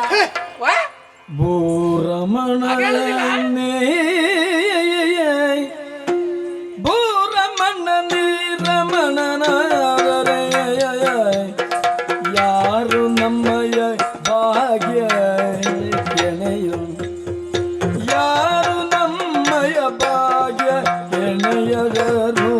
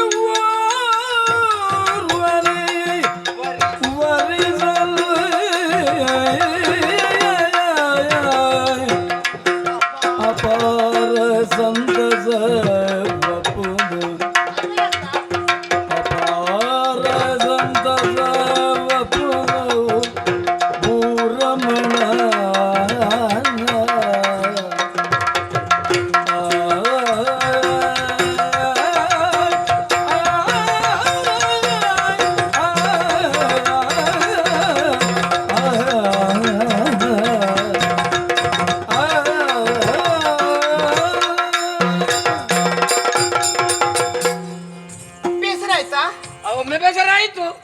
ಯಾಕೆ? ನಿಮ್ಮ ಅವಸ್ಥೆ ನೋಡಿ. ಏನಾಯ್ತು? ಧರಿಸಿದ್ದೀರಿ. ಯಾರು? ಇನ್ನು ಮೊದಲಿಂದಲೇ ಪ್ರಾರಂಭ ಮಾಡ್ಬೇಕು. ಯಾರು? ಎಲ್ಲಿ? ನೀವೊಮ್ಮೆ ಧರಿಸಿದಲ್ವಾ? ಹಾಗಲ್ಲ ಅದು. ಮತ್ತೆ ಹೇಗೆ? ಸುಮ್ಮನೆ. ಸುಮ್ಮನೆ? ಹೌದಪ್ಪ. ಹಾಗಾದ್ರೆ ಮನಸ್ಸುಂಟು ಆಗಿದೆ ಅಂದ್ರೆ ವಾ. ನಿಮ್ಮ ಮನಸ್ಸಿನ ಭಾವನೆಯನ್ನು ನೇರವಾಗಿ ನೀವು ಹೇಳಿಕೊಂಡಿದ್ದೀರಿ. ನಮ್ಮ ಮನಸ್ಸಿನ ಭಾವನೆಯನ್ನು ಹೇಳಿಕೊಳ್ಬೇಕಂತಿದ್ರೆ ನೇರವಾಗಿ ಹೇಳಿಕೊಳ್ಳಿಕ್ಕೆ ಆಗ್ತದಾ? ಅದೇನು ಆಗದೆ. ನಾವೊಂದು ಕೋಟೆ ಒಳಗಿರ್ತೇವೆ. ಹೌದಾ? ಹೌದು. ಯಾರ ಅಪ್ಪ ಮಾಡಿ ಹಾಕಿದ್ದ? ಹೌದು. ಕೋಟೆ ಅಪ್ಪ ಅಮ್ಮ ಕೊಟ್ಟಂತಹ ಸಂಸ್ಕಾರದ ಕೋಟೆ. ಆ ಕೋಟೆ ಹೆಸರೇನು? ಏನು? ನಾಚಿಕೆ. ಓ, ನಾಚಿಕೆಯ ಕೋಟೆಯೊಳಗೆ. ಹೌದು. ಆದ್ರೆ ಗಂಡ್ಮಕ್ಳು ಏನ್ ಮಾಡ್ತಾರೆ? ಏನು? ಪಕ್ಕನೆ ಹಾರಿ ಬಿಡ್ತಾರೆ ಕೋಟೆಯನ್ನು. ಹೌದಾ? ಹೆಣ್ಮಕ್ಳಿಗೆ ಅಷ್ಟು ಸುಲಭದಲ್ಲಿ ಆಗುದಿಲ್ಲ. ಯಾರು ಹೇಳಿದ್ದು? ಈಗೀಗಿನ ಹೆಣ್ಣು ಮಕ್ಕಳು ಕೋಟೆ ಹಾರಿ ಹೊರಗೆ ಬಂದಿರ್ತಾರೆ. ನಾವು ಹಾಗಲ್ಲ. ನೀವಲ್ಲ, ಕೆಲವರನ್ನು ಹೇಳಿದ್ದು. ನಿಮ್ಮನ್ನ ಹೇಳಿದಲ್ಲ, ಕೆಲವರನ್ನು ಹೇಳಿದ್ದು. ಪರಮ ತಪೋಧನರ ಸುಪುತ್ರಿಯರು. ಹೌದು. ಹಾಗಾಗಿ ಯಾವುದೇ ಒಂದು ಕಾರ್ಯವನ್ನು ಕೈಗೊಳ್ಳಬೇಕಂತಿದ್ರು ಅಪ್ಪ ಅಪ್ಪ ಬೇಕು ಬೇಕು ಮುನ್ಸೂಚನೆ ಕೊಡುದು ಅದು. ಹೌದು. ಯಾಕೆ? ಸಂಸ್ಕಾರವನ್ನು ಕೊಟ್ಟದವರು, ಬದುಕಿಗೆ ದಾರಿಯನ್ನು ಹೇಳಿಕೊಟ್ಟದ್ದು ಅವರು, ವಿದ್ಯೆಯನ್ನು ಹೇಳಿಕೊಟ್ಟದವರು, ಎಲ್ಲವನ್ನು ಕೊಟ್ಟಾಗ ಇಷ್ಟು ಸಣ್ಣ ಮಗುವನ್ನು ಇಷ್ಟು ಎತ್ತರಕ್ಕೆ ಬೆಳೆಸಿದಂತಹ ತಂದೆ ತಾಯಿಯರಿಗೆ ಮೋಸ ಮಾಡಿ ಹೋಗುದು ಸರಿಯೇ ಹೇಳಿ? ನಿನ್ನ ಮಾತನ್ನು ಕೇಳುವಾಗ ನನಗೆ ಬಹಳ ಸಂತೋಷವಾಗುತ್ತಾ ಇದೆ. ಅಪ್ಪ ಅಮ್ಮನ ಮೇಲೆ ನಿನಗೆ ಇಷ್ಟೊಂದು ಗೌರವ ಎಂಬುದಾಗಿ, ನಮ್ಮಿಂದ ಅಪರಾಧವಾಗಿದೆ ಎಂಬುದಾಗಿ ಯಾರು ಹೇಳಕೂಡದು. ಯಾಕೆ? ತಂದೆ ತಾಯಿಗಳು ಅಂತ ಹೇಳಿದ್ರೆ ಅಪ್ಪ ಅಮ್ಮನಿಗೆ ಸಮಾನ. ಬೇಕದು, ಅದು ಬೇಕದು.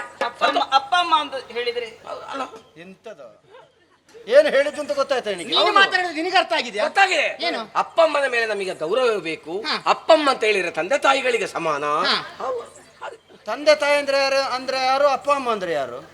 ಎರಡು ಒಂದೇ ಅಲ್ವಾ? ಎರಡು ನಾನು ತಪ್ಪು ಹೇಳಿದ್ನಾದರೆ ಮತ್ತೆ ತಪ್ಪಲ್ವಾ? ಹಾಗಾದ್ರೆ ಅಪ್ಪಮ್ಮ ಅಂತ ಹೇಳಿದ್ರೆ ತಂದೆ ತಾಯಿಗಳಿಗೆ ಸಮಾನ ಅಲ್ವಾ? ಆಯ್ತು, ನಿನ್ನ ದಾರಿಗೆ ಬರ್ತೇನೆ. ಅಪ್ಪ ಅಮ್ಮ ಅಂತ ಹೇಳಿದ್ರೆ ತಂದೆ ತಾಯಿಗೆ ಸಮಾನ. ಹೌದು. ಗಂಡ ಹೆಂಡತಿ ಅಂದ್ರೆ ಗಂಡ ಹೇಳು. ದಂಪತಿಗಳಿಗೆ ಸಮಾನ.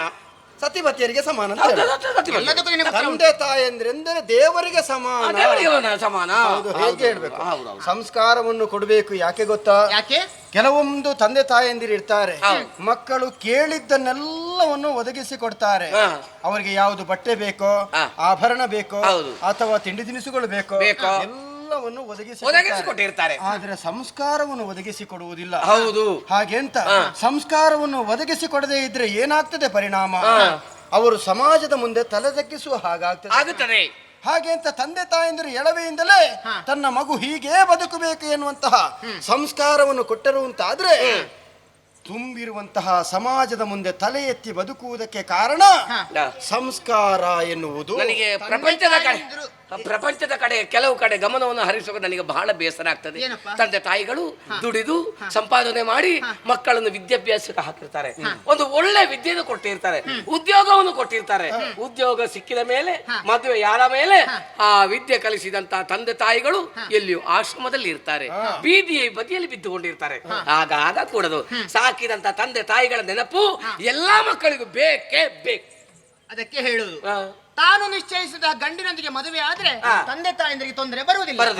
ನಮ್ಮಲ್ಲಿ ಕೇಳಿದಂತಹ ಪ್ರಶ್ನೆಯನ್ನು ನಮ್ಮ ಆಶ್ರಮ ಕೈ ತಂದು ಅಪ್ಪನಲ್ಲಿ ಕೇಳಿದರೆ, ಅಪ್ಪನಲ್ಲಿ ಕೇಳಿದುಂಟಲ್ಲ, ನಾವು ಆವಾಗ ನಾಚಿ ನೀರಾಗಿ ಆಗಿದ್ದಾಗ ಮಾತಾಡ್ಲಿಕ್ಕೆ ಆಗುದಿಲ್ಲ. ಇಷ್ಟು ನಾಚಿಗೆ ಆಗ ಇರ್ಲಿಲ್ಲ, ಈಗ ಪ್ರಾರಂಭ ಆಯ್ತು ನೋಡಿ. ನೀರು ಇಳಿತುಂಟು. ನಾಚಿಯ ಅದು ಹೆದರಿ ಇಳಿಯುವುದು, ನಾಚಿ ಅಲ್ಲ. ತಂದೆ ತಾಯಂದಿರ ಒಪ್ಪಿಗೆ ಮೇರೆಗೆ ನೀವಿರುವರು ಮದುವೆ ಆಗುವುದಕ್ಕೆ ಒಪ್ಪಿದ್ದೀರಿ ಅಂತ ಆಯ್ತು. ಆದ್ರೆ ಒಂದು ಏನು ಸರಿಯಾಗಿ ಕೇಳಿಕೊಳ್ಳಿ, ನೀವು ಯಾರಲ್ಲಿ ಕೇಳ್ತೀರಿ? ನಿಮ್ಮ ಅಪ್ಪಂದಿರ. ಯಾರು? ಅಪ್ಪ ಹೋದ್ರು. ನನ್ನಪ್ಪ ಹೋತ್ರು. ಹೌದಾ, ನಿನ್ನಪ್ಪ ಹೋತ್ರು.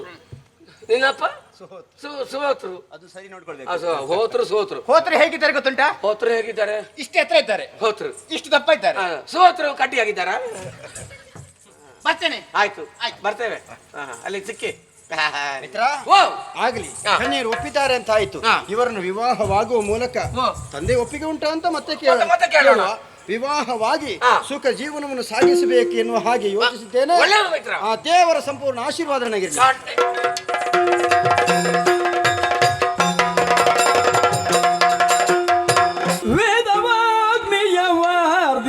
ಸತ್ಯದ ಶೋಧಕರು ಸತ್ಯಾದ್ರ ಶರದಿಯೋ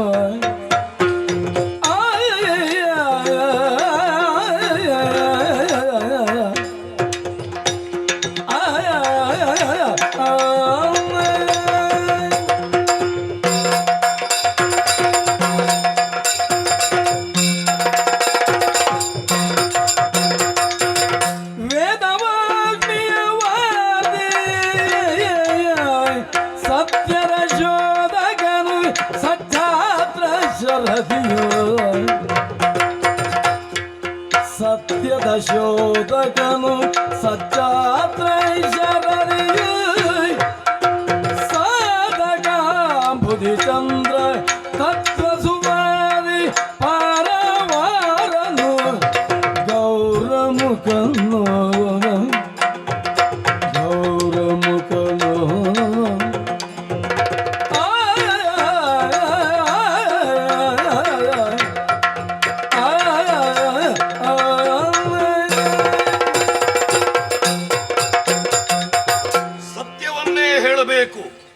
ಧರ್ಮವನ್ನೇ ಆಚರಿಸಿಕೊಂಡು ಬರಬೇಕು. ಇದು ನಮ್ಮ ಧ್ಯೇಯೋದ್ದೇಶ. ಈ ಮಹಾ ಅರಣ್ಯವನ್ನ ತಪೋಭೂಮಿಯನ್ನಾಗಿ ಮಾಡಿಕೊಂಡು ಗೌರಮುಖನೆಂಬ ಹೆಸರಿನಿಂದ ಯಾಗ ಯಜ್ಞ ಹೋಮ ಹವನ ಅನುದಿನವೂ ಆಚರಿಸಿಕೊಂಡು ಬರ್ತಾ ಇದ್ದೇನೆ. ಅನೇಕ ಮುನಿಗಳು ನನ್ನೊಂದಿಗಿದ್ದಾರೆ. ಆದರೆ ಮೊನ್ನೆಯವರೆಗೆ ಸುಲಭ ಸಾಧ್ಯವಾದಂತಹ ಈ ಯಾಗಯಜ್ಞಗಳು ಬರುತ್ತಾ ಕಷ್ಟ ಸಾಧ್ಯವಾಗುತ್ತಾ ಇದೆ. ಯಾಕೆ? ಈ ಆಶ್ರಮದಲ್ಲಿ ಬಡತನ ಸಿರಿತನ ಇಲ್ಲ. ಯಾಗಯಜ್ಞಾದಿಗಳಿಗೆ ಬೇಕಾದಂತಹ ಸಾಹಿತ್ಯ ಪರಿಕರಗಳು ಒದಗಿಸಿಕೊಳ್ಳುವುದಕ್ಕೆ ಸಾಧ್ಯ ಇಲ್ಲ. ಲೋಕ ಕಲ್ಯಾಣಾರ್ಥವಾಗಿ ಮಾಡುವಂತಹ ಯಾವುದೇ ಯಾಗ ಯಜ್ಞ ಅದರಿಂದ ಲೋಕಕ್ಕೆ ಸುಭಿಕ್ಷೆ ಉಂಟಾಗುತ್ತದೆ. ಅದೇ ಉದ್ದೇಶವನ್ನಿರಿಸಿಕೊಂಡಲ್ಲವೇ ಈ ಆಶ್ರಮವನ್ನ ಮಾಡಿಕೊಂಡು ಇಲ್ಲಿ ತಪಸ್ಸನ್ನಾಚರಿಸುತ್ತಾ ದೇವತಾ ಕಾರ್ಯಗಳನ್ನು ನಡೆಸಿಕೊಂಡು ಬರ್ತಾ ಇದ್ದೇನೆ. ಆದರೆ ಗೌರಮುಖನ ಬದುಕಿನಲ್ಲಿ ಈಗ ವಿಮುಖನಾಗುವಂತಹ ಸಂದರ್ಭ ಬಂತೆ, ಧರ್ಮದಿಂದ ವಿಮುಖ ನಾನು ಆಗಬಾರದು ಎಂಬ ಉದ್ದೇಶದಿಂದ ಒಂದು ನಿರ್ಣಯ ಮಾಡಿಕೊಂಡಿದ್ದೇನೆ.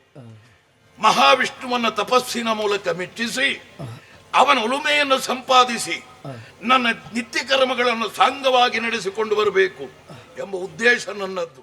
ಅದಕ್ಕಾಗಿಯೇ ಶುದ್ಧೋದಕದಲ್ಲಿ ಮಿಂದು ಶುಚಿರ್ಭೂತನಾಗಿದ್ದೇನೆ. ಶ್ರೀಮನ್ನಾರಾಯಣನನ್ನು ಭಜಿಸ್ತೇನಂತೆ ನೋಡೋಣ. ಹರಿಯೇ ಶರಣು ಲೋಕವಂದ್ಯ, ಹರಿಯ ಶರಣು ಲೋಕವಂದ್ಯ, ಸಿರಿಯ ರಮಣ ಶರಣ ರಕ್ಷಗ, ಪರಮ ಪುರುಷ ಮುಕುದಿದಾದ ಕರುಣೆ ರಕ್ಷಿಸು, ಪರಮ ಪುರುಷ ಮುಕುತಿದಾದ ಕರುಣಿ ರಕ್ಷಿಸು, ಹರಿಯ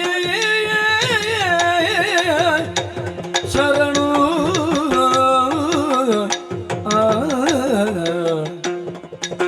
ಶರಣು.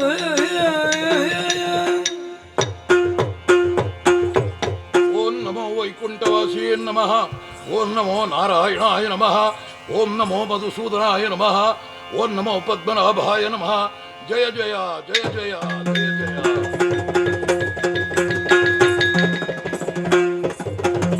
ಒಲಿದು ಬಂದ ಹರಿಯ ಮುನಿಯ ನಿಲಗೆ ಮೆಚ್ಚಿ ಗೌರಮುಗನಿಯೇ, ತಿಳು ಕಷ್ಟವೇನು ತಪದಿ ನಿಲ್ಲಲು ಕಾರಣ,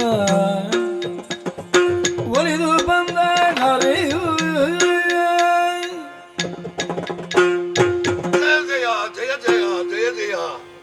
ದೇವ, ಓ ಮಹರ್ಷಿ, ಧನ್ಯನಾದೆ ತಂದೆ, ಧನ್ಯನಾದೆ. ಆಹಾ, ಜೀವನದ ಉದ್ದಕ್ಕೂ ಯಮ ನಿಯಮ ಆಸನ ಪ್ರಾಣಾಯಾಮ ಪ್ರತ್ಯಾಹಾರ ಧ್ಯಾನ ಧಾರಣದಿಂದಲೇ ಜೀವನವನ್ನು ಸವೆಸಿಕೊಂಡವ ನೀನು. ಋಷಿ ಜೀವನವೆಂದರೆ ಎಷ್ಟು ಕಷ್ಟ ಎನ್ನುವುದನ್ನು ಸ್ವತಃ ನೀನೇ ಅನುಭವದಿಂದ ತಿಳಿದುಕೊಂಡವ ನೀನು. ಆದರೂ ಕೂಡ ಭಗವಂತನ ದಿವ್ಯ ಸಾಕ್ಷಾತ್ಕಾರವಾಗಬೇಕು, ಆ ಮೂಲಕವಾಗಿ ಆತನ ಪೂರ್ಣಾನುಗ್ರಹಕ್ಕೆ ಪಾತ್ರನಾಗಬೇಕು ಎನ್ನುವಂತಹ ಇಚ್ಛೆಯಿಂದ ಎಷ್ಟೋ ಕಾಲದಿಂದ ಧ್ಯಾನ ಪರವಶನಾಗಿದ್ದೀಯಲ್ಲ. ಹೌದು ತಂದೆ. ಒಳ್ಳೇದಪ್ಪ. ನಿನ್ನ ಮನದ ಆಶೆಗಳೇನು, ಏನಾಗಬೇಕಾಗಿತ್ತು ಕೇಳಿಕೋ. ಹೇಳಲೇ? ಲೋಕ ಕಲ್ಯಾಣಾರ್ಥ ಕೈಗೊಂಡೆ ಯಜ್ಞವ, ಲೋಕ ಕಲ್ಯಾಣಾರ್ಥ ಕೈಗೊಂಡೆ ಯಜ್ಞವ, ಶ್ರೀಕರ ಕರುಣೆ ತೋರೆ, ಶ್ರೀಕರ ಕರುಣೆ ತೋರೆ, ಬೇಕಾದ ಪರಿಕರ ಕೈಗೂಡುವಂದರಿಯ, ಬೇಕಾದ ಪರಿಕರ ಕೈಗೂಡುವಂದದೆ, ನೀ ಕೃಪೆ ತೋರಬೇಕು ದೇವಾನ ಆಗ.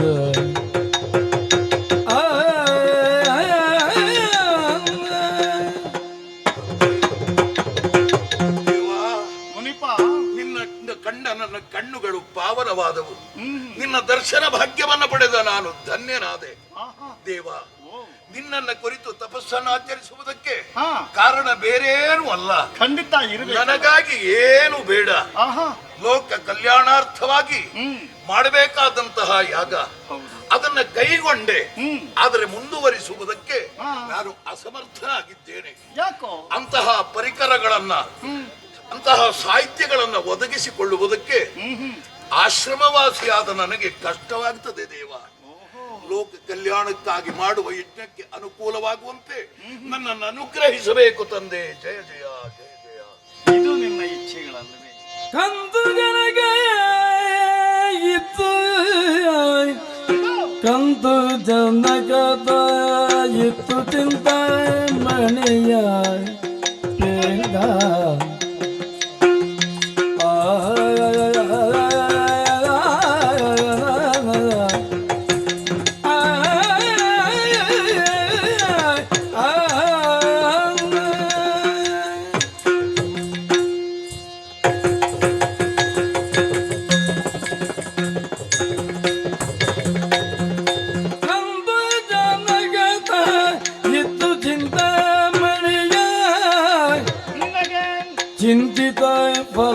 ಬೀವುದು ಚಿಂತಿತ ಫಲ ಬೀವುದು ಸಂತತದ್ಯೋ ಪೂಜಿ ಸಂತರಂಗದಿಯೇ ಸಂತತದ್ಯೋ ಪೂಜಿ ಸಂತರಂಗದಿಯೇ ಕರೆಯಂತರಾಯವು ಬಂದರೆ ಕಂತು ಜನಕ ನಿತ್ತು ಚಿಂತಾಯ ಮಣಿಯಾಯ್ ಬೇಡ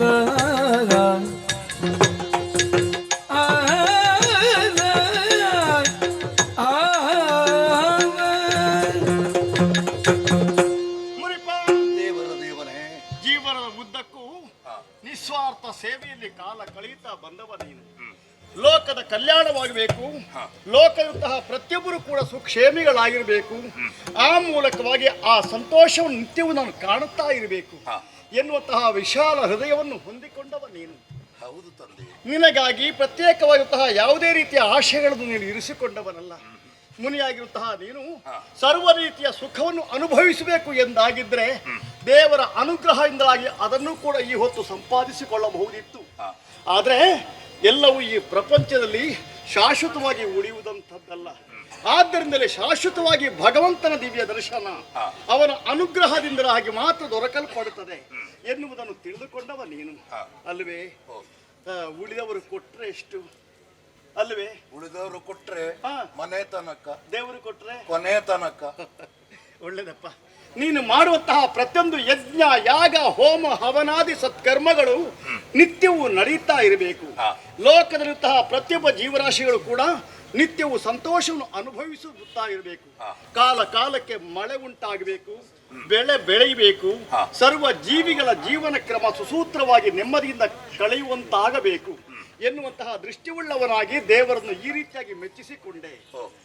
ನಿನಗಾಗಿ ಅಲ್ಲ, ಲೋಕದ ಹಿತಕ್ಕಾಗಿ ಏನಾದ್ರೂ ದೇವರನ್ನ ಅನುಗ್ರಹ ಪೂರ್ವಕವಾಗಿ ಪಡೆದುಕೊಳ್ಬೇಕು ಅಂತ ನಿನ್ನ ಇಚ್ಛೆ. ತಿಳಿತಪ್ಪ, ನಿನ್ನ ಮನದ ವಾಂಛೆ ನಾನು ಅರ್ಥ ಮಾಡಿಕೊಂಡೆ. ಆದ್ದರಿಂದಲೇ ವತ್ಸ ಹಿಡಿದುಕೋ. ಇದು ದಿವ್ಯ ಚಿಂತಾಮಣಿ. ಇದು ಅಂದ್ರೆ ಯಾವ ವಿಷಯಕವಾಗಿ ನೀನು ಚಿಂತೆ ಮಾಡ್ತೀಯೋ ಆ ಮೂಲಕವಾಗಿ ಭಗವಂತನನ್ನು ಭಕ್ತಿಯಿಂದ ನೀನು ಪ್ರಾರ್ಥನೆ ಮಾಡಿಕೊಳ್ತಾ ಇದ್ದೀಯೋ, ನಿಸ್ಪೃಹವಾದಂತಹ ಸೇವೆಯಿಂದ ಭಗವಂತನನ್ನು ತನ್ನ ಹೃದಯ ಪೀಠದಲ್ಲಿ ಸ್ಥಾಪಿಸಿಕೊಂಡು ಭಜನೆ ಮಾಡುತ್ತಾ ಆ ವಿಷಯಕವಾಗಿ ಮರುಗುವುದಕ್ಕೆ ತೊಡಗುತ್ತೀಯೋ, ಆ ಹೊತ್ತಿನಲ್ಲಿ ಎಲ್ಲವೂ ಕೈಗೂಡಿ ಬರುತ್ತದೆ. ಈ ಪುಣ್ಯಾಶ್ರಮದಲ್ಲಿ ಯಾವುದೇ ವಿಷಯಕವಾಗಿ ಯಾವ ಸಮಸ್ಯೆಯೂ ಕೂಡ ಅಲ್ಲಿ ಉಂಟಾಗುವುದಕ್ಕೆ ಅವಕಾಶವೇ ಇಲ್ಲವಪ್ಪ. ದೇವ, ಇದು ಕರ್ಮ ಭೂಮಿ. ಒಳ್ಳೆಯದಿದ್ದಲ್ಲಿ ಕೆಟ್ಟದ್ದಿದ್ದೇ ಇರ್ತದೆ. ಖಂಡಿತ. ಇದು ದಿವ್ಯಮಣಿ ಅಂತ ನೀನೇ ಅಂದುಬಿಟ್ಟೆ. ಇಂತಹ ದಿವ್ಯಮಣಿಯನ್ನ ಇಟ್ಟುಕೊಂಡು ಕಾಪಾಡಿಕೊಳ್ಳುವ ಸಾಮರ್ಥ್ಯ ಈ ಬಡಮುನಿಗಿದೆಯೇ? ಒಂದು ಪ್ರಶ್ನೆ ನನ್ನನ್ನ ಕಾಡುತ್ತದೆ. ತಪ್ಪಲ್ಲವಪ್ಪ. ಯಾಕಂದ್ರೆ ಇಂತಹ ಒಂದು ಅಮೂಲ್ಯವಾದ ರತ್ನವೊಂದು ನಿನ್ನಲ್ಲಿ ಉಂಟು ಅಂತ ಆದ್ರೆ ಅದನ್ನು ರಕ್ಷಿಸಿಕೊಳ್ಳುವಲ್ಲಿ ನಿತ್ಯವೂ ಕೂಡ ಜಪ ತಪಗಳಲ್ಲಿ ಕಾಲ ಕಳೆಯುವಂತಹ ನಿನಗೆ ಸಾಧ್ಯವಾಗಲಿಕ್ಕೆ ಆರಾಧಿಸಿ ಏನು, ಉಪಾಸನೆ ಮಾಡಿ ಏನು. ಹೌದು. ಆದರೆ ಇದನ್ನ ರಕ್ಷಿಸುವುದಕ್ಕೆ ಸಾಮರ್ಥ್ಯ ಬೇಡವೇ ದೇವರೇ? ಖಂಡಿತ ಬೇಕು.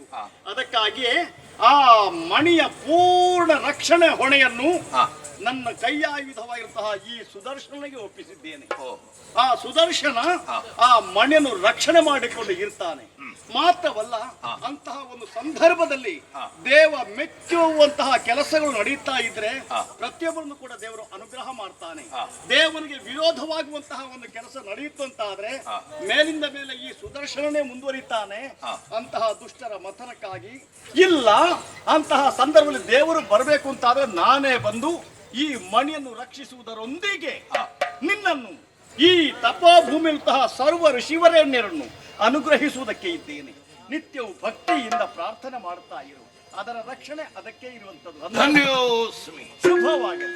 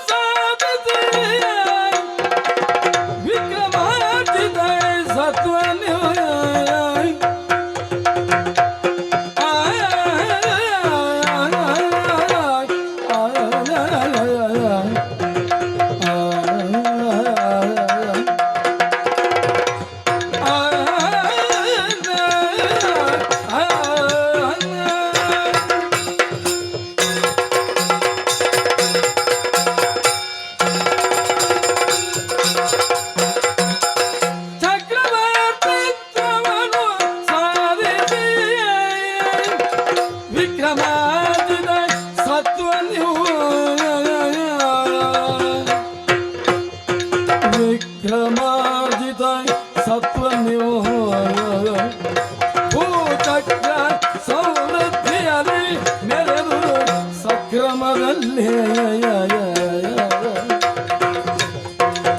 ಚಕ್ರವರ್ತಿ ತೋರು ಸಾಧಿಸೆ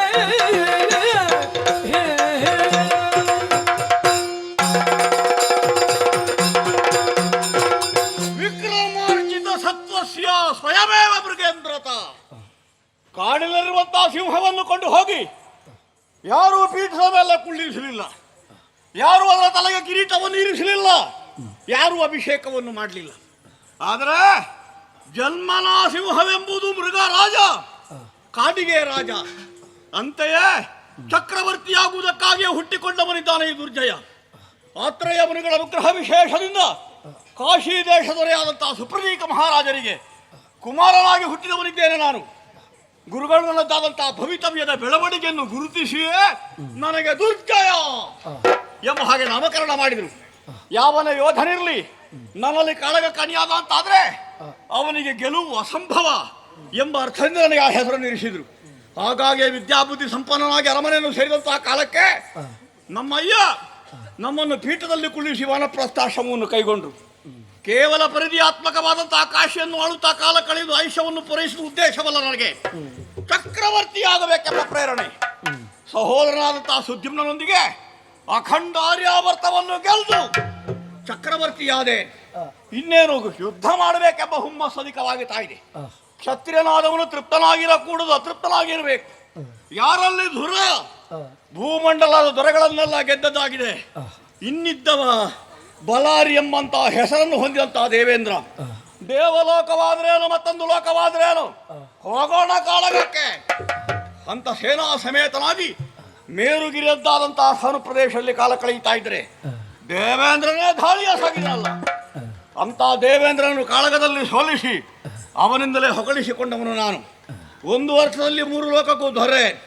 ದೇವೇಂದ್ರನಿಗೆ ದೇವಲೋಕವನ್ನು ಬಿಟ್ಟು ಮರಳಿ ನಮ್ಮದ್ದಾದಂತಹ ಕಾಶಿಯನ್ನು ಸೇರುತ್ತಿರುವಂತಹ ಕಾಲಕ್ಕೆ ಹೋತೃಮುನು ಕುಮಾರಿಯಾದಂತಹ ಸುಕೇಶಿ ಮಿತ್ರಕೇಶರ ಜೊತೆಗೆ ನಮ್ಮದ್ದಾದಂತಹ ಮದುವೆ ಮುಗಿದು ಹೋಯ್ತು. ರಾಜಕೀಯ ಜಮದಲ್ಲಿ ಸಂತೃಪ್ತನಿದ್ದೇನೆ. ವರ್ತಮಾನಕ್ಕೆ ಕಾಲಕ್ಕೆ ಅಖಂಡ ಭೂಮಂಡಲಕ್ಕೆ ಚಕ್ರವರ್ತಿ.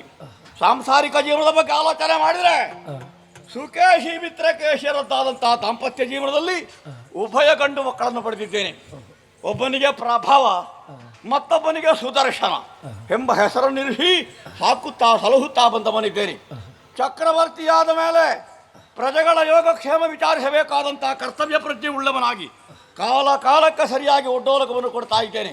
ಏನಂತೆ ಏನಂತೆ ಅರಸನೊಡ್ಡೋಲಗೆದೊಳ್ಳ ಪಿರೆ ತರನ ಗೆಲುಗುತ ವನದ ಒಲಿದರ ಮೃಗಗಳ ಉಪಡಲದಿರವ ಎಲ್ಲ. ಒಳ್ಳೇದಾಗ್ಲಿ. ಅಡ್ಡ ಬಿಳಿ ಅಡ್ಡ ಬಿದ್ರೆ ನಾನು ಸಾಕುದೇಗ ಅಲ್ಲ, ಅಡ್ಡ ಬಿದ್ರೆ ಸಾಕುದೇಗ ಅಲ್ಲ. ನಿಮಗೆ ಒಂದಿಸಿ ಒಳ್ಳೆ ಹೇಳ ನಾನು ನೋಡ್ಲಿಲ್ಲ. ಇತ್ತೀಚೆಗೆ ಸೇರಿಕೊಂಡವ. ಹೌದಾ? ಹೌದು. ಹುಡುಗ ಆಗ್ಬೋದಾ? ಆಗಬಹುದು. ಬುದ್ಧಿ ನಮ್ಮ ಪರಿಚಯ ಇದೆಯಾ? ಪ್ರಜೆಗಳೆಲ್ಲರ ಪರಿಚಯ ದೊರೆಗೆ ಬೇಕು ಅಂತ ಇಲ್ಲ. ಪರಿಚಯ ಪ್ರಜೆಗಳಿಗೆ. ಅಂದ್ರೆ ನಮ್ಮ ಒಂದು ವರ್ಗ ಇದೆಯಲ್ಲ. ಯಾವ ವರ್ಗ? ವನ ಪಾಲಕರ ವರ್ಗ, ವನ ರಕ್ಷಣೆ ಮಾಡುವ ವರ್ಗ. ನೀವು ಕೃಷಿ ಮಾಡುವವರು. ಚೆನ್ನಾಗಿ ನೋಡ್ತಾ ಇದ್ದೀರಾ? ಕೃಷಿಯನ್ನು ನೋಡ್ತಾ ಇದ್ದೇವೆ. ಕೃಷಿ ನೋಡುವುದಲ್ಲ, ಕೃಷಿ ಮಾಡಿ ಅದನ್ನು ಚೆನ್ನಾಗಿ ನೋಡ್ತಾ ಇದ್ದೀರಾ? ಅದು ನೋಡ್ತಾ ಇದ್ದೇವೆ. ಆದ್ರೆ ಏನು ಹೇಳಿ ಬುದ್ಧಿ ಕೃಷಿಯ ಬಗ್ಗೆ? ಏನಾಯ್ತಾ?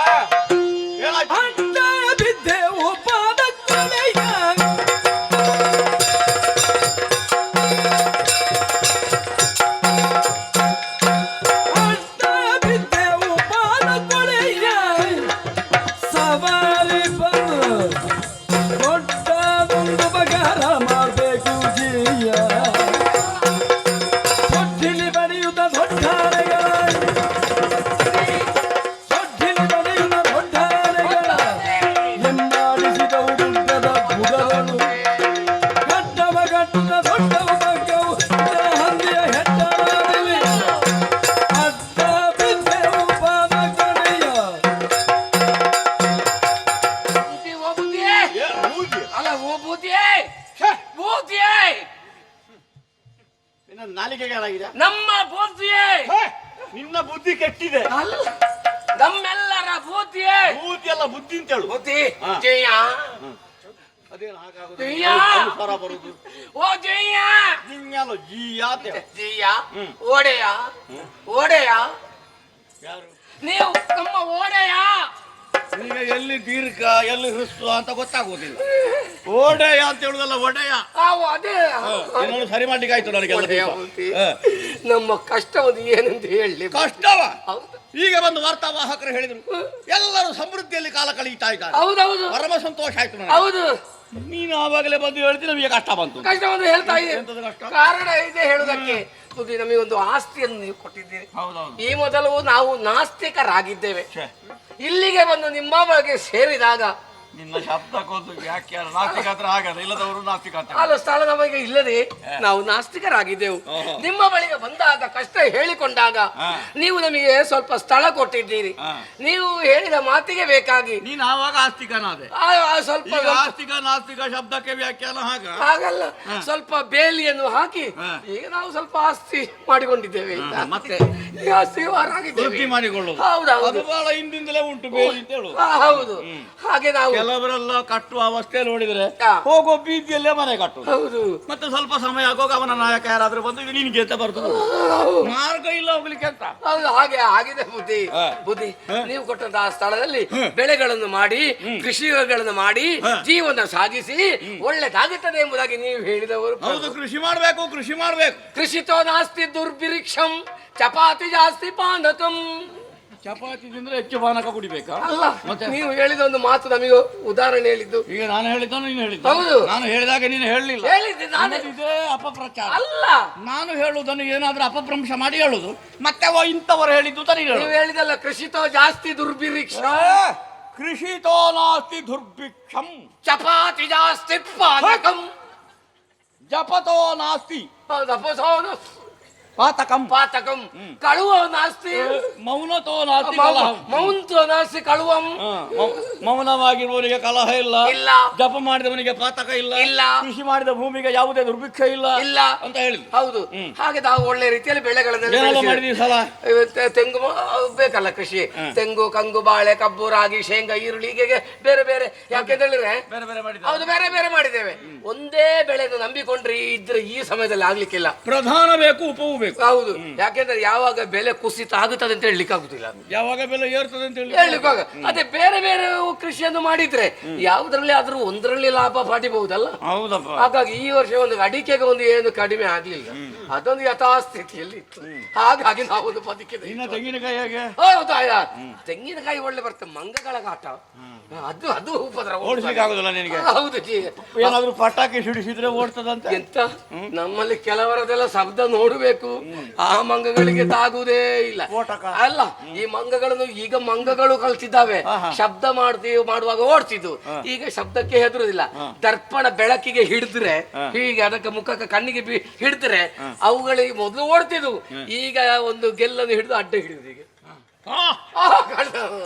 ಮಂಗಗಳಿಗೂ ಪಾಠ ಆಗಿದೆ ಪಾಠ ಆಗಿದೆ ಹಾಗೆ ಮಂಗಗಳ ತೆಂಗಿನಕಾಯಿ ಉಳಿಯುವುದಿಲ್ಲ ಬುದ್ಧಿ ಕೃಷಿ ಅದಾಯ್ತಲ್ಲ ಆ ಬಳಿಕ ಬೇರೆ ಬೇರೆ ರೀತಿಯ ತರಕಾರಿಗಳನ್ನು ಮಾಡಿದ್ದೇವೆ ತರಕಾರಿಗೆ ಹೌದು ಮುಟ್ಲಿಕ್ಕೆ ಗೊತ್ತಿಲ್ಲ ಹೌದೌದು ಎಂತ ಕ್ರಯ ಆದ್ರೆ ನಾವು ಪಡ್ಕೊಳ್ಳೋದಕ್ಕೆ ಮಾತ್ರ ಕ್ರಯ ಬೆಳೆಸಿ ಕೊಡುವುದಕ್ಕೆ ಕ್ರಯವೇ ಇಲ್ಲ ಹಾಗೆ ನಾವು ಬಹಳ ಕಷ್ಟದಲ್ಲಿ ಹಿಡಿಬೇಕು ಬುದ್ಧಿ ಬೆಳೆಗಳನ್ನು ಮಾಡಿದ್ರು ಏನು ಕೈಗೆ ಬಂದ ತುತ್ತು ಬಾಯಿಗೆ ಬರ್ಲಿಲ್ಲ ಅಂತ ಆಯ್ತು ನೀನು ಮಾಡಿದ ಬೆಳೆ ನಿನಗೆ ಮತ್ತೊಬ್ಬರಿಗಿಲ್ಲ ಅದು ನಿಮ್ಮ ನೀತಿ ಹಾಗೆ ನಾವು ನೀತಿ ಮಾಡಿದ್ದೇವಲ್ಲ ನೀನು ಬೆಳೆದದ್ದನ್ನು ನೀನೇ ಕೊಂಡು ಹೋಗಿ ಮಾರಾಟ ಮಾಡುವ ಸಂತೆಯಲ್ಲಿ ಯಾರು ತಡೆಯುವ ಹಾಗಿಲ್ಲ ಮಧ್ಯವರ್ತಿಗಳು ಬರಕೂಡದು ಮಾರುವುದಕ್ಕೆ ಅವಕಾಶ ಮನಸ್ಸು ಮಾಡಿದ್ರೆ ಮಾರಾಟ ಮಾಡೋದಕ್ಕೆ ಬಿಡಬೇಕಲ್ಲ ಯಾಕೆ ಕಾಡಿನಲ್ಲಿರುವಂತಹ ದುಷ್ಟ ಮೃಗಗಳು ಬಂದು ನಮ್ಮ ಕೃಷಿಗಳನ್ನೆಲ್ಲ ಹಾಳು ಮಾಡಿದ್ದಾವೆ ಹೌದು ಯಾವ ಮೃಗ ಮಂಗಗಳು ಕರಡಿಗಳು ಹುಲಿಗಳು ಸಿಂಹಗಳು ಮದ್ದಾನೆಗಳು ಬೇರೆ ಬೇರೆ ಜಾತಿಯ ಮೃಗಗಳು ಪಕ್ಷಿಗಳು ಬಂದು ನಮ್ಮ ಕೃಷಿಯನ್ನು ಹಾಳು ಮಾಡಿ ನಮಗೆ ಜೀವನ ಸಾಗಿಸುವುದಕ್ಕೆ ಬಹಳ ಕಷ್ಟ ಆಗಿದೆ ಗೊತ್ತೇ ಹಾಗಾಗಿ ನಾವು ಈ ಊರು ಬಿಟ್ಟು ಬೇರೆ ಊರಿಗೆ ಹೋಗುವುದು ಅಂತ ಆಲೋಚನೆ ಮಾಡಿದ್ದೇವೆ ನಾವು ಕೆಟ್ಟನಿಂದಳುವವರ ದಿಟ್ಟಿಸಿ ಕೆಟ್ಟನಿಂದಳುವವರ ದಿಟ್ಟಿಸಿ ಕೊಟ್ಟನ ಭಯವ ಸೃಷ್ಟಿಪತಿತ ಕೊಟ್ಟನ ಭಯವ ಸೃಷ್ಟಿಪತಿತ ಅಟ್ಟುಳಿಯ ನಿಲ್ಲಿಸುವೆನು ಅಟ್ಟುಳಿಯ ನಿಲ್ಲಿಸುವೆನು ಬಾಯಿ ಕಳುಹಿಸುತ್ತ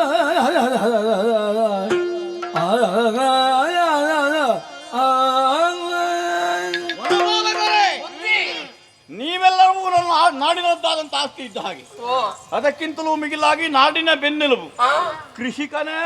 ದೇಶದ ಬೆನ್ನೆಲುಬಿಗೆ ತೊಂದರೆ ಬಂತು ಅಂತಂದ್ರೆ ಈಗ ನಮ್ಮಂತವರ ಬೆನ್ನೇ ಮುರಿಯುವುದಕ್ಕೆ ಹೋಗ್ತಾ ಇದ್ದಾರೆ. ಹಾಗೇನಾಗ್ಲಿಲ್ಲ ಕೃಷಿಕರ ಸ್ಥಿತಿ. ಸ್ವಲ್ಪ ಪ್ರಾಣಿಗಳೆಲ್ಲ ಕಾಡು ಬಿಟ್ಟು ನಾಡಿಗೆ ಬಂದಿದೆ ಅಂತ ಅಷ್ಟೇ. ಕೆಟ್ಟಿರ ನೀವು? ಕೆಟ್ಟೆವು. ಯಾರು ಯೋಚನೆ ಮಾಡಬೇಡಿ. ಕೆಟ್ಟೆ ಎಂಬ ಹಾಗೆ ಗೋಳಿಡುವುದಲ್ಲ. ಈ ಕಾಲಕ್ಕಾದ್ರೂ ಬಂದು ಹೇಳಿದ್ರಲ್ಲ, ನಾನು ಬೇಟೆಯಾಡದೆ ಬಹಳ ಕಾಲ ಆಗಿ ಹೋಯ್ತು. ಸಮಯ ಆಯ್ತು. ದಿಗ್ವಿಜಯದಲ್ಲೇ ಮುಂದುವರಿದ ಕಾರಣದಿಂದಲಾಗಿ ಬೇಟೆಯ ಕಡೆಗೆ ಗಮನ ಹರಿಸಲಿಕ್ಕೆ ಆಗಲಿಲ್ಲ. ಇನ್ನು ಹಾಗಲ್ಲ, ಮೃಗ ಬೇಟೆ ಅನಿವಾರ್ಯವಾಗಿದೆ ಅಂತ ಗೊತ್ತಾಯ್ತು. ಯಾರು ಸಾವಕಾಶ ಮಾಡಬೇಡಿ. ನಿಮ್ಮ ಜೊತೆಗೆ ನಾನೇ ಬಂದು ಮೃಗ ಬೇಟೆಯನ್ನಾಡಿ ನಿಮಗೆ ಬಂದಂತಹ ಗೋಳನ್ನು ದೂರ ಮಾಡ್ತೇನೆ. ಸಕಲ ಸಿದ್ಧತೆಗಳಾಗಬೇಕು. ಬಲೆ, ಬೇಟೆ ನಾಯಿಗಳು, ಆಯುಧಗಳು ಎಲ್ಲವನ್ನು ಸಿದ್ಧಪಡಿಸು. ಅಲ್ಲಿರು, ವ್ಯವಸ್ಥೆ ನಾನು ಮಾಡ್ತೇನೆ. ನಾನು ದಿಗ್ವಿಜಯಕ್ಕೆ ಹೋಗುವಾಗ ಯಾವುದೇ ವ್ಯವಹಾರ ಸಹೋದರನಿಲ್ಲದೆ ಹೊರಟ ಕ್ರಮ ಉಂಟ ಇಲ್ಲಿ? ಅದು ಬೇಟೆಗೆ ಹೋಗಿ ನಾನು ಒಬ್ಬನೇ ಹೋಗಿ ಅವನಿಗೆ ಬೇಸರ ಮಾಡಿ ಕರ್ಕೊಂಡು ಹೋಗ್ಲಿಲ್ಲ ಅಂತ ಆದ ಕಾರಣ ಅವನು ಬರಲಿ. ಸಹೋದರ ಸುದ್ದಿಮ್ಮ,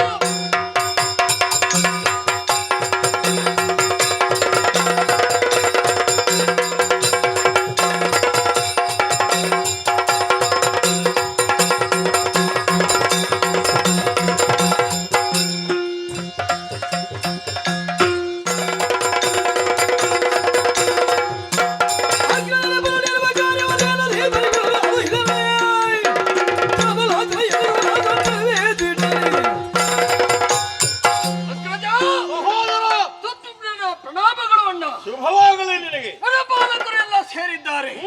ಅವಸರದ ಕರೆ ಆಯ್ತು. ಯಾಕೆ ಏನು ಎಂಬುದಾಗಿ ನಾನು ತರ್ಕಿಸಿಕೊಳ್ತಾ ಇದ್ದೇನೆ. ಯಾಕಾಗಿ ನನ್ನನ್ನು ಕರೆದೆ ಹೇಳಲ್ಲ, ಹೇಳು. ಯುದ್ಧದ ಪ್ರಸಂಗವೇನೂ ಅಲ್ಲ. ಲೋಕವನ್ನೇ ಗೆದ್ದವರಿಗೆ ಇನ್ನು ಯುದ್ಧ ಪ್ರಸಂಗ ಎಲ್ಲಿ ಒದಗುತ್ತದೆ? ಹೌದು, ಇವರೆಲ್ಲರೂ ವನಪಾಲಕರು. ಏನಂತೆ? ಕಾಡ ಮೃಗದ ಭೀತಿಯಿಂದ ಕಂಗೆಟ್ಟು ಇಲ್ಲಿವರೆಗೆ ಬಂದು ದೂರಿದ್ದಾರೆ. ಅವರಿಗೆ ಅಭಯವನ್ನು ಹೇಳಿದ್ದೇನೆ. ಒಳ್ಳೆಯದು. ಮೃಗ ಬೇಟೆಗೆಂದು ವನ ಪ್ರವೇಶ ಮಾಡುವಂತಹ ಯೋಚನೆಯಲ್ಲಿ ಇದ್ದೇನೆ. ಒಳ್ಳೆಯದು. ಒಬ್ಬನೇ ಹೋಗುವುದು ಉಚಿತವಲ್ಲ. ನಾನು ಇದ್ದೇನೆ. ನಿನ್ನನ್ನು ಆಗ ನಾನು ಹೇಳಲಿಕ್ಕೆ ಮೊದಲೇ ಹೇಳಿದಲ್ಲ, ಜೊತೆಯಲ್ಲಿ ನಾನಿದ್ದೇನೆ. ಸಕಲ ಸಿದ್ಧತೆಗಳೊಂದಿಗೆ ಬೇಟೆಗಾಗಿ ವನ ಪ್ರವೇಶ ಮಾಡ.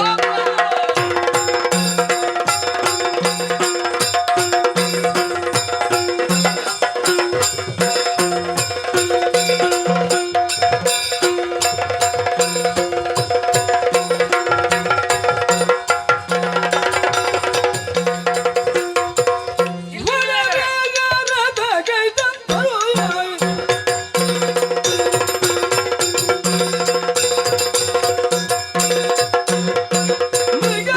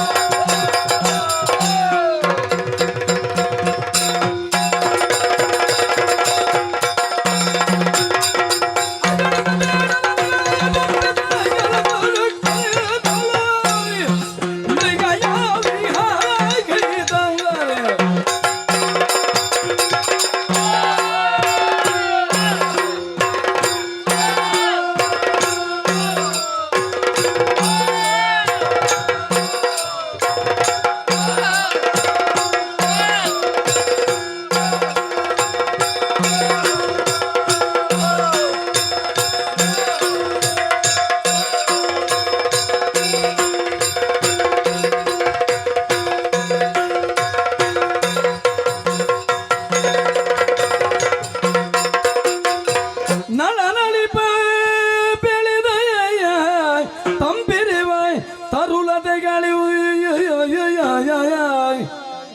ತಂಪೆರೆವ ತರುಲತೆಗಳು ಜುಳ್ಳು ಜುಳ್ಳಿಪಾಯ್ ಜುಳ್ಳು ಜುಳ್ಳಿಪ ನದಿಯ ಜುಳು ಜುಳು ಜುಳ್ಳು ಜುಳ್ಳಿಪ ನದಿಯ ಶುಭ್ರಾಯ ಸಲೀಲ ಪುಷ್ಕರಿಣಿ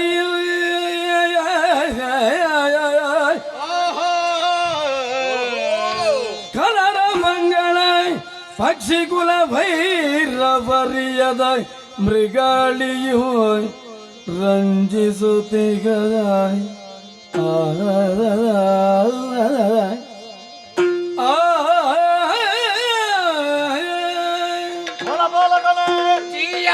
ಹೇಗೆ ಬೇಟೆ ಹೇಗೆ ಭರ್ಜರಿ ಬೇಟೆ. ಇಷ್ಟರವರೆಗೆ ಇಂಥ ಬೇಟೆಯನ್ನು ನಾನು ಕಂಡಿಲ್ಲ. ಒಂದಾದ್ರೂ ಮೃಗಗಳಿಗೆ ತಲೆ ಎತ್ತಿ ನಡೀತಾ ಇದ್ದರು. ಎಲ್ಲಿಂದ ಓಡಿದ್ದೆ? ಸಿಂಹ ಬರುವಾಗ ಉಳಿದ ಮೃಗಗಳು ತಲೆ ಎತ್ತುವುದಕ್ಕುಂಟೇನೋ. ಆಹಾ. ಕಾಡಿನ ರಾಜ ಎಂಬ ಹಾಗೆ ಮುಂದೆ ಬಂದಂತ ಸಿಂಹವನ್ನು ಕಡಹಿದ್ದೇನೆ. ನಾಡಿನ ರಾಜ ನೀವು ಬಂದ ಕಾರಣ ನಮ್ಮ ಮುಂದೆ ಸಿಂಹದ ಪರಾಕ್ರಮ ಹೌದು. ಎಲ್ಲವನ್ನು ಕಡಹಿ ಹಾ. ನಿಮಗೆ ನಿರ್ಭೀತಿಯ ವಾತಾವರಣವನ್ನು ಕಲ್ಪಿಸಿಕೊಟ್ಟ ಬಂದಿದ್ದೇನೆ. ಹೌದು ಬುದ್ಧಿ. ಬೇಕಾದ ಮಾಂಸ ಕೊಂಡು ಹೋಗಿ ಬೇಕಾದಾಗ ಅಡುಗೆ ಮಾಡು. ಆಗ್ಲಿ.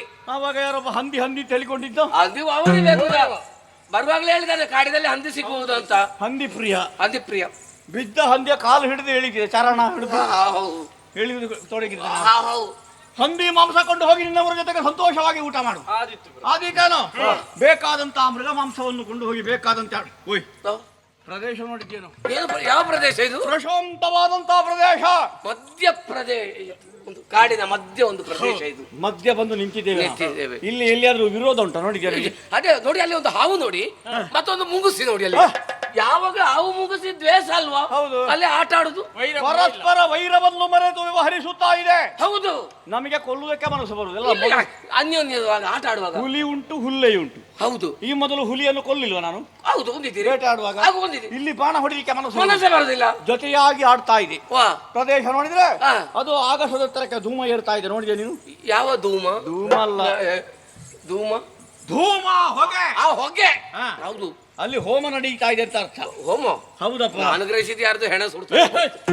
ನಿನಗೆ ಅಪಶಕುನ ಮಾತಾಡಿ ಗೊತ್ತೇನು? ಪ್ರವಹಿಸುವಂತ ಗಾಳಿಯನ್ನೊಮ್ಮೆ ಆಘ್ರಾಣಿಸು. ಹೌದಾ? ಹವಿಸಿನ ಗಂಧವನ್ನು ಹೊತ್ತು ಆ ಗಾಳಿ ನಮ್ಮ ಕಡೆಗೆ ಸಾಗುತ್ತಾ ಇದೆ. ತುಪ್ಪದ ಪರಿಮಳ ಆಘ್ರಾಣಿಸಿದ್ರೆ ಮೈ ಮನಗಳಿಗೆ ಮುದ ನೀಡ್ತಾ ಇದೆ. ಹೌದು ಬುದ್ಧಿ. ಕೇಳ್ತಾ ಇದೆ ವಾದವೇದ ಧ್ವನಿಗಳು. ಹಾ. ಹಾಗಾದ್ರೆ ಇದು ಒಂದು ಋಷಿರಾಶ್ರಮದ ಪ್ರದೇಶ ಅಂತ ಗೊತ್ತಾಯ್ತು. ಹೌದೇ? ಈ ಮೃಗಗಳೆಲ್ಲ ಕಲೆತು ವೈರವನ್ನು ಮರೆತು ವ್ಯವಹರಿಸಬೇಕು ಅಂತಾದ್ರೆ ಋಷಿಯೊಬ್ಬ ಇಲ್ಲಿ ಆಗಿದ್ದಾನೆ. ಪುಣ್ಯ ಸಾನ್ನಿಧ್ಯ ಉಂಟು. ಅವನದ್ದಾದಂತಹ ತಪೋಬಲದಿಂದಲಾಗಿ ಈ ಪ್ರದೇಶ ಹೀಗೆ ನಿರ್ಮಾಣವಾಗಿದೆ. ಪ್ರಶಾಂತವಾಗಿದೆ. ಪ್ರಕೃತಿ ಸಹಜವಾದಂತಹ ಈರ್ಷೆಯನ್ನು ದ್ವೇಷವನ್ನು ಮರೆತು ಪ್ರಾಣಿಗಳೆಲ್ಲ ಕಲೆತು ಬದುಕಬೇಕು ಅಂತಾದ್ರೆ ಅವನನ್ನೊಮ್ಮೆ ನೋಡಿದ್ರೆ ಆದೀತು ನನಗೆ. ನಮ್ಮ ಪುಣ್ಯ ಅಲ್ವೇ? ಹೌದಪ್ಪ.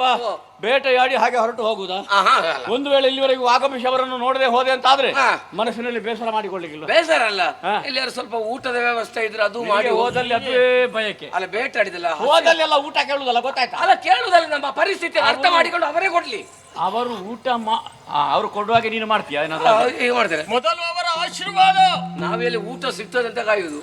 ಊಟ ಅವರು ಕೊಟ್ರೆ ಮಾತ್ರ ಪಡಿಬೇಕು, ಕೇಳಿ ಪಡಿಯುವುದಲ್ಲ. ಅಲ್ಲ, ಅವರು ಕೊಡುವಾಗ ನಾನು ಮಾಡ್ತೇನೆ ಅಂತ. ಕೆಲವರಿಗೆ ಊಟ ಕೊಟ್ಟೇ ಗೊತ್ತಿಲ್ಲ.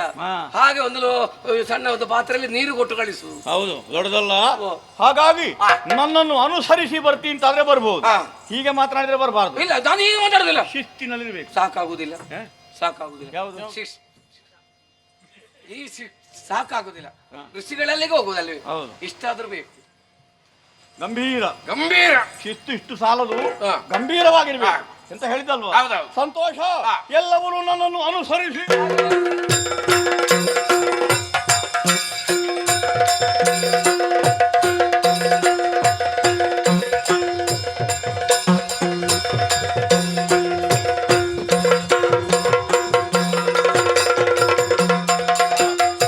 ಮುನಿಯ ಪದದಲ್ಲಿ ಚಾಚಿ ಮಸ್ತಕ ವಿನಯದು ಪರಿವಾರ ಬಂಧುಗಳು ಕಾಣುತ್ತಾರು ಶಬರಿಯಲು ಘನತೆ ಇಂದು ಪಸರಿದೆ. ನಮೋ ನಮಃ ಸ್ವಾಮಿ. ಎಲ್ಲರಿಗೂ ಶುಭವಾಗಲಿ. ಸುಪ್ರತೀಕ ಮಹಾರಾಜರ ಕುಮಾರ, ಆತ್ರೇಯ ಮುನಿಗಳ ಪರಮ ಶಿಷ್ಯ, ವರ್ತಮಾನ ಕಾಲದ ಅಖಂಡ ಭೂಮಂಡಲದ ಚಕ್ರವರ್ತಿ ದುರ್ಜಯನ ಪ್ರಣಾಮಗಳು. ಸಂತೋಷವಾಯಿತು. ಬರವಿದೇನಯ್ಯ ಭೂಪ ಭೂಚಕ್ರೇಶ ಬರವಿದೇನಯ್ಯ ಭೂಪ ಧರಣಿಪತಿ ರಾಜಾಂಗ ಕ್ಷೇಮವೇ ಪುರವು ಪ್ರಜೆಗಳು ಸುಖವೇ ಪೇಳೆ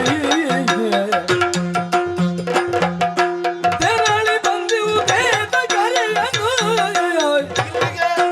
ಹರುಷದಿ ವಿಶ್ರಮಿಸಿಕೊಂಬುದು ಪರವಿದೇನಯ್ಯ ಭೂಪ.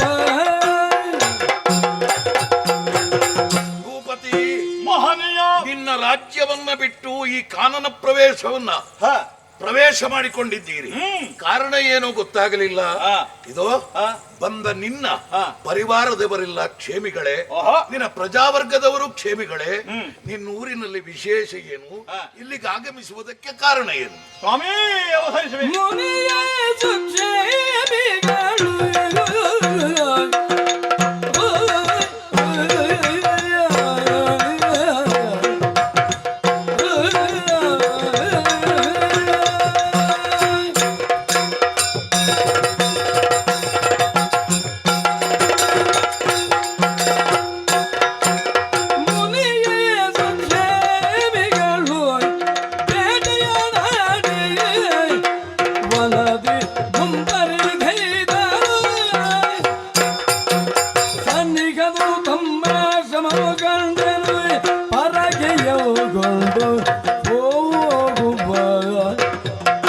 ಸನಿಗದಳು ತಮ್ಮ ಶ್ರಮವ ಕಂಡೆನು ಪರಗೆಯಗೊಂಡು ಹೋಗುವ ಮನದೊಳೆದಿರೆ ಪಟೆಗಳು ಸನಿಗದೊಳಗಿರಿಸುತ್ತ ಬಂದೆನು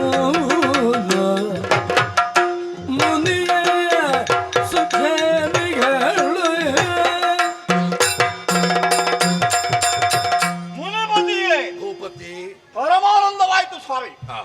ಅವಸರವಾಗಿ ಕೈಗೊಂಡಂತ ಈ ಸತ್ಕಾರದಿಂದ ನಾನು ನೆಮ್ಮದಿ ಹೊಂದಿದೆ. ಪ್ರಜಾಕ್ಷೇಮವನ್ನೇ ಹಾರೈಸುತ್ತಾ ಕಾಶಿಯಲ್ಲಿ ಒಡ್ಡೊಲಗದಲ್ಲಿರುವಂತಹ ಕಾಲಕ್ಕೆ ಇವರೆಲ್ಲ ಬಂದು ಕಷ್ಟ ಬಂತು ಅಂತ ಹೇಳಿದರು. ಏನು ಕಷ್ಟ ಬಂತು ಅಂತ ಹೇಳುವ ಹಾಗಿಲ್ಲ ನನ್ನ ಪ್ರಜೆಗಳು. ಎಲ್ಲರೂ ಕ್ಷೇಮವಾಗಿ ಇದ್ದಾರೆ. ಪ್ರಜೆಗಳಿಗೆ ಬಂದಂತಹ ಕಷ್ಟವನ್ನು ಪರಿಹರಿಸಬೇಕಾದಂತಹ ಕರ್ತವ್ಯ ಪ್ರಜ್ಞೆ ಉಳ್ಳವನಾಗಿ ನಾನು ವ್ಯವಹರಿಸುವವನು. ಸದ್ಯಕ್ಕೆ ಯಾರು ತೊಡಕುಂಟು ಮಾಡ್ತಾರೆ? ದೇವತೆಗಳು ಸೋತಿದ್ದಾರೆ. ಮಾನವರಂತೂ ಬರುವ ಹಾಗಿಲ್ಲ, ಉರಗಾದಿಗಳು ವಿರೋಧಿಸುವಂತಿಲ್ಲ. ಈ ರೀತಿಯಲ್ಲಿ ಕಾಲವನ್ನು ಕಳೆಯುವಂತಹ ನನ್ನ ಪ್ರಜೆಗಳಿಗೆ ತೊಂದರೆ ಕೊಟ್ಟದ್ದು ಯಾರು ಅಂತ ನೋಡಿದ್ರೆ ಪ್ರಾಣಿಗಳು. ಕಾಡಿನ ಪ್ರಾಣಿಗಳಿಂದ ಜೀವನ ಕಷ್ಟವಾಯಿತು ಅಂತ ಇವರು ಹೇಳಿಕೊಂಡಾಗ ಅವರ ಕಷ್ಟ ಪರಿಹಾರಕ್ಕಾಗಿ ಮೃಗಬೇಟೆಗೆಂದು ವನ ಪ್ರವೇಶ ಮಾಡಿ ಮೃಗಬೇಟೆಯನ್ನಾಡಿ ಇನ್ನೇನು ನಗರದ ಕಡೆಗೆ ಹೊರಡಬೇಕು ಅಂತ ಆಲೋಚನೆ ಮಾಡುವಾಗ ಪರಿಸರದ ಬಗ್ಗೆ ಸ್ವಲ್ಪ ಗಮನ ಹರಿಸಿದೆ. ನೋಡೋ ಗೊತ್ತಾಯ್ತು ಸ್ವಾಮಿ, ಪ್ರಶಾಂತವಾದಂತಹ ಪ್ರದೇಶ, ಹಾಗೂ ತಿಳಿ ನೀರಿನಿಂದ ಕಂಗೊಳಿಸುತ್ತಿರುವಂತಹ ಪುಷ್ಕರಣಿ, ಹಾಗೆ ವೈರವನ್ನು ಮರೆತು ಜೀವನ ಸಾಗಿಸುತ್ತಿರುವಂತಹ ಮೃಗ ಪಕ್ಷಿಗಳು, ಇದೆಲ್ಲ ನೋಡಿದಾಗ ಒಬ್ಬ ಮಹಾತ್ಮನ ಸಾನ್ನಿಧ್ಯ ಇಲ್ಲಿ ಉಂಟು ಅಂತ ಗೊತ್ತಾಯ್ತು. ನೋಡಿದ್ರೆ ನೀವು ಗೌರವಮುಖ. ಹೌದು ಸ್ವಾಮಿ, ಗೌರವವೇ ಮೂಡ್ತಾ ಇದೆ. ಹಾಗಾಗಿ ಆಶ್ರಮ ಪ್ರವೇಶ ಮಾಡಿದ್ದೇನೆ. ನಿಮ್ಮ ಅನುಗ್ರಹವನ್ನು ಪಡೆದಿದ್ದೇನೆ. ರಾಜಕೀಯದಲ್ಲಿ ತೊಡಗಿಸಿಕೊಂಡವರು ನನ್ನನ್ನು ಬೇಗನೆ ಕಳುಹಿಕೊಡಬೇಕು ಅಂತ ನಿಮ್ಮಲ್ಲಿ ವಿನೀತ ಪ್ರಾರ್ಥನೆ. ಸಂತತವಾದಿ ಭೂಕಾಂತ ಬಂದುದಕ್ಕಿಂದು ಸಂತು ಮಧ್ಯಾಹ್ನದ ಸಮಯ ಎಂತ ಯಾಸವೋ ಕರೆ ನಿಮ್ಮವರನು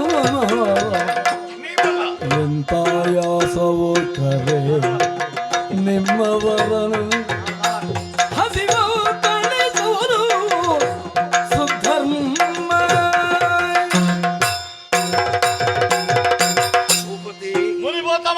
ಬೇಟೆಯಾಡುವುದಕ್ಕೆ ಬಂದ ನೀವು ಬೇಟೆಯನ್ನಾಡಿ ಬಹಳಷ್ಟು ದಣಿದಿದ್ದೀರಿ. ನಿಮ್ಮೆಲ್ಲರನ್ನ ಕಂಡಾಗಲೇ ಅರ್ಥ ಆಗುತ್ತಾ ಇದೆ. ನೀವು ಸ್ವಲ್ಪ ಆಗುತ್ತದೆ, ದೊಡ್ಡದಲ್ಲ. ದಣಿವಾಗುತ್ತದೆ. ಹೊತ್ತಿನ ಬಗ್ಗೆ ಯೋಚಿಸಿದ್ದೀರಾ? ಮಧ್ಯಾಹ್ನ ಹೊತ್ತು. ಮಧ್ಯಾಹ್ನ ಈ ಹೊತ್ತಿಗೆ ಆಶ್ರಮಕ್ಕೆ ಬಂದ ನೀವು ಉಪವಾಸ ಹಿಂದಿರುಗಿ ಹೋಗುವುದು ಸರಿಯಲ್ಲ. ನೀವಿತ್ತಂತಹ ಕಂದಮೂಲವನ್ನು ಸ್ವೀಕರಿಸಿದ್ದೇನೆ. ನಾವು ಕೊಡುವ ಭೋಜನವನ್ನ ತೆಗೆದುಕೊಂಡು ಮರಳಿ ನಿಮ್ಮ ಪುರವನ್ನ ಸೇರಬೇಕು ಅಂತ ನನ್ನ ಎಂತದಕ್ಕೆ ಶಾಬಾಸ್ ಹೇಳಿದ? ಊಟ ಉಂಟು. ಈಗ ಅವರಿಗೆ ಋಷಿಮುನಿಗಳಿಗೆ ಒಂದು ಶಾಬಾಸಗಿರಿ ಕೊಡುವಷ್ಟು ದೊಡ್ಡ ಜನ ಅವರು. ಅದು ಅವರ ಮಾತಿಗೆ ಯಾರಿಗೆ ಯಾರು ಪಾರಿತೋಷಕ ಕೊಡಬೇಕೆಂಬ ಪ್ರಜ್ಞೆ ಬೇಕೇನು. ಆಯ್ತು. ಇನ್ನ ಮಟ್ಟ ನೋಡಿ ಮರಿಸಬೇಕು. ಭೋಜವೇ ಸ್ವಾಮಿ, ನಾನು ಅಲ್ಲಗಳಿದ್ದೇನೆ ಅಂತ ಭಾವಿಸಬಾರದು. ಅಪಾರವಾದಂತಹ ಬಳಗವಿದೆ. ನಾಡಿನ ಸೈನಿಕರು, ಈ ಶಬರನ ಪಡೆ, ಇವರೆಲ್ಲರೂ ಭೋಜನದ ಮೂಲಕವಾಗಿ ತೃಪ್ತಿಪಡಿಸುವುದಕ್ಕೆ ನಿಜವಾಗಿ ನಿಮಗೆ ಕಷ್ಟ. ನೀವು ಸುಮ್ಮನೆ ಬೇಡ, ಒಂದು ಎಲೆ ಮನೆ ಕಟ್ಟಿಕೊಂಡು ಜೀವನ ಸಾಗಿಸುವ ನಿಮ್ಮಿಂದ ಆಗ್ಲಿಕ್ಕಿಲ್ಲ ಅಂತ. ಆ ಬಗ್ಗೆ ನೀನು ವ್ಯಥೆ ಪಡಬೇಡ. ನಿಮ್ಮೆಲ್ಲರಿಗೂ ಬೇಕಷ್ಟು ಭೋಜನವನ್ನು ಕೊಡುವಂತಹ ಸಾಮರ್ಥ್ಯ ನಮಗಿದೆ. ನೀವೆಲ್ಲರೂ ಕಾಣುತ್ತಿರುವ ಹೊಳೆಗಿಳಿದು ಮಿಂದು ಬನ್ನಿ, ಭೋಜನದ ವ್ಯವಸ್ಥೆ ಮಾಡುತ್ತೇವೆ. ಅಪ್ಪಣೆ. ಊಟ ಉಂಟಂತೆ? ಊಟ ಉಂಟ. ಮಂಡೆ ಬಿಸಿ ನಿಮೀಗ ಅವರೀಗ. ಯಾಕೆ ಊಟ ಕೊಡುದು ಅವರು? ನೀವು ಬೇಡ, ಕಷ್ಟ ಆದಿತ್ತು. ಈಗ ಕೂತ ಮೇಲೆ ಎಲ್ಲ ಮಾಡಿದ್ದು ತಿಂದು ಮುಗಿಸಿದ ಮೇಲೆ ಅನ್ನ ಬರ್ಲಿ ಪಾಯಸ ಬರ್ಲಿ ಅಂತ ನೀವು ಹೇಳಿದ್ರೆ ಅವರಿಗೆ ಬಡಿಸುವುದಕ್ಕಾಗದೇ ಇರುವಂತಹ ಸ್ಥಿತಿ ಆದ್ರೆ ಅಪಮಾನ ಯಾರಿಗೆ? ಒಂದು ಉಪಾಯ ಮಾಡುವ, ನೀವೆಲ್ಲರೂ ಊರಿಗೆ ಹೋಗಿ, ನಾನು ಊಟ ಮಾಡಿಯೇ ಬರ್ತೇನೆ. ನಿನಗೆ ಇದು ಅಭ್ಯಾಸ ಅಲ್ವಾ? ಜೊತೆಗೆ ಬಂದವರನ್ನು ದಾರಿಯಲ್ಲಿ ಬಿಟ್ಟು ಊಟ ಸಿಗ್ತದಂತ ಹೋಗಿ ಊಟ ಮಾಡಬೇಕು, ಎಲ್ಲವರೂ ಮಾಡಬೇಕು. ಆದ್ರೆ ಊಟಕ್ಕೆ ಮೊದಲು ಸ್ನಾನ ಮಾಡಬೇಕು. ಸ್ನಾನ ಮಾಡಿ ಬನ್ನಿ. ಬೇಗ ನಿನಗೂ ಆಜ್ಞೆ ಮಾಡಿದ್ದಾರೆ. ನೀನು ನಿಂತದ್ದಿಲ್ಲಿ. ನಂದು ಸ್ನಾನ ಆಗಿದೆ. ಯಾವಾಗ? 15 ದಿವಸ ಮೊದಲು. ನಾನು ಆಗಿಂದ ಒಂದು ಗಬ್ಬು ವಾಸನೆ ಬರ್ತದೆ. ಎಲ್ಲಿಂದ ಅಂತ ನೋಡು. ಯಾರ್ದಪ್ಪ ಅದು? ಯಾರದ್ದ? ಅದು ಅವನವನ ವಾಸನೆ ಅವನಿಗೆ ಗೊತ್ತಾಗ್ಲಿಕ್ಕಿಲ್ಲ. ನೀನು ಸ್ನಾನ ಮಾಡ್ಲಿಕ್ಕಿಲ್ವೇನೋ? ಸ್ನಾನ ಮಾಡ್ಲಿಕ್ಕೆ ಉಂಟು, ಇನ್ನು 15 ದಿವಸ ಬಿಟ್ಟು. ಒಂದು ತಿಂಗಳಿಗೆ ಒಂದು ಸ್ನಾನ? 1 ತಿಂಗಳಿಗೊಂದು ಸ್ನಾನ. ಅದ್ಯಾಕೆ? ಅದು ನನ್ನ ಅಜ್ಜಿ ಹೇಳಿದ್ದಾರೆ. ನಿನಗೆ ವಾಸನೆಯಲ್ಲಿ ನೀವು ಕೊಳಕಿನಲ್ಲಿ ನಮ್ಮ ಶರೀರದಲ್ಲಿ ವಾಸನೆ ಇಲ್ಲಲ್ಲ, ಅದು ನಿನಗಿಲ್ಲ ಅಂತ ನನ್ನ ಅಜ್ಜ ಹೇಳ್ತಿದ್ರು. ಅಜ್ಜ ಎಲ್ಲ ಹೋದ ವಾಸನೆ ಇಲ್ಲ. ಹಾಗೆ ನಾನು ಮೊಮ್ಮಗನು ಅಜ್ಜ ಒಂದು ಅಂಡೆ ಮುಗಿಸಿದ್ರೆ ನಮ್ಮದೆಲ್ಲ ವಾಸನೆ ಇಲ್ಲ. ಆಗಿಂದ ಗಬ್ಬು ವಾಸನೆ ಬರ್ತಾ ಇದೆ. ಸ್ನಾನ ಮಾಡದೆ ಇಲ್ಲಿ ಊಟ ಮಾಡುವ ಹಾಗಿಲ್ಲ. ಇದು ಆಶ್ರಮ. ಹೌದು, ಬರ್ತಾ ಉಂಟು ಈಗ. ಹೌದಾ? ಹೌದು. ಇಲ್ಲಿ ಊಟ ಮಾಡ್ಬೇಕಾದ್ರೆ ಸ್ನಾನ ಆಗ್ಬೇಕು. ಆಯ್ತು. ಮೈ ಶುಚಿಗೊಳ್ಬೇಕು. ಬಿಸಿ ನೀರಿನ ವ್ಯವಸ್ಥೆ ಉಂಟಾ? ಇಲ್ಲಿ ಬಿಸಿ ನೀರು ಕೇಳವರಲ್ಲಿ. ಸ್ವಾಮಿ, ಇಲ್ಲಿ ಬಿಸಿ ನೀರು ಉಂಟಾ? ಇಲ್ಲಿ ಬಿಸಿ ನೀರಿಲ್ಲ. ನಿನ್ನ ಮನೆಯಲ್ಲಿ ಉಂಟಾ? ಮನೆಯಲ್ಲಿ ನಾನು ತೋಡಿನಲ್ಲಿ ಸ್ನಾನ ಮಾಡುದು. ನಿನಗೆ ಮನೆಯಲ್ಲಿ ತೋಡಿನಲ್ಲಿ ಸ್ನಾನ ಮಾಡ. ಹೌದು. ಹೋದಲ್ಲಿ ಬಿಸಿ ನೀರು ಆಗ್ಬೇಕಲ್ಲ. ಕ್ರಮವೇ ಹಾಗೆ. ಮನೆಯಲ್ಲಿ ಎಂತದ್ದು ಆಗ್ತದೆ, ಊಟ ಯಾವ ಪದಾರ್ಥವೂ ಆಗ್ತದೆ. ಹೋದಲ್ಲಿ ನಮ್ಮದು ದರ್ಪ, ಖಾರ ಇಲ್ಲ, ಉಪ್ಪು ಇಲ್ಲ, ಹುಳಿ ಇಲ್ಲ.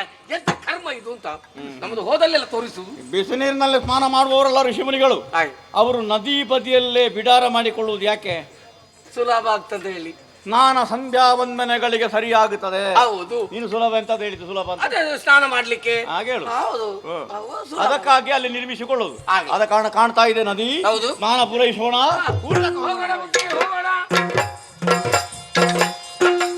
ಗೌರಮುಖ ಚಿಂತಾಮಣಿಯಾಯ ಮನವಾರಿ ಪೂಜಿಸಿ ಮನವಾರಿ ಪೂಜಿಸಿ ಭಕ್ತಿ ಭಾವದೇ ಭೂರಮಣನುರು ಬಳಗ ಗುಣಬಡಿಸುವರೆ ಭೂರಮಣನುರು ಬಳಗ ಗುಣಬಡಿಸುವರೆ ಪ್ರಾರ್ಥಿಸಲು ಚಿಂತಾಮಣಿಯ ಮನವಾರಿ ಪೂಜಿಸಿ ಭಕ್ತಿ ಭಾವದೇ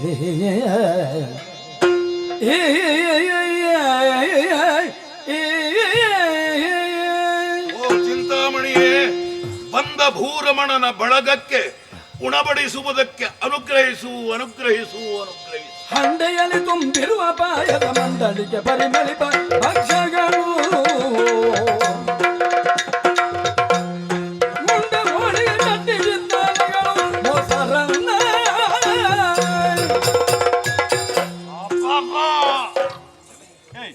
ತುಂಬಿಸಿದ್ದು. ಹೌದಾ? ಎಂತದ್ದು?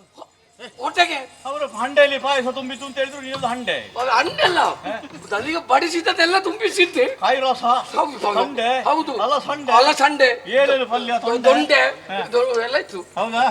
ವಿಶೇಷವಾದಂತ ಅಡುಗೆ. ಅಡುಗೆ ಸ್ನಾನ ಮಾಡಿ ಬರುವುದರ ಒಳಗಾಗಿ ಎಂತಹ ಭೋಜನದ ಸಿದ್ಧತೆ ನೋಡಿ. ಹೌದು ಬುದ್ಧಿ. ನಾವು ಬರ್ತೇವೆ ಅಂತ ಸೂಚನೆ ಇತ್ತು ಇವರಿಗೆ. ಎಲ್ಲಿಂದ? ಬೇಟೆಯಾಡಿ ಮಧ್ಯಾಹ್ನವಾಗುವಾಗ ಆಶ್ರಮ ಪ್ರವೇಶ ಮಾಡಿದ್ದೇವೆ. ನಾವು ಸ್ನಾನ ಮಾಡಿ ಬರುವಂತ ಅಷ್ಟೇ ಕ್ಷಣ. ಎಷ್ಟು? ನಿಮ್ಮ ಶಾರದಾ. ನನ್ನ ಶಾರದ ಮಾಡಿಕೆ ನನ್ನ ಮಗ. ನಿಮ್ಮ ಶಾರದ, ನಿಮ್ಮ ಶಾರದ ಎಲ್ಲಿ? ಎಂತಂತ ಹೇಳ್ತಾ ನೀನು? ನಿಮ್ಮ ಶಾರದ ನಿಮಿಷಾರ್ಧದಲ್ಲಿ ಸಿದ್ಧತೆ ಮತ್ತೆ ಇಂಥ ಭೋಜನ ಸಿದ್ಧತೆ ಆಗಬೇಕು ಅಂತಾದ್ರೆ ಹಾ. ಹೇಗೆ ಸಾಧ್ಯ? ಹೇಗೆ ಸಾಧ್ಯ? ಅರಮನೆಯಲ್ಲಿ ಕಾಲವನ್ನು ಕಳೆಯುವಂತ ನನಗಾದ್ರು ಓ ಅಷ್ಟು ಮಂದಿ ಪಾಕಶಾಸ್ತ್ರಜ್ಞರಿದ್ದರು, ಹೌದು, ಸಿದ್ಧಪಡಿಸುವ ಕಷ್ಟ. ಕಷ್ಟ. ಆದ್ರೆ ಎಲೆಮನೆ ನಿರ್ಮಿಸಿಕೊಂಡು ಹೌದು, ತಪಸ್ಸಾಧನೆಯಲ್ಲಿ ಕಾಲವನ್ನು ಕಳೆತಿರುವಂತಹ ಒಬ್ಬ ಋಷಿ ಹಾ. ಇಂಥ ಸಿದ್ಧತೆ ಮಾಡಿದ್ದಾನೆ ಅಂತಾದ್ರೆ ಹಾ. ಹೋಗು ನೋಡಿ ಅಡುಗೆ ಭಟ್ರು ಯಾರು ಅಂತ. ಒಂದು ಮನೆಗೆ ಬೆಂಕಿ ಬಿದ್ದದ್ದು ಕಾಣುವುದಿಲ್ಲ. ಏಯ್, ನನಗೆ ಬೆಂಕಿ ಬೀಳ್ಬೇಕು ತಾನೆ. ಅಲ್ಲ, ಅಡುಗೆ ಮಾಡಿದ ಕುರುಹು ಹೊಗೆ ಹೋಗುದು ಕಾಣುವುದಿಲ್ಲ. ಅಡುಗೆ ಮನೆ ಕಾಣಿಸುವುದಿಲ್ಲ, ಒಬ್ರು ಭಟ್ರಂದು ನೋಡ್ಲಿಲ್ಲ, ಅಡುಗೆ ಭಟ್ಟರಿಲ್ಲ, ಇಲ್ಲ. ಈ ಯಾವುದೇ ವ್ಯವಸ್ಥೆಗಳಿಲ್ಲದೆ ಹಾ. ಇಂಥ ಭೋಜನ ಹೇಗೆ ಸಾಧ್ಯವಾಯಿತು? ಹೇಗೆ ಸಾಧ್ಯ ಆಯ್ತು? ಹೇಗೆ ಸಾಧ್ಯ ಹೇಗೆ ಆಯ್ತು? ಏಯ್, ಹೇಗೆ? ನಾನು ನೀನು ಜೊತೆಗೆ ಬಂದವರಲ್ವೇನೋ, ಹೌದು, ಆವಾಗ ನಮಗಿಬ್ಬರಿಗೂ ಗೊತ್ತಿಲ್ಲ. ಗೊತ್ತಿರಲಿಲ್ಲ. ಕೊಟ್ಟವರಲ್ಲಿ ಕೇಳ್ತೀನಿ ಬೇಕಟ್ಟೆ, ಉತ್ತರ ಸಿಕ್ಕಿದೆ. ಅವರಲ್ಲೇ ಮಾತಾಡಲಿ. ಉಂಡು ನರಿದು ಎನ್ನ ದಂಡು ಸಗತ್ತವು ಮೌನಿ ಬರಿಯ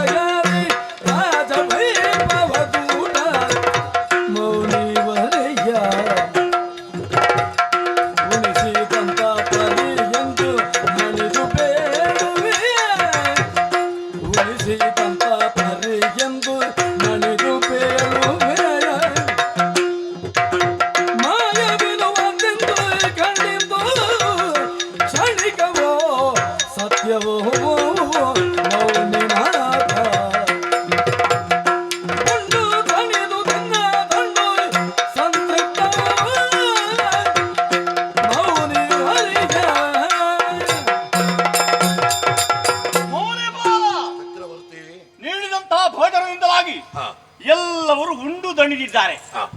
ಎಲ್ಲ ಕಡೆಯಲ್ಲಿ ದಣಿದು ಉಣ್ಣುವುದಕ್ಕೆ ಬರುವುದು.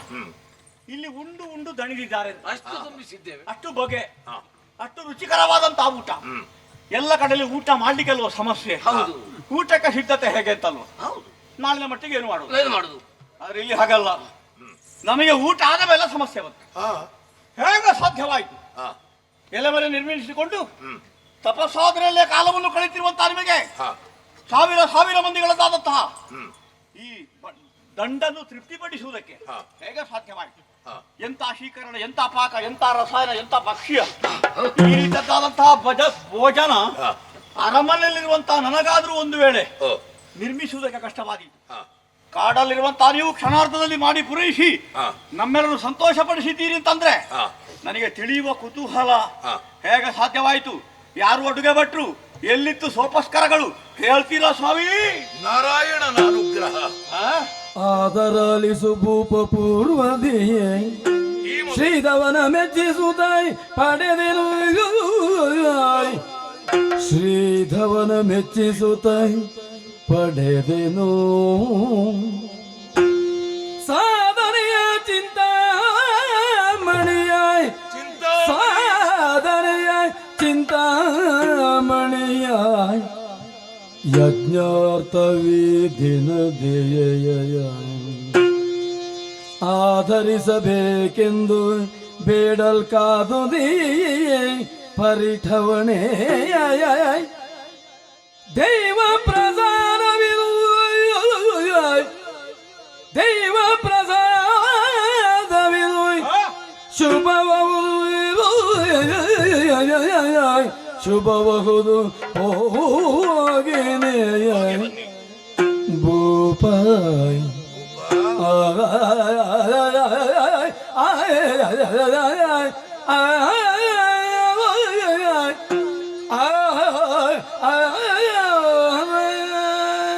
ನನ್ನ ತಮ್ಮ ಹೇಳಿದ ಇದು ದೊಡ್ಡ ಚಿದಂಬರ ರಹಸ್ಯವಾಗಿ ಹೋಯಿತ. ಅಂತಹ ರಹಸ್ಯವೇನೂ ಇಲ್ಲ. ಚಿದಂಬರ ರಹಸ್ಯ.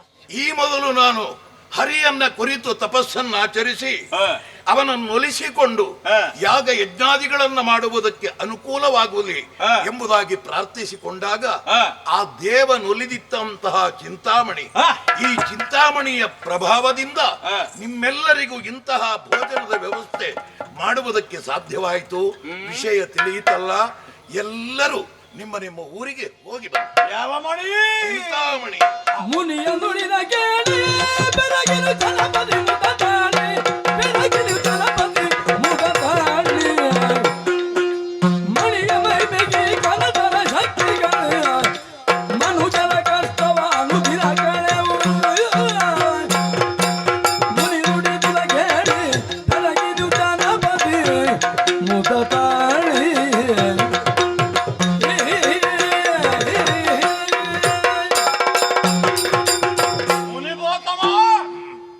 ಮಣಿಯ ಮಹಿಮೆಯಿಂದವಾಗಿ ಭೋಜನ ಬಿಕ್ಕುವುದಕ್ಕೆ ಸಾಧ್ಯವಾಯಿತು. ಹೌದು.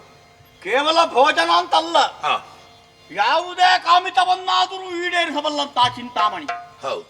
ಮನಸ್ಸಿನಲ್ಲಿ ಚಿಂತಿಸಿದ್ರೆ ಸಾಕು, ಅದನ್ನು ಈಡೇರಿಸಿ ಕೊಡ್ತದೆ ಅಂತ ಜಗತ್ರಕ್ಷಕನಾದಂತಹ ಶ್ರೀಹರಿ ಕೊಟ್ಟ ಮಣಿಯೇ. ಹೌದು. ಒಳ್ಳೇದಾಯ್ತು ಸ್ವಾಮಿ. ನಾನು ಬೆರಗಾಗಿ ಹೋದೆ. ನನ್ನ ಆಳ್ವಿಕೆಗೊಳಪಟ್ಟಂತಹ ಭೂಪ್ರದೇಶದಲ್ಲಿ ಇಂತಹ ಒಂದು ಮಣಿ ಉಂಟು ಅಂತ ಗೊತ್ತಿರಲಿಲ್ಲ. ಅಖಂಡ ಭೂಮಂಡಲವನ್ನು ಗೆಲ್ದು ರತ್ನ ಸದೃಶವಾದದ್ದು ಏನೆಲ್ಲ ಇದೆಯಾ ಅದೆಲ್ಲವನ್ನು ಕೊಂಡು ಹೋಗಿ ಭಂಡಾರಕ್ಕೆ ಸೇರಿಸಿದವರು ನಾನು. ಇಲ್ಲಿ ನೋಡಿದ್ರೆ ಅದೆಲ್ಲಕ್ಕಿಂತಲೂ ಮಿಗಿಲಾದಂತಹ ಮಣಿ. ಯಾವ ಬಕ್ಕಸವೂ ಅಲ್ಲ, ಯಾವ ಸಾಮ್ರಾಜ್ಯವಲ್ಲ, ಯಾವ ಭೂಮಿಯೂ ಅಲ್ಲ, ಅದೆಲ್ಲಕ್ಕಿಂತಲೂ ಮಿಗಿಲಾದ ಮೌಲ್ಯವುಳ್ಳದ್ದು ಈ ದಿವ್ಯಮಣಿ ಚಿಂತಾಮಣಿ ಅಂತ ಗೊತ್ತಾಗಿ. ಇದರ ಅಗತ್ಯತೆ ಏನು ಆಶ್ರಮದಲ್ಲಿ? ಇದು ಬೇಕಾದದ್ದು ಅರಮನೆಯಲ್ಲಿ ಬಹಳ ಮಂದಿಗಳಿರುವಾಗ ರೋಗ ರುಜಿನಗಳು ಬಾಧಿಸಿದ್ರೆ ದೂರ ಮಾಡಲಿಕ್ಕೆ, ಬೇಕಾದ ಕಾಲಕ್ಕೆ ಬೇಕಾದ ಆಹಾರ ತಿನ್ನುವುದಕ್ಕೆ, ಬೇಕಾದ ಕಾಮಿತವನ್ನು ಈಡೇರಿಸಿಕೊಳ್ಳಕ್ಕೆ ನಾಡ ದೊರೆಯಾದಂತಹ ನನ್ನಲ್ಲಿದ್ರೆ ಔಚಿತ್ಯ. ಹಾಗಾಗಿ ಕೇಳ್ತಾ ಇದ್ದೇನೆ, ಆ ಮಣಿ ಆಶ್ರಮಕ್ಕಿಂತಲೂ ಮಿಗಿಲಾಗಿ ಬೇಕಾದದ್ದು ಅರಮನೆಯಲ್ಲಿ ನನಗೆ ಕೊಟ್ಟಿರಿ ಅಂತ ಆದ್ರೆ ಬದಲಾಗಿ ಏನು ಬೇಕು? ನಿಮ್ಮ ಇಷ್ಟಾರ್ಥವನ್ನು ಈಡೇರಿಸುವುದಕ್ಕೆ ನಾನು ದೊರೆಯಾಗಿ ಸಿದ್ಧರಿದ್ದೇನೆ. ಮನುಜ ಮಾತುರ ಶಕ್ತಿ ನಾರಾಯಣ ಎನಿಸದಿರು ತೃಣವೆಂದು ನೀಡನು, ಎನಿಸದಿರು ತೃಣವೆಂದು ನೀಡನು ವಿನಿಮಯಕ್ಕೆ. ಆಶ್ರಮದಲ್ಲಿ ಇರಲೇಬೇಕು ಎಂಬ ಕಾರಣಕ್ಕಾಗಿ ನಾರಾಯಣ ಒಲಿದಿತ್ತಂತಹ ಮಣಿ. ನೀನೇನನ್ನೋ ಕೊಡುತ್ತಿ ಎಂಬ ಕಾರಣಕ್ಕೆ ಆ ಮಣಿಯನ್ನ ನಿನಗಿತ್ತೆ ಅಂತಾದ್ರೆ ನಾನು ಅಪರಾಧಿಯಾಗುತ್ತೇನೆ. ಯಾಕೆ? ನಿನ್ನಲ್ಲಿ ರೋಗ ರುಜಿನಗಳು ಬರಬಾರದು ಎಂಬ ಬಂದಾಗ ಅದನ್ನು ದೂರ ಮಾಡುವುದಕ್ಕೆ ಈ ಮಣಿ ಬೇಕು ಅಂತ ನಿನ್ನ ಗ್ರಹಿಕೆ. ಅಂದ್ರೆ ಅದೇ ಅಂತಲ್ಲ, ಯಾವುದನ್ನೇ ಚಿಂತಿಸಿದ್ರು ಕೊಡುತ್ತದೆ ಎಂಬ ಕಾರಣಕ್ಕೆ ಅಂತಹದ್ದು ಸಂಭವಿಸದೇ ಇರಲಿ ಎಂಬ ಸದುದ್ದೇಶವನ್ನಿಟ್ಟುಕೊಂಡು ನಾವು ಯಾಗ ಯಜ್ಞ ಪೂಜಾದಿಗಳನ್ನ ಮಾಡಿಕೊಂಡು ಬರುತ್ತೇವೆ. ಅಂತಹ ಮಣಿ ನಮ್ಮಲ್ಲಿರುವುದೇ ಉಚಿತ. ನೀನು ಆ ಮಣಿಯನ್ನು ಕೇಳಬಾರದು. ಸ್ವಾಮಿ, ಒಂದು ಮನೆಗೆ ಒಂದು ಕುಡಿತೆ ಹಾಲಿನ ಅಗತ್ಯ ಇದೆ. ಆ ಮನೆಯಲ್ಲಿ ಕೊಟ ಕೊಟ ಹಾಲು ಕೊಡುವಂತ ಹಸುವಿನ ಅಗತ್ಯ ಏನು? ದುರುಪಯೋಗ ಅಲ್ವ ಸುಮ್ಮನೆ? ನಿಮ್ಮ ಆಶ್ರಮಕ್ಕೆ ಎಷ್ಟು ಬೇಕು ಇಷ್ಟೇ ಬೇಕಾದದ್ದು, ಅಷ್ಟನ್ನು ನಾನು ಕೊಡಬಲ್ಲೆ. ಹಾಗಿರುವಾಗ ನೀನು ಅಮಿತವಾದಂತ ಐಶ್ವರ್ಯವನ್ನು ಕಾಮಿತವನ್ನು ಕೊಡತಕ್ಕಂತ ಮಣಿ ಯಾಕೆ? ನೀನು ಕೊಟ್ಟ ಸಂಪತ್ತು ಇಂದು ಕೊಟ್ರೆ ನಾಳೆಗೆ ಕರಗುತ್ತದೆ, ನಾಡಿದ್ದು ಬೇಕು ಅಂದ್ರೆ ಅದು ಉಳಿದಿರೋದಿಲ್ಲ. ಈ ಮಣಿ ಹಾಗಲ್ಲ, ಏನು ಯಾವಾಗ ಬೇಕು ಆಗಲೇ ಕೊಡುವಂತಹ ಮಣಿ. ಅದನ್ನ ನಾನು ಮತ್ತೊಬ್ಬರಿಗೆ ಕೊಟ್ಟು ಅದರ ಮೌಲ್ಯವನ್ನ ಕಡಿಮೆ ಮಾಡಿಕೊಳ್ಳುವುದಕ್ಕೆ ಸಿದ್ಧನಿಲ್ಲ. ಆದ್ದರಿಂದ ಕೇಳಬಾರದು. ಕ್ಷತ್ರಿಯನಾದಂತಹ ನನಗೆ ದಾನ ಬೇಡುವ ಅಧಿಕಾರ ಇಲ್ಲ, ಜನ್ಮನ ನಾನು ದಾನ ಬೇಡುವ ಅಧಿಕಾರ ಹೊಂದಲಿಲ್ಲ. ಹಾಗಾಗಿ ಹೇಳ್ತಾ ಇದ್ದೇನೆ, ವಿಕ್ರಯ ಅಂತಂದ್ರೆ ಕಡಲ ಬಳಿಯಲ್ಲಿರುವಂತಹ ಮಳಲ ರಾಶಿ ಅಂತಿರುವಂತಹ ಧನಾಗಾರ ನಮ್ಮದು, ಚಕ್ರವರ್ತಿ ಮನತನದು. ಧನದ ರಾಶಿ ಸುರಿಸಬಲ್ಲೆ, ಅದು ಅಲ್ಲೂ ವಿನಿಮಯ. ಬದಲಿಗೆ ಏನು ಬೇಕು? ಸಾವಿರ ಸಾವಿರ ಸಮಸ್ತ ದೇನುಗಳನ್ನು ಕೊಡ್ತೇನೆ. ಕೋಡಿಗೆ ಬಂಗಾರದ ಕೊಪ್ಪು, ಕೊರಳಿಗೆ ಬಂಗಾರದ ಗಂಟೆ, ಕಾಲಿಗೆ ಬಂಗಾರದ ಗೆಜ್ಜೆ, ಕಟ್ಟಿದ ಸಾವಿರ ಸಾವಿರ ಸಮಸ್ತ ದೇನುಗಳನ್ನು ಕೊಡಬಲ್ಲೆ. ಅದು ಅಲ್ಲವೇ ಆನೆ, ಸೇನೆ, ಗಜ, ಹಯ, ಯಾವುದು ಬೇಕು ಯಾವುದು ಬೇಕು ಅಂತ ಹೇಳಿದ್ರು ಅದನ್ನು ನೀಡುವುದಕ್ಕೆ ನಾನು ಸಿದ್ಧನಿದ್ದೇನೆ. ನನಗಿಂತಲೂ ಹೆಚ್ಚಿನ ಮೌಲ್ಯವುಳ್ಳ ಮಣಿಯನ್ನ ನಾನು ನಿನಗೆ ಕೊಡುವುದಕ್ಕೆ ಸಾಧ್ಯ ಇಲ್ಲ. ಆ ಮಣಿಗೆ ಮೌಲ್ಯ ಮಿತಿ ಎಂಬುದಿಲ್ಲ. ಆದ್ದರಿಂದ ನೀನು ಕೇಳಬಾರದು ಅಂತ. ನೀನು ಹೇಳುವುದು ಗೋವಿಂದ ಕೊಟ್ಟದ್ದು ಅಂತಲ್ವ? ನನ್ನಲ್ಲಿ ಗೋವಿಂದನದ್ದಾದಂತ ಆರೋಪ ಮಾಡ್ತಾರೆ ನಾನು ಪೀಠ ಏರುವ ಕಾಲಕ್ಕೆ.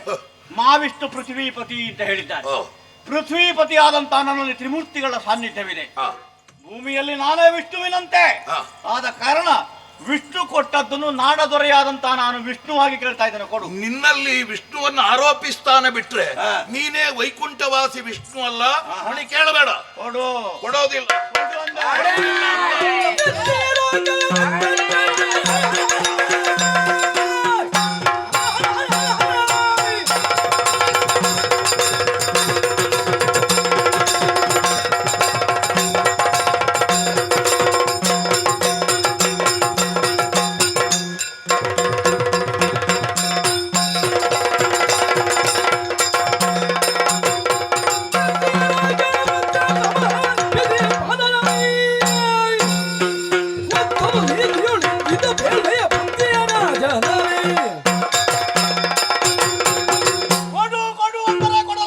ಕೊಡುವುದಿಲ್ಲ. ಸಾಮದಿಂದ ಕೇಳಿದ್ರೆ ಕೊಡೋದಿಲ್ಲ. ದೊಡ್ಡ ಜೋಗಿಯಾದ್ರೆ ನಿನಗೆ ಅಹಂಕಾರ. ನಾಡ ದೊರೆಯಾದಂತ ನನ್ನ ದೊರೆತಲಕ್ಕೆ ನೀನು ಏನು ಗೌರವ ಕೊಟ್ಟ ಹಾಗಾಯ್ತು. ಕೊಡುವುದಿಲ್ಲ ಅಂತಾದ್ರೆ ಬಿಡುವುದಿಲ್ಲ. ತಮ್ಮ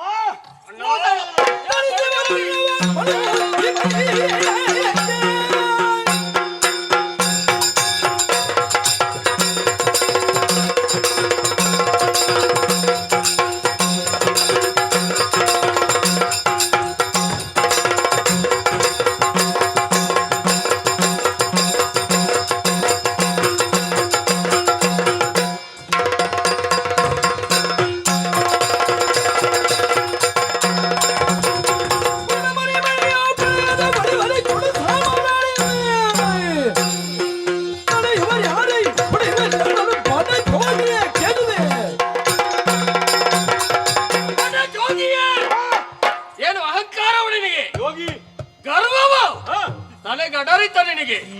ಅಮೂಲ್ಯವಾದ ಚಿಂತಾಮಣಿ ನಮ್ಮ ಅಗ್ರಜ ಕೇಳ್ತಾ ಇದ್ದಾರೆ. ಕೊಡುವುದಿಲ್ಲ ಅಂತ ಹೇಳಿದ್ರಲ್ಲ. ಕೊಡುವುದಿಲ್ವ? ಕೊಡೋದಿಲ್ಲ. ನಾವು ಬಿಡುವವರಲ್ಲ. ಕೊಟ್ಟರೆ ಬಳಿತು. ಕೊಡುವುದಿಲ್ಲ ಅಂದ್ರೆ ಬಿಡುವುದಿಲ್ಲ. ಸೇರುವೆನು ನಿನ್ನ ಆಶ್ರಮವ ಏನೇ ಬೂದಿಗೆ ಕರೆದಿ ಚಕ್ರೇಶ್ವರನ ಬೇಡಿಕೆಯ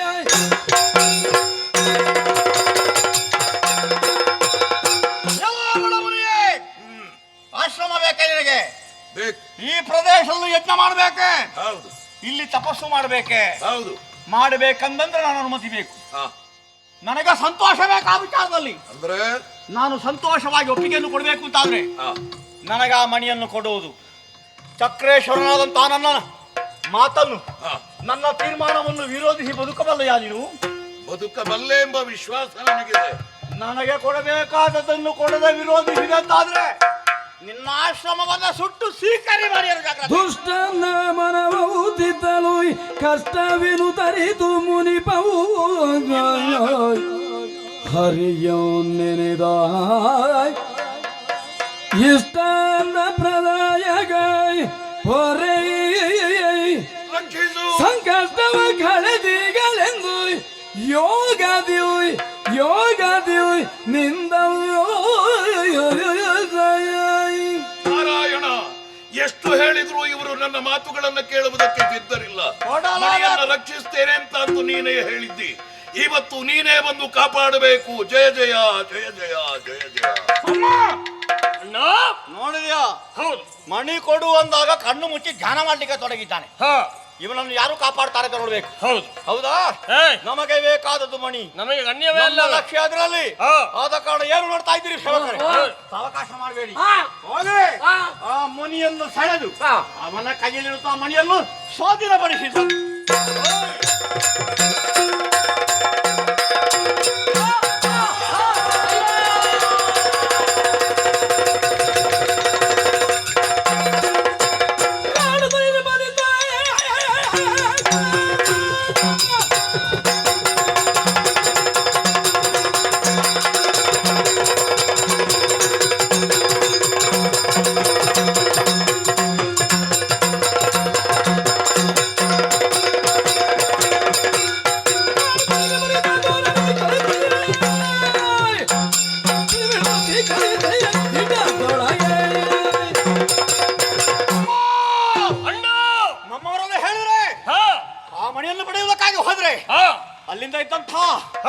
ಭಯಂಕರವಾದ ಬೆಂಕಿಗೆ ಹೌದು ಎಲ್ಲವರು ಸುಟ್ಟು ಹೋಗಿದ್ದಾರೆ.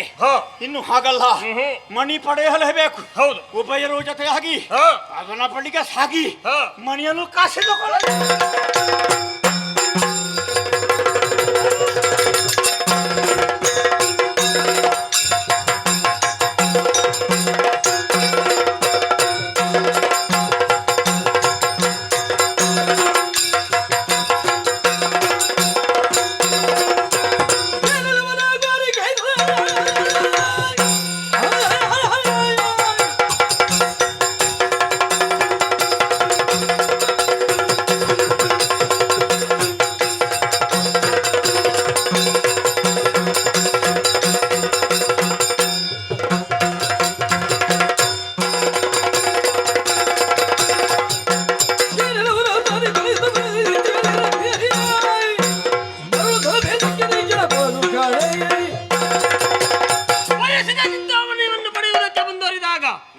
ಮಧ್ಯಪದದಲ್ಲಿ ತಡೆ ನಿಲ್ಲಿಸುವ ಮನೆಯವರು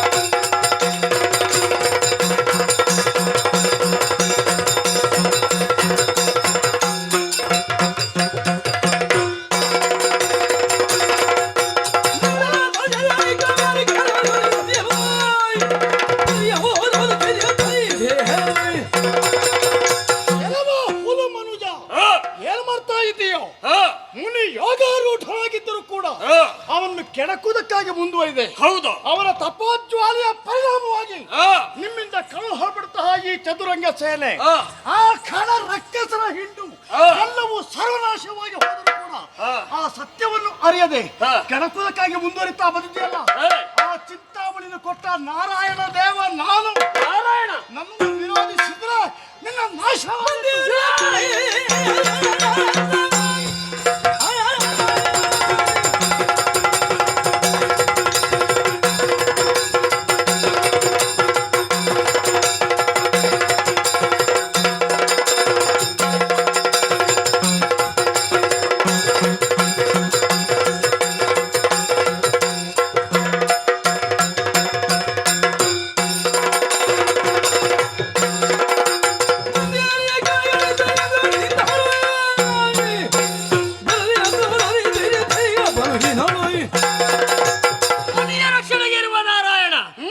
ಪ್ರಾಣವನ್ನು ತೆಗಿತೇನೆ.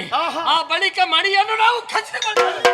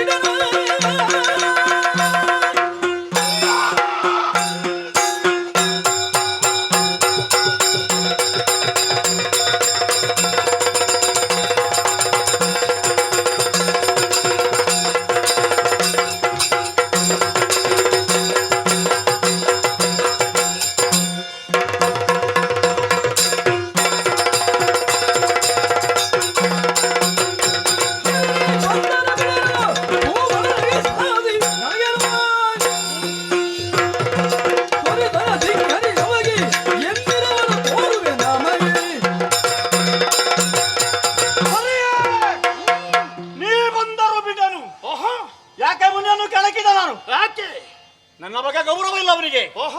ಚಕ್ರೇಶ್ವರನಾಗಿ ಕಾಲವನ್ನು ಕಳೆತಿರುವಂತಹ ನನ್ನ ಮಾತು, ನನ್ನ ತೀರ್ಮಾನವನ್ನು ವಿರೋಧಿಸಕ್ಕೆ ಮುಂದುವರಿದ. ಗೌರವ ಎಲ್ಲ ಇದ್ರೆ ನಿನ್ನನ್ನು ಉಪಚರಿಸ್ತಾನೆ.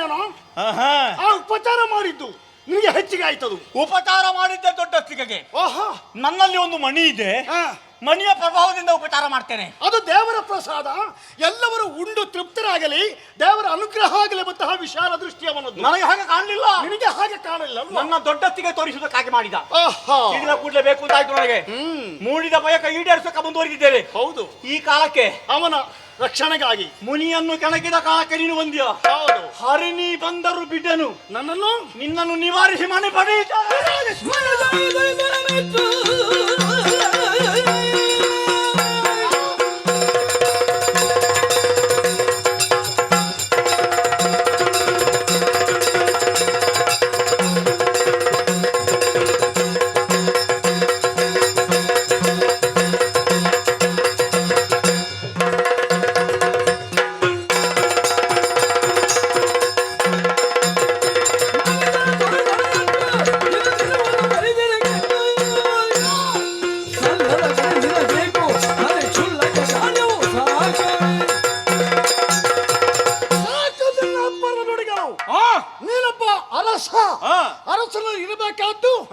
ರಜೋಗುಣ ರಜೋಗುಣ ಮಾತ್ರವಲ್ಲ, ನಿನ್ನ ಒಳಗೆ ಸೇರಿಕೊಂಡು ತಾಮಸಿ ಪ್ರವೃತ್ತಿ ಹೌದು. ಹೌದು, ಖಂಡಿತ. ನಿನಗೆ ರಜೋಗುಣವಾಗಲಿ ತಮೋಗುಣವಾಗಲಿ ಅದು ಸತ್ವಗುಣದ ಅಂಕೆಯಲ್ಲಿರಬೇಕು ಎನ್ನುವುದನ್ನು ಅರಿಯದೆ ಸಜ್ಜನಂತಹ ಮುನಿಗಳನ್ನು ಪೀಡಿಸುವಲ್ಲಿ ನೀನು ಸ್ವಚ್ಛಂದ ಮನ ಪ್ರವೃತ್ತಿಯಿಂದ ಮುಂದುವರಿತಾ ಇದ್ದಲ್ಲ.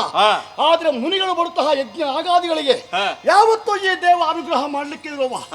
ಆದ್ದರಿಂದಲೇ ಅವರ ರಕ್ಷಣೆಗೆ ಬೇಕಾಗಿ ಬಂದವ ನಾನು.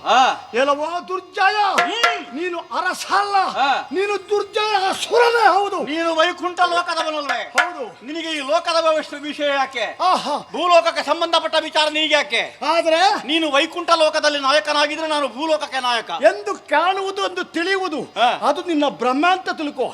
ನಾರಾಯಣ ಅಂದ್ರೆ ಏನು ಅಂತ ತಿಳ್ಕೊಂಡಿದ್ಯಾ? ನೀನು ಕೇವಲ ನಿನ್ನ ಸೀಮಿತ ಪ್ರದೇಶಕ್ಕೆ ಅಲ್ಲ, ಈ ಭೂಮಂಡಲಕ್ಕೆ ಚಕ್ರವರ್ತಿ ಆಗಿದ್ದಿರಬಹುದು. ಆದ್ರೆ ನಾರಾಯಣ ಯಾರು ಗೊತ್ತಾ? ಜಗತ್ಪತಿ, ಬ್ರಹ್ಮಾಂಡೋದರ ಭರಿತ, ಎಲ್ಲವೂ ನನ್ನ ಒಳಗೆ ಇರುವ ಕಾರಣ ಅಲ್ಲಿದ್ದುಕೊಂಡು ನೀನು ಈ ರೀತಿಯ ರಾದ್ಧಾಂತಕ್ಕಾಗಿ ಮುಂದುವರಿತಾ ಇದ್ದಲ್ಲ, ಅಂಥದನ್ನು ಉಳಿಸಾಕೊಡೋದು ಕಿತ್ತೆಸೆಯಬೇಕು ಎನ್ನುವ ದೃಷ್ಟಿಯಿಂದ ಮುಂದುವರಿತಾ ಇದ್ದೇನೆ. ಬಲಾರಿ ಎಂಬ ಹಾಗೆ ಖ್ಯಾತಿಯನ್ನು ಹೊಂದಿದಂತಹ ದೇವೇಂದ್ರ, ಅವನನ್ನು ಕಾಳಗದಲ್ಲಿ ಸೋಲಿಸಿದವನಿದ್ದೇನೆ ನಾನು. ಮತ್ತೆ ನೀನು ಯಾವ ಲೆಕ್ಕ? ಹಾಗಿದ್ರೆ ಇಂದ್ರನ್ನು ಗೆದ್ದಿದ್ದೇನೆ. ಗೆದ್ದ ಕಾರಣ ಅವನಿರಬೇಕಂತಹ ಮದ ನಿನ್ನನ್ನು ಸಾರಿಕೊಂಡಿದೆ. ಬಂದರೆ ಅಪರಾಧವೇ? ಆದ್ದರಿಂದ ಕ್ಷಾತ್ರ ಯೋಗ್ಯವಾದಂತಹ ಅಹಂಕಾರ, ಅದು ಸ್ವಾಭಿಮಾನ ಇರಬಹುದು. ಆ ರೀತಿಯಾಗಿ ತಿಳಿದುಕೊಂಡಿರಬಹುದು. ದೇವತೆಗಳು ಯಾರು? ನನ್ನ ಕಿಂಕರರು.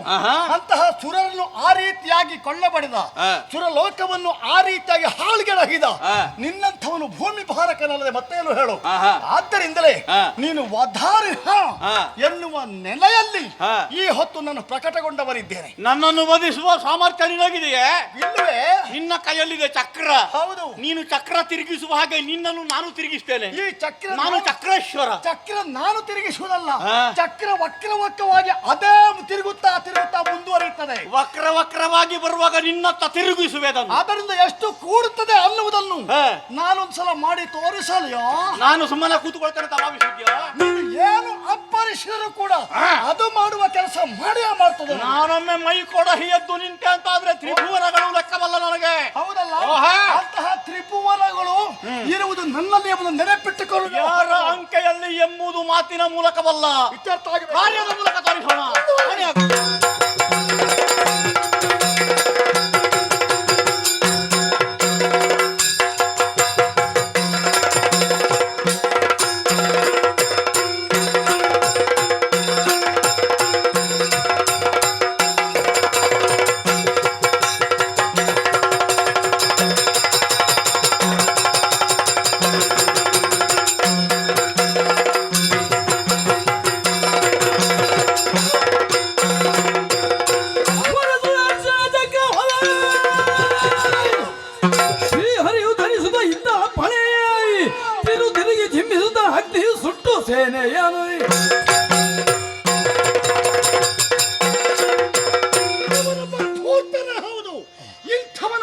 ಮಾಡುವುದಕ್ಕಾಗಿ ನಾನೇ ಮುಂದುವರಿಯುವುದಲ್ಲ, ಇವನನ್ನು ಮುಟ್ಟುವುದಕ್ಕೆ ನನಗೆ ಅಸಹ್ಯ ಆಗ್ತಾ ಇದೆ. ಅಂತಹ ಪಾತಕಿಯಾಗಿರುವ ಇವನ ನಾಶ ಆಗಬೇಕು ಅಂತಿದ್ರೆ ಎಲೈ ಸುದರ್ಶನವೇ ಮುಂದುವರಿ. ಇವನ ಪಡೆಯನ್ನು ಸಮಸ್ತವನ್ನು ಸವರದ ಮೂಲಕವಾಗಿ ನೀನಷ್ಟು ನಿನ್ನ ಯೋಗ್ಯತೆ ಎಂಬುದನ್ನು ಅವನಿಗೆ ತೋರಿಸಿಕೊಡು.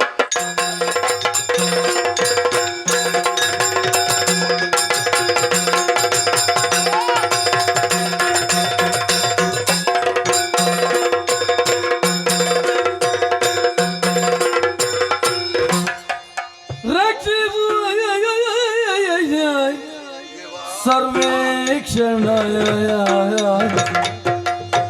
ಜಗರಕ್ಷಕ ಲಕ್ಷ್ಮೀ ವರನೆ ಈ ಕ್ಷಿಪೆ ನೆಂದಿ ಪರಿಯ ಕರ್ಮಾಕ್ಷಿಗೆ ತೀರನುದೀಯ ರಕ್ಷಿಸು ಸರ್ವೇಕ್ಷಣ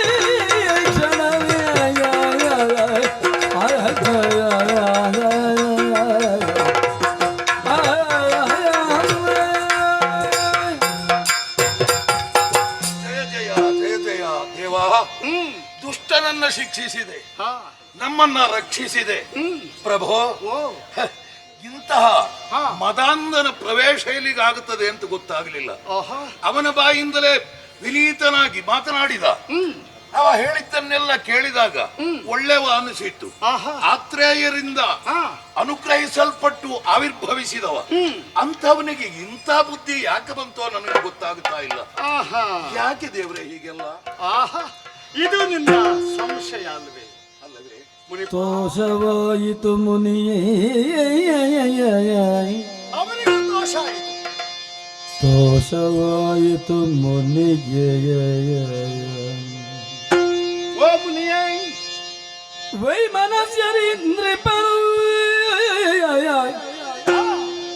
ವೈ ಮನಸ್ಯರಿಂದ್ರಿಪನು ಬ್ರಾಹ್ಮಣ ದ್ವೇಷ ತಾಮಸ ಸಮನಾದನು, ತಾಮಸ ಸಮನಾದನು.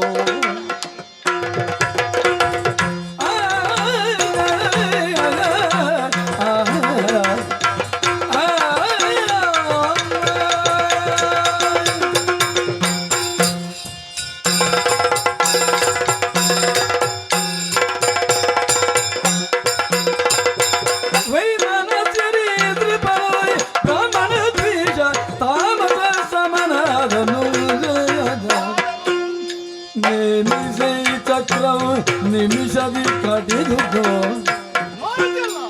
ನೇಮಿಸೆ ಚಕ್ರವು ನಿಮಿಷದಿ ಕಡಿದು,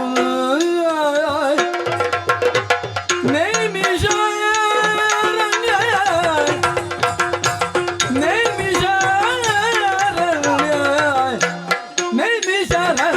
ಎಂತದಿ ಖ್ಯಾತ ಭಾವಗಲಿ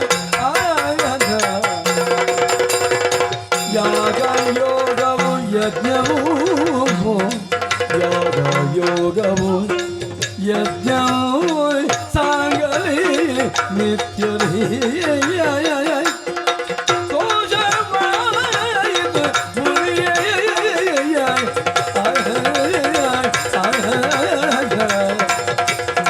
ಮುನಿಯೇ,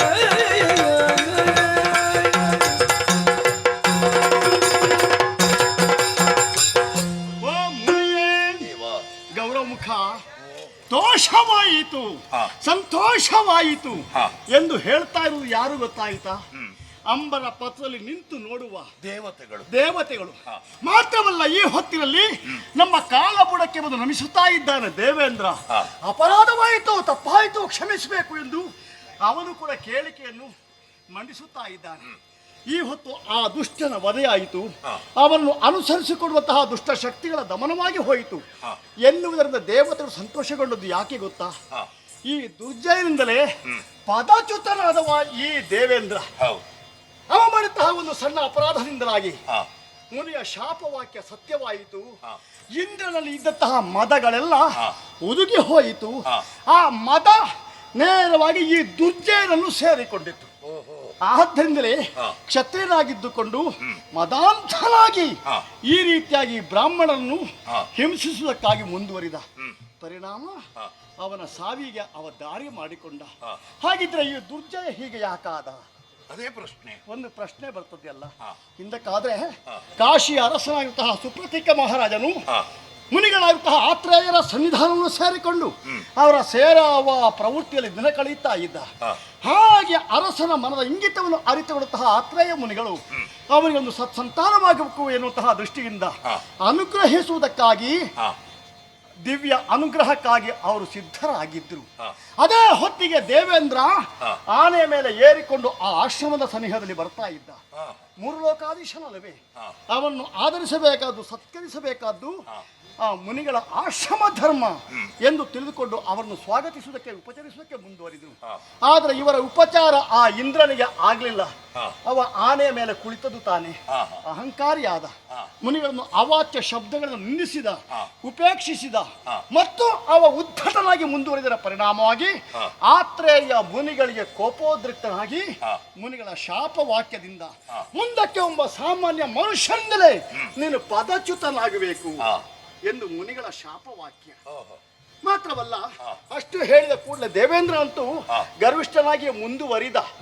ಆದ್ರೆ ಏನಾಯ್ತು ಗೊತ್ತಾ, ಮುನಿಗಳು ಕೋಪಾವೇಶದಿಂದ ಸೆಟದು ನಿಂತಿದ್ರು. ಒಂದು ಕಡೆಯಲ್ಲಿ ಮಹಾರಾಜನು ಸಂತಾನ ಆಗಬೇಕು ಎಂದು ಅವರ ಮುಂದೆ ಕೈ ಮುಗಿದು ನಿಂತುಕೊಂಡಿದ್ದ. ಮುನಿಗಳೇ ಪಕ್ಕ ನೆನಪಾಯಿತು, ಮಹಾರಾಜನ ಆಶೆ ಈಡೇರಿಸಬೇಕಲ್ಲ.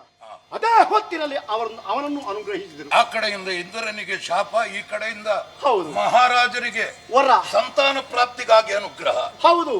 ಆದ್ರೆ ಮುನಿಗಳಲ್ಲಿ ಆ ರೀತಿಯಾಗಿ ಕೋಪ ಇದ್ದ ಕಾರಣ ಅವರಲ್ಲಿ ಆ ಹೊತ್ತಿನಲ್ಲಿ ಕಾಣಿಸಿಕೊಳ್ಳುವಂತಹ ತಮೋಗುಣ ಅಂತ ಯಾವುದಿದೆಯೋ ಅಂತಹ ಕತ್ತಲೆ ತಾಮಸಿ ಪ್ರವೃತ್ತಿ ಇಲ್ಲಿ ವರ ರೂಪವಾಗಿ ಅರಸನಿಗೆ ಅನುಗ್ರಹಿಸಲ್ಪಟ್ಟಿತ್ತು. ಪರಿಣಾಮವಾಗಿ ಈ ದುರ್ಜಯ ಕೆಟ್ಟ ಚರ್ಯೆಯಲ್ಲಿ ಹುಟ್ಟಿಕೊಂಡ. ಆದ್ದರಿಂದಲೇ ಕೆಟ್ಟದನ್ನೇ ಮಾಡುತ್ತಾ ಮಾಡುತ್ತಾ ಮುಂದುವರಿದ. ಮುಂದಕ್ಕೆ ಮುನಿಗಳ ಆತ್ರೇಯರ ಶಾಪವಂತೆ ದೇವೇಂದ್ರನು ಇವನಿಂದಲೇ ಸೋತ. ಇವನಿಗೆ ಗರ್ವ ಹೇಗೆ ಗೊತ್ತಾ, ದೇವೇಂದ್ರ ಬಲಾರಿ, ಅಂಥವನ್ನು ಗೆದ್ದಿದ್ದೇನೆ, ಮೀರಿಸುವವರು ಇನ್ಯಾರು ಇಲ್ಲ ಎನ್ನುವಂತಹ ಗರ್ವದಿಂದ ಮುಂದುವರಿದ. ದುಷ್ಟ ಕೂಟವನ್ನೆಲ್ಲ ಒಟ್ಟು ಸೇರಿಸಿಕೊಂಡ. ಇವನು ಕೂಡ ಒಬ್ಬ ಕ್ಷತ್ರಿಯ ರಾಕ್ಷಸನಾಗಿ ಮುಂದುವರಿದ. ಪರಿಣಾಮ ನಿಮ್ಮಂತಹ ಮುನಿಗಳನ್ನು ತುಡುಕಿದ್ದರಿಂದಾಗಿ ಅವನ ನಾಶವಾಯಿತು. ಬಹುಶಃ ನಾನು ದುಡುಕಿದ್ರೆ ಇಷ್ಟೆಲ್ಲ ನನಗೆ ಗೊತ್ತೇ ಆಗ್ತಿರ್ಲಿಲ್ಲ. ಖಂಡಿತ ಈ ಚಿಂತಾಮಣಿಯನ್ನ ಪ್ರಾರ್ಥಿಸಿ ಆ ದುರ್ಜಯ ಸತ್ತೇ ಹೋಗಲಿ, ಮುಗಿದು ಹೋಗುತ್ತಿತ್ತು ಎಂದು ಹೇಳ್ತಿದ್ದೆ, ಮುಗಿಯುತ್ತಿತ್ತು. ಆದ್ರೆ ಯಾಕೆ ಸತ್ತ, ಹೇಗೆ ಸತ್ತ, ಅವನಿಂದ ಏನಾಗಿತ್ತು ಯಾರಿಗಾದ್ರೂ ಗೊತ್ತಾಗುತ್ತಿತ್ತ? ಖಂಡಿತ ಇಲ್ಲ. ಅದಕ್ಕೆ ಜನ ನಾನು ಅಲ್ಲ, ಓಹೋ ದೇವರೇ ಆಗಬೇಕಲ್ಲ. ಹೌದಪ್ಪ, ನನ್ನಿಂದ ಕೊಡಲ್ಪಟ್ಟಂತಹ ಈ ದಿವ್ಯ ಚಿಂತಾಮಣಿ, ಅದರ ರಕ್ಷಣೆಯ ಹೊಣೆ ಏನಿದ್ದರೂ ಕೂಡ ನನಗೆ ತಾನೇ. ಆದ್ದರಿಂದ ಅದರ ರಕ್ಷಣೆಯೊಂದಿಗೆ ನಿಮ್ಮನ್ನು ರಕ್ಷಿಸುತ್ತಹ ವಾಗ್ದಾನ ಮೊದಲೇ ಕಟ್ಟ ಕಾರಣ ಆ ದುಷ್ಟನ ನಾಶಕ್ಕಾಗಿ ನೇರ ನಾನೇ ಮುಂದುವರಿದದಲ್ಲ. ಕಣ್ಣವೇ ಮುಚ್ಚಿ ತೆರೆಯುವುದರಲ್ಲಿ ಸತ್ತಿದ್ದಾನೆ. ಆಯ್ತಲ್ಲ, ಹೇಗಾಯ್ತದು? ನನ್ನ ಆಜ್ಞೆಯನ್ನು ನೆರವೇರಿಸಿದವ ಈ ಚಕ್ರ, ಈ ಸುದರ್ಶನ ನೇಮಿಸಿದ ಕಾರ್ಯವನ್ನು ನಿಮಿಷ ಮಾತ್ರದಲ್ಲಿ ಮಾಡಿ ಪೂರೈಸಿದವ ಈ ಸುದರ್ಶನ. ಅಂತಹ ಸ್ಥಳ ಇದು. ಆದ್ದರಿಂದ ಇನ್ನು ಮುಂದಕ್ಕೆ ಇಲ್ಲಿಗೆ ನೈಮಿಷಾರಣ್ಯ, ನೈಮಿಷಾರಣ್ಯ. ಈ ಪ್ರದೇಶಕ್ಕೆ ಇಲ್ಲಿಯವರೆಗೆ ನಿರ್ದಿಷ್ಟವಾದ ಹೆಸರಿರ್ಲಿಲ್ಲ, ಒಂದು ಅರಣ್ಯ. ಹೌದು, ನಾವೆಲ್ಲ ವಾಸ ಇದ್ದೇವೆ. ಹೌದು, ಆದ್ರೆ ಯಾವ ಹೆಸರಿನಿಂದಲೂ ಈ ಅರಣ್ಯವನ್ನ ನಾವು ಕರೆದದ್ದಿಲ್ಲ. ಇಲ್ಲ, ಎಲ್ಲಿದ್ದೀರಿ? ಕಾಡಿನಲ್ಲಿದ್ದೆ ಅಷ್ಟೇ. ಆದ್ರಿಂದಲೇ ಇಂತಹ ನೈಮಿಷಾರಣ್ಯದಲ್ಲಿದ್ದುಕೊಂಡು ಋಷಿ ಮುನಿಗಳಂತಹ ನೀವು ನಿತ್ಯವೂ ಜಪ ತಪ ಯೋಗ ಧ್ಯಾನದಲ್ಲಿ ಕಾಲ ಕಳೆಯುತ್ತಾ ಇರಬಹುದು. ಆ ಪುಣ್ಯ ಋಷಿಗಳಿಗೆಲ್ಲ ಒಂದು ವಾಸಕ್ಷೇತ್ರ ಅಂತ ನೀವು ತಿಳಿಯಬೇಕು. ಮಾತ್ರವಲ್ಲ, ಆ ಮೂಲಕವಾಗಿ ಭಗವಂತನ ಸಾಕ್ಷಾತ್ಕಾರವಾಗುವುದಕ್ಕೂ ಇಲ್ಲಿಗೆ ಸಾಧ್ಯವಿದೆ. ಆದ್ದರಿಂದ ಅಂಥದ್ದನ್ನೆಲ್ಲ ಕಾಯಕವನ್ನಾಗಿ ರೂಢಿಸಿಕೊಂಡು ಬಂದಲ್ಲಿಗೆ ಆ ಸ್ವಾಮಿ ನಿಮ್ಮನ್ನು ಕಾಣದ ಕೈಗೊಟ್ಟು ಯಾವತ್ತೂ ರಕ್ಷಣೆ ಮಾಡ್ತಾನೆ. ಈ ನೈಮಿಷಾರಣ್ಯದಲ್ಲಿ ಎಂಬಲ್ಲಿಗೆ ಇಂತಹ ಪುಣ್ಯ ಕಥಾನಕವನ್ನು ಯಾರು ಭಕ್ತಿ ಶ್ರದ್ಧೆಯಿಂದ ಆಲಿಸ್ತಾರೋ, ಯಾರು ಹಾಡ್ತಾರೋ, ಆಡ್ತಾರೋ, ನೋಡ್ತಾರೋ, ನೋಡುವುದಕ್ಕೆ ಸಕಲ ರೀತಿಯ ವ್ಯವಸ್ಥೆಯನ್ನು ಒದಗಿಸಿಕೊಡ್ತಾರೋ ಅಂಥವರಿಗೆ ನಾವು ನಂಬಿರುವಂತಹ ಮಂಜುನಾಥ ಸ್ವಾಮಿ ಮಹಾಗಣಪತಿ ದೇವರು ಎಲ್ಲವರ ಇಷ್ಟಗಳನ್ನು ಅನುಗ್ರಹಿಸಿಕೊಡಲಿ ಎಂದು ಬೇಡಿಕೊಳ್ಳುತ್ತಾ ಕಥೆಯ ಮಂಗಲ ಗೀತವನ್ನು ಹಾಡೋಣ. ಭದ್ರಂ ಶುಭಂ ಮಂಗಲಂ. ಶ್ರೀ ಮಂಜು